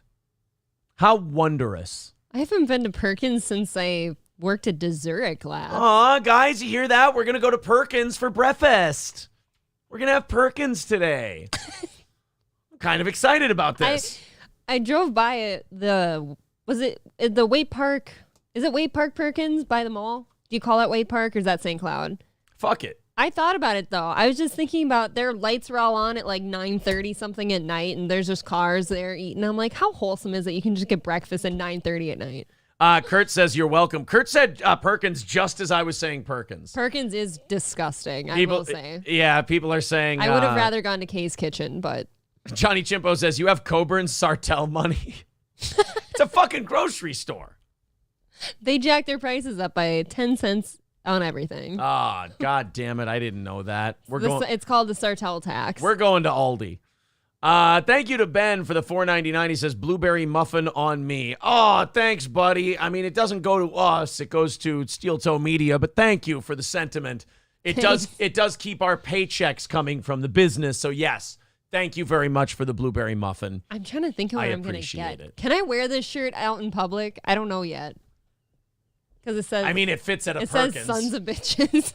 It's a Buzzy shirt, and it says sons of bitches. Do we have a greasier, shittier diner around here than Perkins? Oh, yeah. There's got to be one. I kind of want to do greasy, shitty diner. There's that place that smells like blood and old people that I don't want to go to that. That smelled like straight sewer. Yeah, that was a shitty smelling place. What was that? No, I don't want to shame their name on the air. Yeah. Doss the boss. Hello. Hi, how are you? That's the second hello, so I'm going to say it. What? Copper Lantern. You want to go to Copper Lantern? I'd totally go to Copper Lantern. Fucking Copper Lantern. Then we got to go to Cooper Coburn's probably. Ooh. Or no, Cashwise. We're not going to Eastside Cashwise. Why not? I've done my time there. What's wrong with Eastside Cashwise? Okay, we'll go and you'll find out. All right, we'll go to Copper Lantern. I used to live over there. And then we'll go to Eastside Cashwise. No, we can't go to Brigitta's King Kong Dong. It smells like sewage, old blood and shit. It's nasty. It's really gross. We walked in there one time and it took forever for anyone to come and there was a line. Like seat us. Yeah, and so the whole line was old. And then the smell was just piss. And the things that they were talking about is the appearance of the entryway looked like you're in a veterinary office. I don't know what the fuck was going on with that place. But that was the first time either of us had been there, and we're like, no, never again. Fucking gross. What is the worst place in St. Cloud? We might be going there.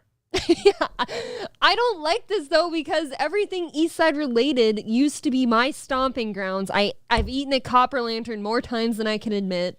I wish the Ace Bar was still open. I'd go there for breakfast today. A bar for breakfast? How dare you? You fucking snooty bitch. I don't know.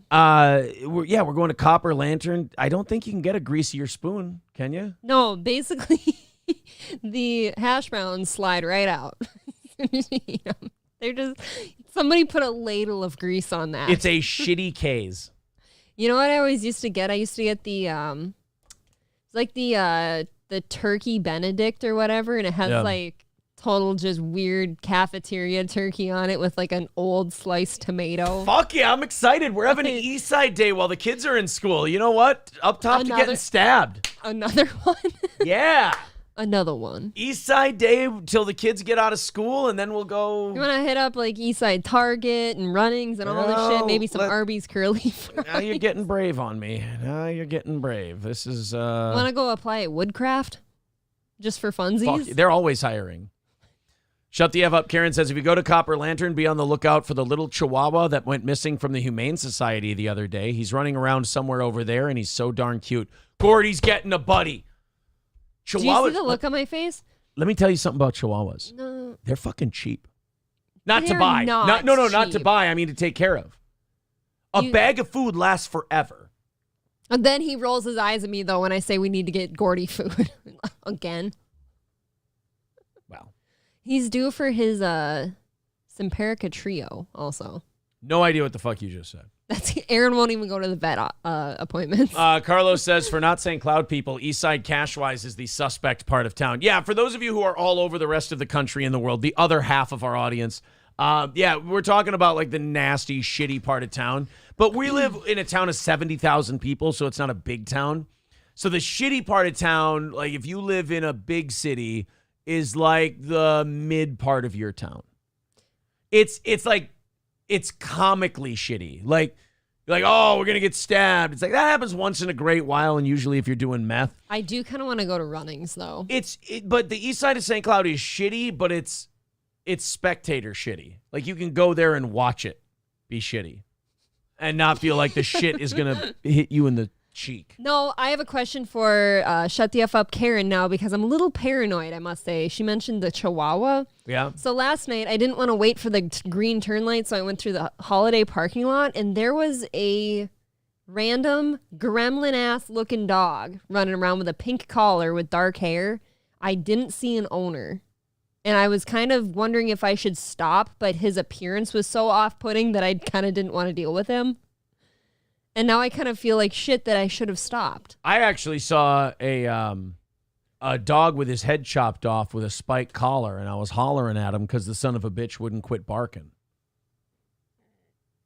But that's just, Did you hear that? But that's just me. I'm an anti-Backstreet and Ricky Martin.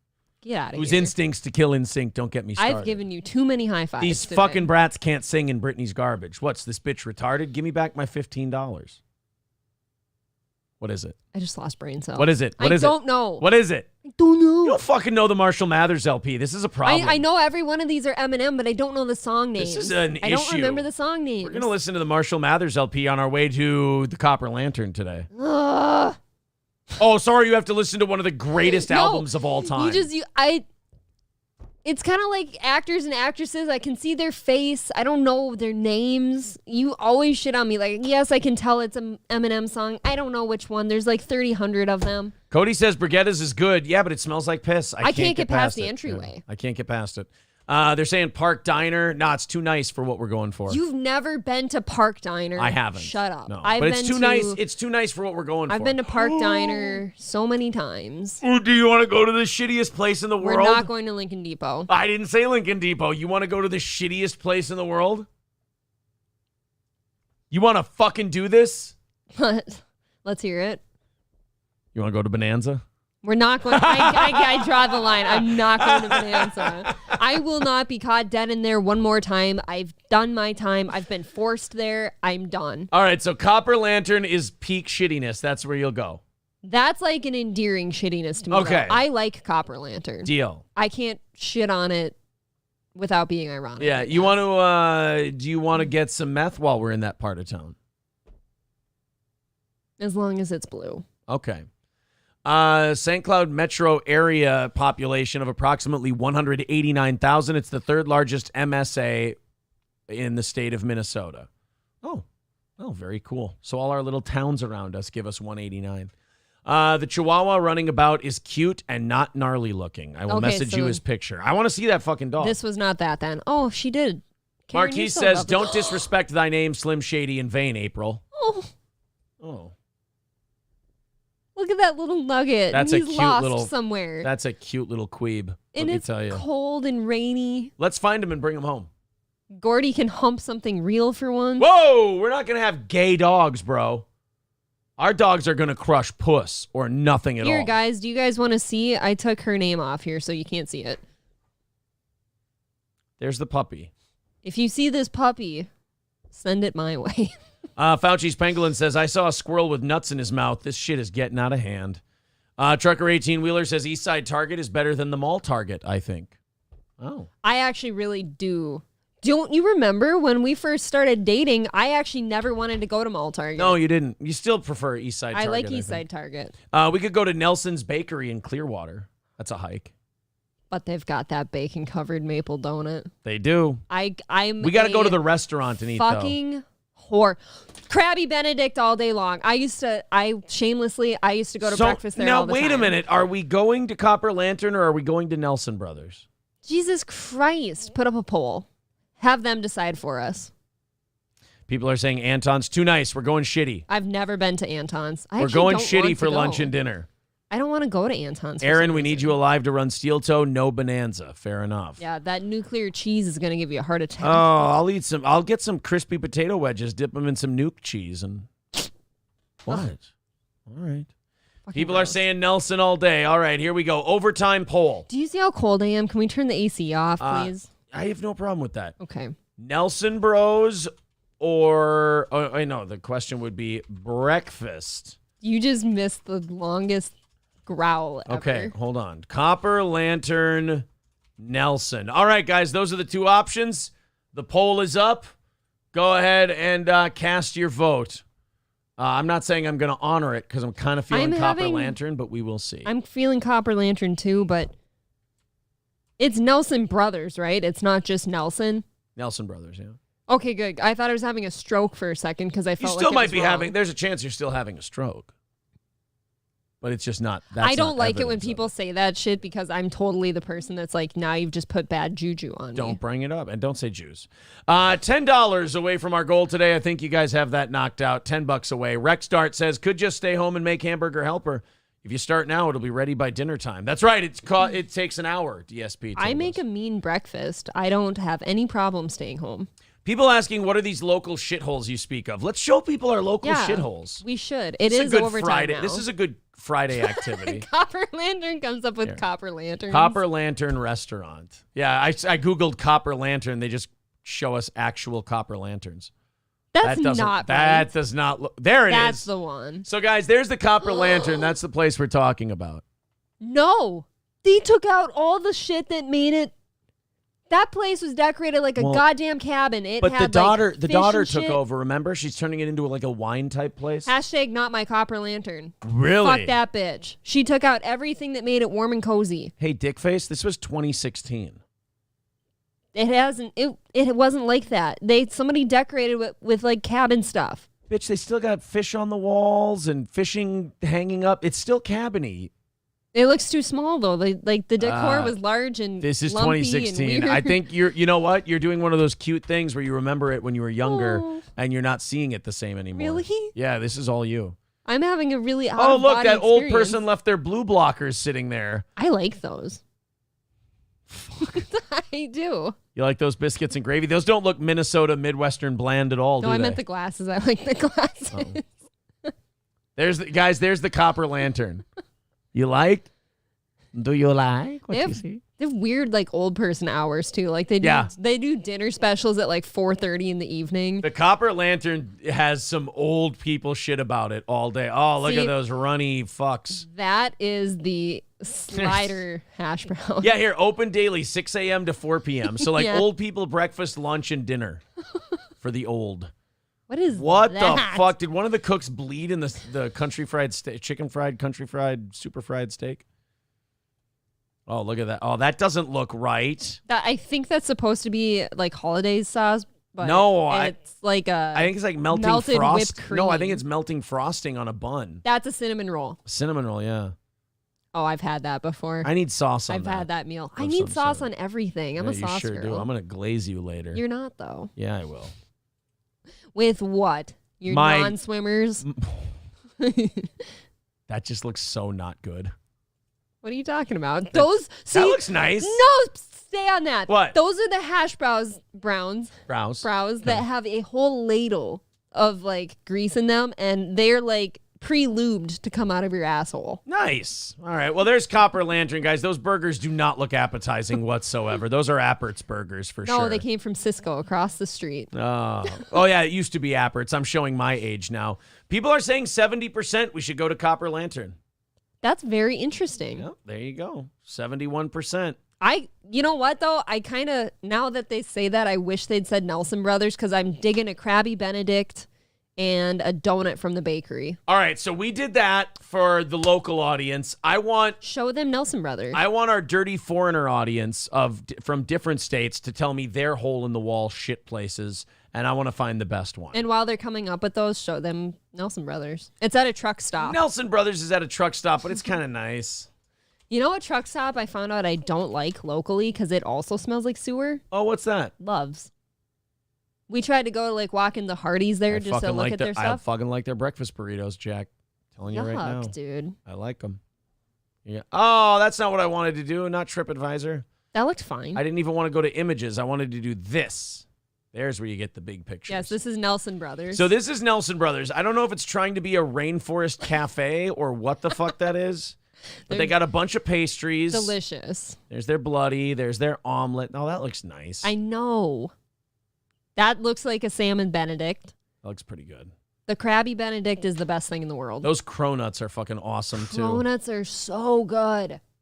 God, I'm a fat. That does not look shitty. I am such a fat at heart. Oh, look at that fritter. I'll suck that fritter's dick. I'm literally like grinding my thighs right now, thinking of all the fat things I want to eat.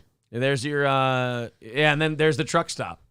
So it's literally a truck stop restaurant. I used to go camping around there all the time, and I had to go there for breakfast and buy shirts out of their shitty back room like gift shop every time. They're saying Nelson's is too fancy for what we're looking for. I think they're right. Yeah. I think they're right. You did. We started at Perkins. We're ending at Copper Lantern. Yeah, we're going to Copper Lantern. Lemmy says Aunt Fanny's in Ocala. That sounds like it's going to be it's not going to let us down at all. We're looking at your guys' Ocala shitty restaurants. Your dumpy dive. Oh, this place looks fun. I want to go on vacation to Florida right now just to go here. Ew. Blue Plate Special, 10:30 to 5 p.m. Anyone named Fanny, by the way, like open 24 hours. No, it's Op N. They also have Oss Spaghetti for $7.99. Oh, this place They can't fucking even get their rules. sign right. Oh, is that sweet potatoes and collard greens? That looks like this kind of place. Oh, those potatoes are nasty. That soup is so full of salt. That soup I thought it was like No, that's the potato soup. scallop potatoes. No. Oh yeah, Ew. that looks like an Aunt Fanny's. Is it good though? I love sweet potatoes. Those are off-putting. That's fried okra though. Yep. I'll eat some okra. I mean, this looks like Copper Lantern. That's very Copper Lantern-y. There was one. What the fuck did you do to that thing? That's a piece of coconut pie, I'm guessing. Holy shit. Just a ew. That's Aunt Fanny's in Oh. Ocala, Florida. Somebody just shit on a plate. That's what that was. That is a dive and a half. Oh right my there. God, look at that. Do you remember when you and I were looking at staying in Wadena for your fight and the restaurants? But we were found out it looking was for? too funky and cold. Yeah, anyway, we were looking for restaurants Fuck and you you. said what now? Remember? No, it wasn't Wadena. Purim? Remember Okay. we were trying to stay somewhere and the restaurants were just dog shit? We looked them up on the show. Some too. idiot, Mr. T's, Mount Vernon, Washington. All right, I'm in. Let's check out Mr. T's in Mount Vernon, Washington. Mr. T's Family Cafe. How have they not been sued? Maybe he owns it. You know what this looks like? Oh, this looks like Clearwater. Kettle. Oh, Rusty Kettle? The copper kettle. Copper Kettle in Clearwater. It kind of looks like that. That looks fine. Oh, you know what's the worst place in Clearwater, though? That kid's a psychopath. Get rid of him. The worst place in Clearwater, Minnesota is definitely Flintstones. Oh, yeah. for That sure. place is hot. We'll show you garbage. guys Flintstones after this. This looks like a decent enough little breakfast That place. corned beef hash, I'm a sucker for that. Can we melt the cheese, please? Jesus Christ. Ew. Oh, come on. Who puts ketchup all over the fries? What are you, a trucker? Who uses ketchup? You're an adult. Yeah. Oh, boy, that place. Oh, yeah. Use an aioli sauce. This place gives me Brigitte vibes. Look at they Hasselbacked their fucking hot dogs. Yeah. You see that? That looks kind of fun. Yeah, you know what? Mr. T's in Mount Vernon can get it. Good for them. People want to, they're still sending Jimmy's Famous Seafood. I need a location, guys. Otherwise, it's not going to work. Oh, I scrolled up too far. What'd you do? Oh, no. I lost them I all. saw an Englewood one, and I'm into that. Thank you, Cody, for the $5. He says, delivery to Hazelwood Circle right now. Can I join for breakfast? Oh, they don't allow Proud Boys because you guys are all Nazis. I'm just kidding. $5 away from our goal today. You guys will knock that out before 10:30. $5 away. Let's put the little notice up there away. SC Motorsports with a good point. Why not stay in and do gay butt stuff? Where? Why not stay in and do gay butt stuff? And just order. No, that is the meal. Oh, eating ass. Frisch's Big Boys. Let's check that one out. Ew.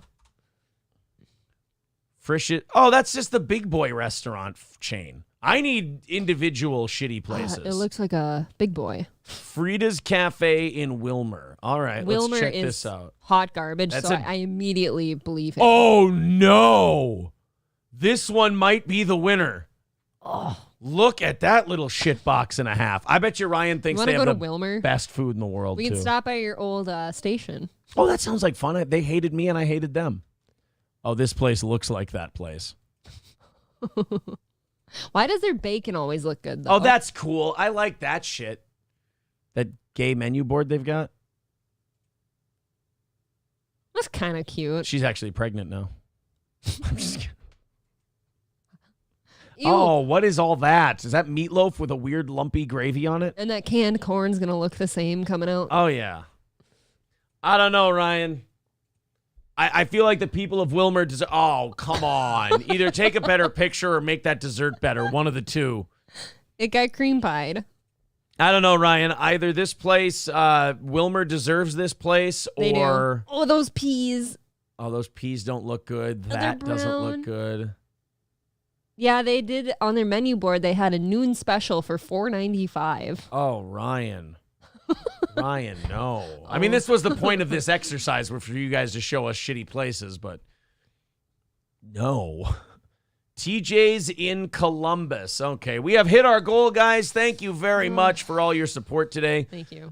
Thank you for the new VIP, This who is- is You fucking mark! That was aggressive. TJ's in Columbus. Uh-oh, I'm not seeing TJ's Country Place Restaurants. TJ's Country Place. I need some photos. Here oh, this place looks fucking cool. I want to go here. We should just do like a... Someday when we're old and rich, we should just do like a countrywide dumpy tour. All right. Well, you're assuming we're going to get rich doing shitty content like this. I'm just kidding. This is a good way to end a Friday. All right. Country Place. I see the signage. Get off my tits. I see the sign. Oh, that is cute. I'm not seeing enough inside You got to stuff, make it though. bigger, though. I can't with this one. That's why I'm searching a very specific way. All right. TJ's looks cool. Thank you for that one. What else we got? I should go to Brigette's. No, it Stuggies. smells like piss. Stuggies in Baltimore. Stuggies sounds awesome. Stuggies sounds like a place that fucks. Stuggies, Baltimore. Oh my God, this actually looks unironically good. All right, let's check out Stuggies. Looks like a hot dog joint. That looks delicious.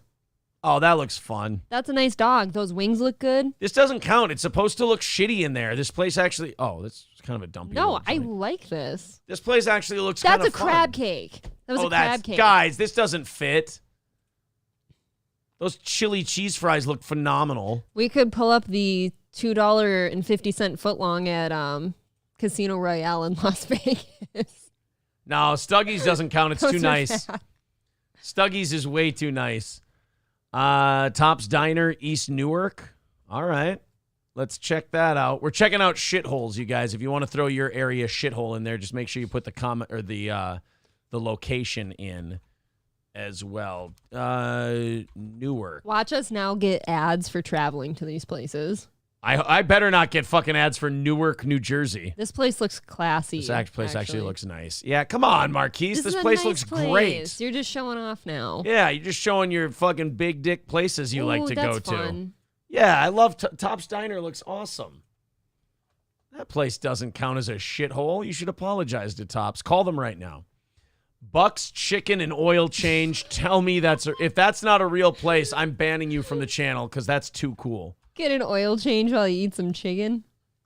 Buck's Oil Change. I knew it, you fucker. That's not a real thing. Well, that's not nice. Get the grits. Sportsman Pub, Englewood, Florida, not Inglewood. I Aaron, you love- fucking non-pronouncing sack of shit. I love grits. I All right. could do Cajun shrimp and grits all day long. Sportsman's Pub might work. That is green and ugly. I like it so far. There's bikers, so you know there's.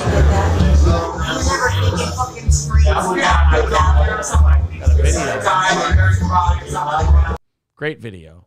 Why are there dolphins? Because they like to frequent. They do. Live, love, laugh. Oh, they put it in the wrong order. There's some dartboard. Oh, old school. You got to keep your own score on Look the at that dartboards. lady by the Jenga. Shit. God bless Florida. God bless Florida. Look at her. She is an old bitch. There's another one. And another one. Oh. And another one. Oh, no. Oh, that guy's too fast. He can't be motion captured. Oh, boy. This guy's trying to fuck. This is a solid crowd. Let me in, I'm trying to fuck now.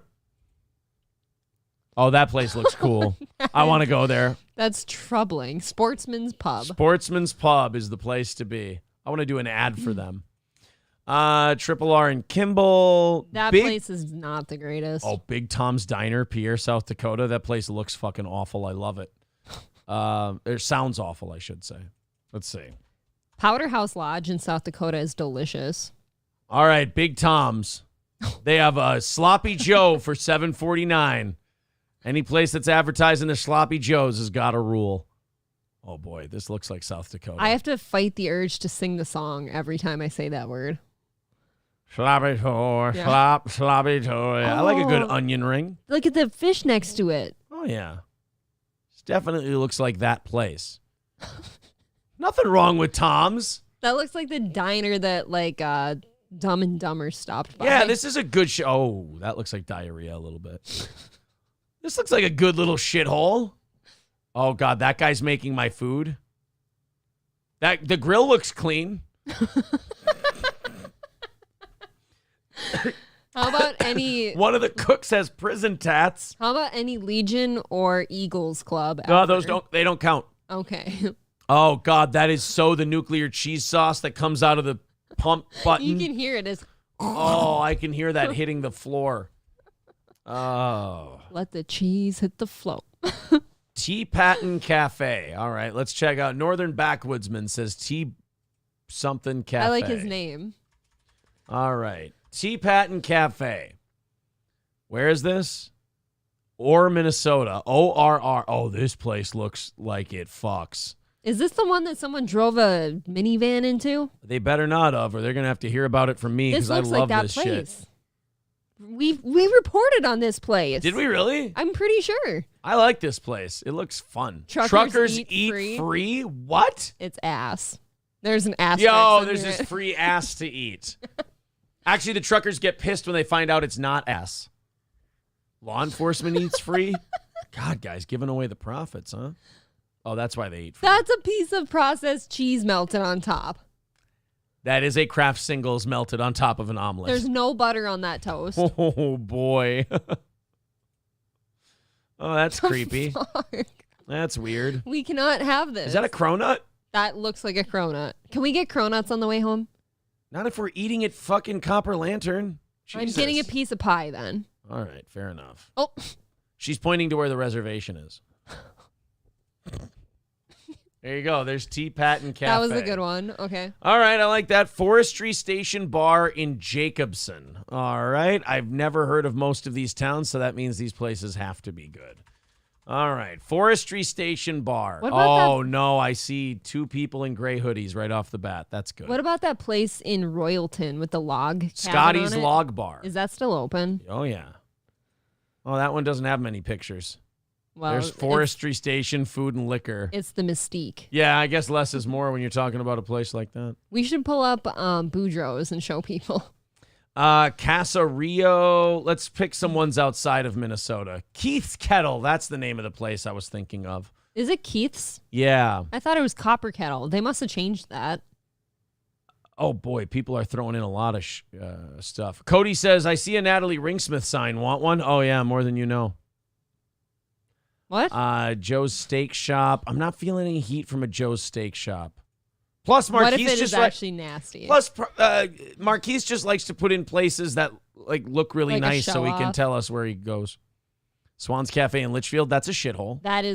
That's actually a total shithole with good French toast. Honkies in Grove City. All right, I have to see. I do know of Honkies. I have to see what a Honkies looks like. Is Honkies going to disappoint? It's really good. All right, Honkies in Grove City. It's called Honkies. How can you pass?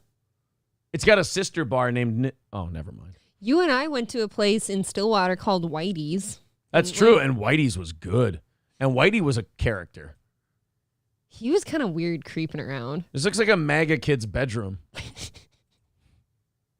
That place is a little too nice with the new flooring and everything. It does look like a place that should be called Honkies. For yeah, sure. It's a lot of... I mean, the crowd fits the bill. City Walk, South Park, Colorado. Oh, that's Shitty Walk. South Park is a real place. I've been to South Park. That is a real place. Guys, don't tell me about the great burgers and everything. I just want to see dog shit places. That's all I want to see. The Bullfrog. The Bullfrog in Hoffman. Nate says this content sucks. Well, I'm sorry. I will do it. I will do another story in just a little bit. We're just looking at shitty hole-in-the-wall places. Okay, it's got a bush light to start with. That's a promising start for a shithole. I want it to come with a pack of cigarettes. I want that to be on the menu somewhere. Oh, that pizza is iffy. That's an old-fashioned. That is not an old-fashioned. Why are we all just obsessed with taking pictures of our glasses? Bullfrog's Bar. There's some Minnesotans for sure. There's a Minnesotan. Oh. That's just a train wreck. Minnesotans. What God, if one of our listeners saw themselves on here? we have a very distinct look. It's just kind of like frumpy. I wish there was pictures of kickers from Litchfield to show people. That was pretty bad. Let's go look at Scotty's Log Bar. Then we'll give Nate some stories to chew on here. Scotty's Log Bar. This is a rough in one. Royalton, Minnesota. Guys, this one's great. I think it's for sale, though. I think he's trying to dump it. Raleigh said that, Sulzer from Old Capitol told me that Scotty makes Raleigh look like a liberal. It's very hard to do. You know what? I kind of want to go in here.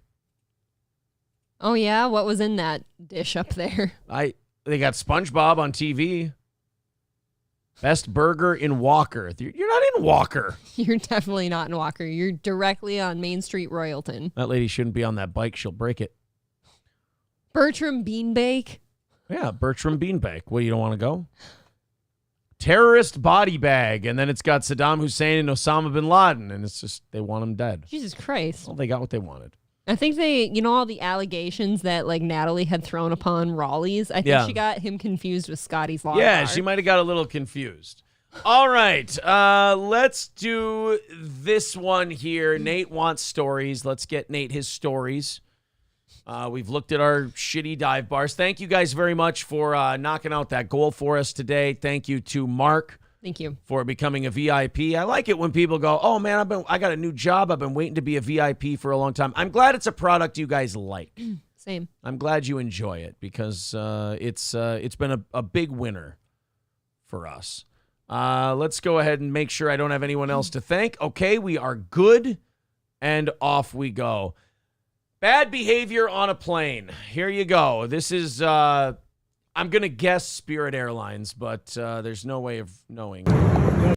That's right, just very disturbing. A flight attendant is punched in the back of the head after telling a passenger he could not use the lavatory up in first class. Now that clearly... Yes, you cannot use the nice, clean, rich people lavatory. You'll get poor person poo splatter all over it. You know, one thing that the poor always have as an equalizer over the rich is violence. That is true. It doesn't matter how much money you have when a crazy poor guy pops you in the back of the head. It fucking hurts and you are humbled immediately. What if the other poor person bathrooms were full and you've got an explosive diarrhea shit coming? Well, then you should try to use your words and explain that to the gentleman instead of just hitting. Now we're talking to them like they're 3. Yeah. Use your words. Come on. Excuse me, sir. I need to take a massive projectile diarrhea shit that could hurt the people in my row. You need to let me use that bathroom. And then I feel like if you say, well, no, you can't use it, then you deserve whatever's coming to you. I think you drop trow and shit right there. Yeah, you just shit right in the floor. And then you blame that person. And if it's Spirit, nobody's going to fucking know.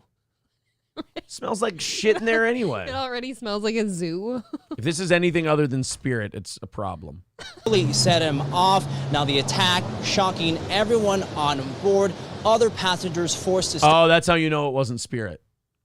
It shocked the passengers on board to see violence. I'm going to guess American Airlines. You know what you can expect on a Spirit flight? Neck pillows and violence. That's Spirit Airlines. The neck pillows can be used after the violence as a neck brace. Yeah, exactly. Just flip it around. It's got a double usage. Step in and come to the rescue.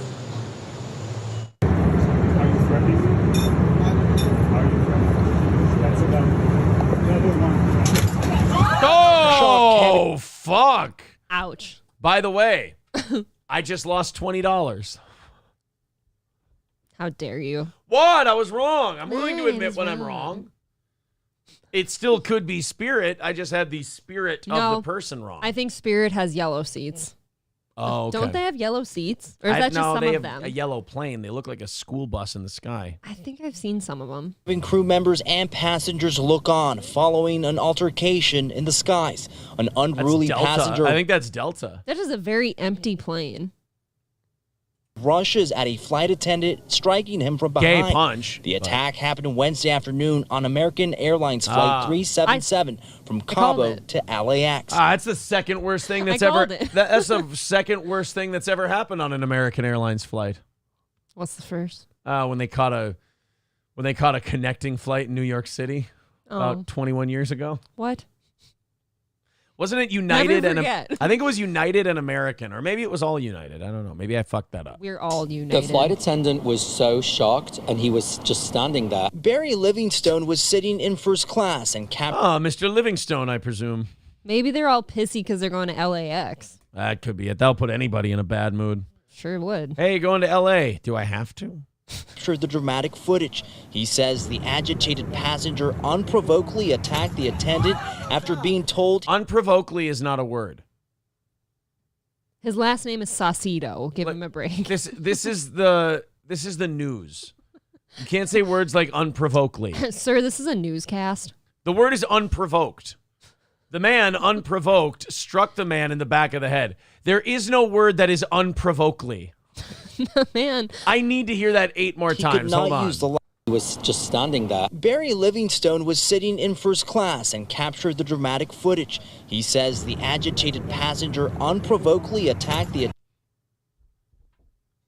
You find me where unprovokedly is a word, I will eat my hat. Attendant after being told he could not use the lavatory up front because he wasn't a first-class passenger. Once he started screaming at him, the flight attendant just turned around, and I think he was going to go and do something, but as he turned around and walked away, the guy jumped up out of his seat and bolted down the middle and punched him in the back. I mean, Thanks for the play-by-play, John Madden. Did the guy that punched the flight attendant do a crotch grab after he walked away? He might have grabbed his dick after, I think he did. Sometimes you grab your dick Now after we're you're just- punching a guy in the face. Now we're just flaunting. Yeah. He flauntedly. That's when 4 other passengers get up and help restrain the man, using a zip tie on his hands and feet. The flight attendant is seen holding duct tape as an option to keep him down. Nice. It felt like you were very helpless, and then every 10 minutes, he sort of had Tourette's, and he would just lash out and start screaming and shouting about being the Messiah and feeling misunderstood. Well, I mean, you would be pissed if you were Jesus too. This guy passed security somehow? Well, I mean, they were nice to him. But like, if you're Jesus and a guy won't let you use the bathroom, it's like, well, I deserve it. I have some clout here. I am the Messiah. It's like, you don't treat him that way. I am the Messiah. I have a holy shit coming. Would that be funny if he goes, I'm the Messiah, and they're like, oh, Jesus, why didn't you say so? And they cut the things off his wrists and off his feet, and like, please, by all means, use the restroom. I didn't know. Why didn't you say you were the Messiah? We could have avoided all this uncomfortability. I'm trying to use words that don't exist and don't fit. The plane was safely on the ground. LAX police and FBI took the assailant into custody. The incident, the latest, where a flight attendant is attacked on a plane, leaving many passengers on edge. The airline sent KTLA this statement. I want to see a flight attendant go berserk and just beat the shit out of a passenger now. Like, we need to balance it out. I need to see one where someone's not listening to the instructions and they just fucking cold cock them right in the head.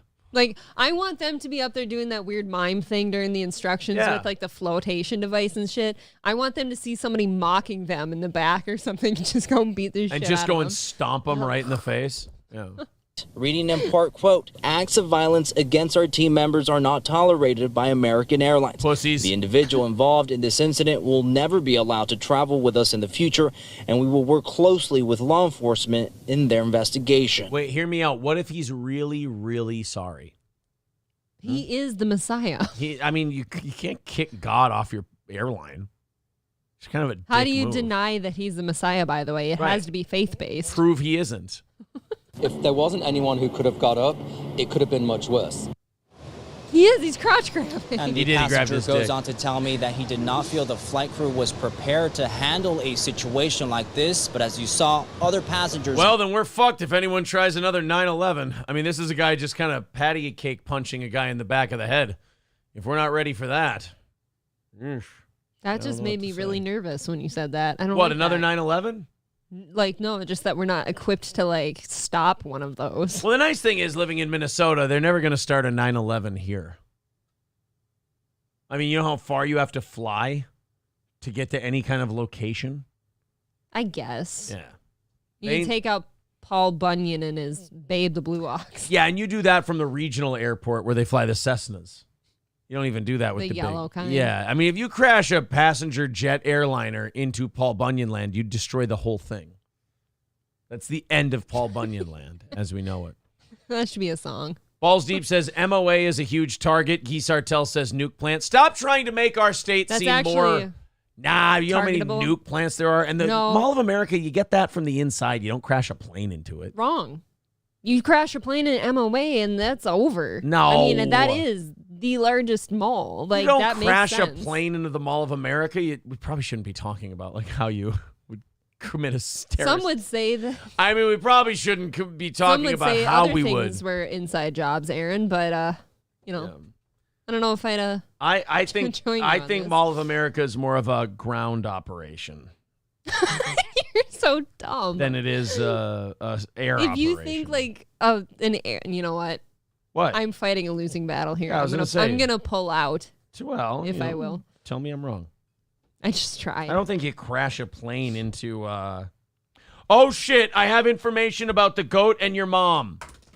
Stoney's Bar, downtown Rockville. Stoney's Bar.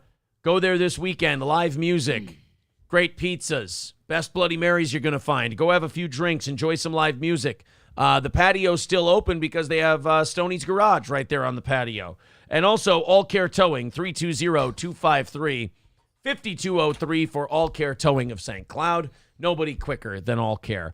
How much and do you come to Minnesota? We could make that part of the tour, says the goat and your mom. They're touring next God. year, though it is a little off the beaten path. We tend to charge about $500 for a show, a little more for a weekend, and a little more for something off the beaten path. We will go half on whatever you need to book them. Aaron's about to put off our like next year's vacation to book your mom. No, and the this goat. won't be more than $300-400, I think. That'll be fine. Oh my God, absolutely. I would go half with Aaron is Cheetos to bring the goat and your mom to Stoney's in Rockville. That's fantastic. That would be pretty epic. And we'd all pack the fucking place. Can you imagine if Deer Butch like flew Aaron to Tires in again and he was there while the goat and your mom was there? No, I don't want him there. He'd wreck it. Do you think so? Or I would need he get all on the stage? attention on the goat and your mom. That's it. Okay. Can you quack? Can you quack like a duck when you suck? Can you buck like a horse when we fuck? I don't see you having the ability to keep yourself off stage for this one. I'm excited for this, man. I really hope they pull off the goat and your mom at Stoney's.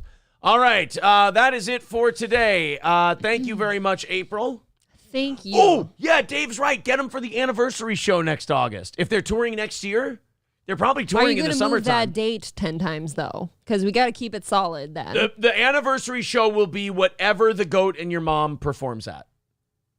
We will have the anniversary show will be the cornhole tournament and the goat and your mom. Okay. Boom. No comedy show, nothing. That's comedy enough. Citizen M says, RIP Lossless. Oh, I don't. Citizen M, write me on Twitter if you got any information for me because April and I want to do a stream. Not a stream. We want to do a video. A standalone. A standalone talking about the Lossless Sven thing. There is my Twitter link. Send me what you got. Citizen M says Mike David's going to kill that fuck. Well, we will see. Give me the BBG rundown of that whole deal. There will be a members-only show at 7 p.m. this weekend, so if you're a member or you want to become one, great.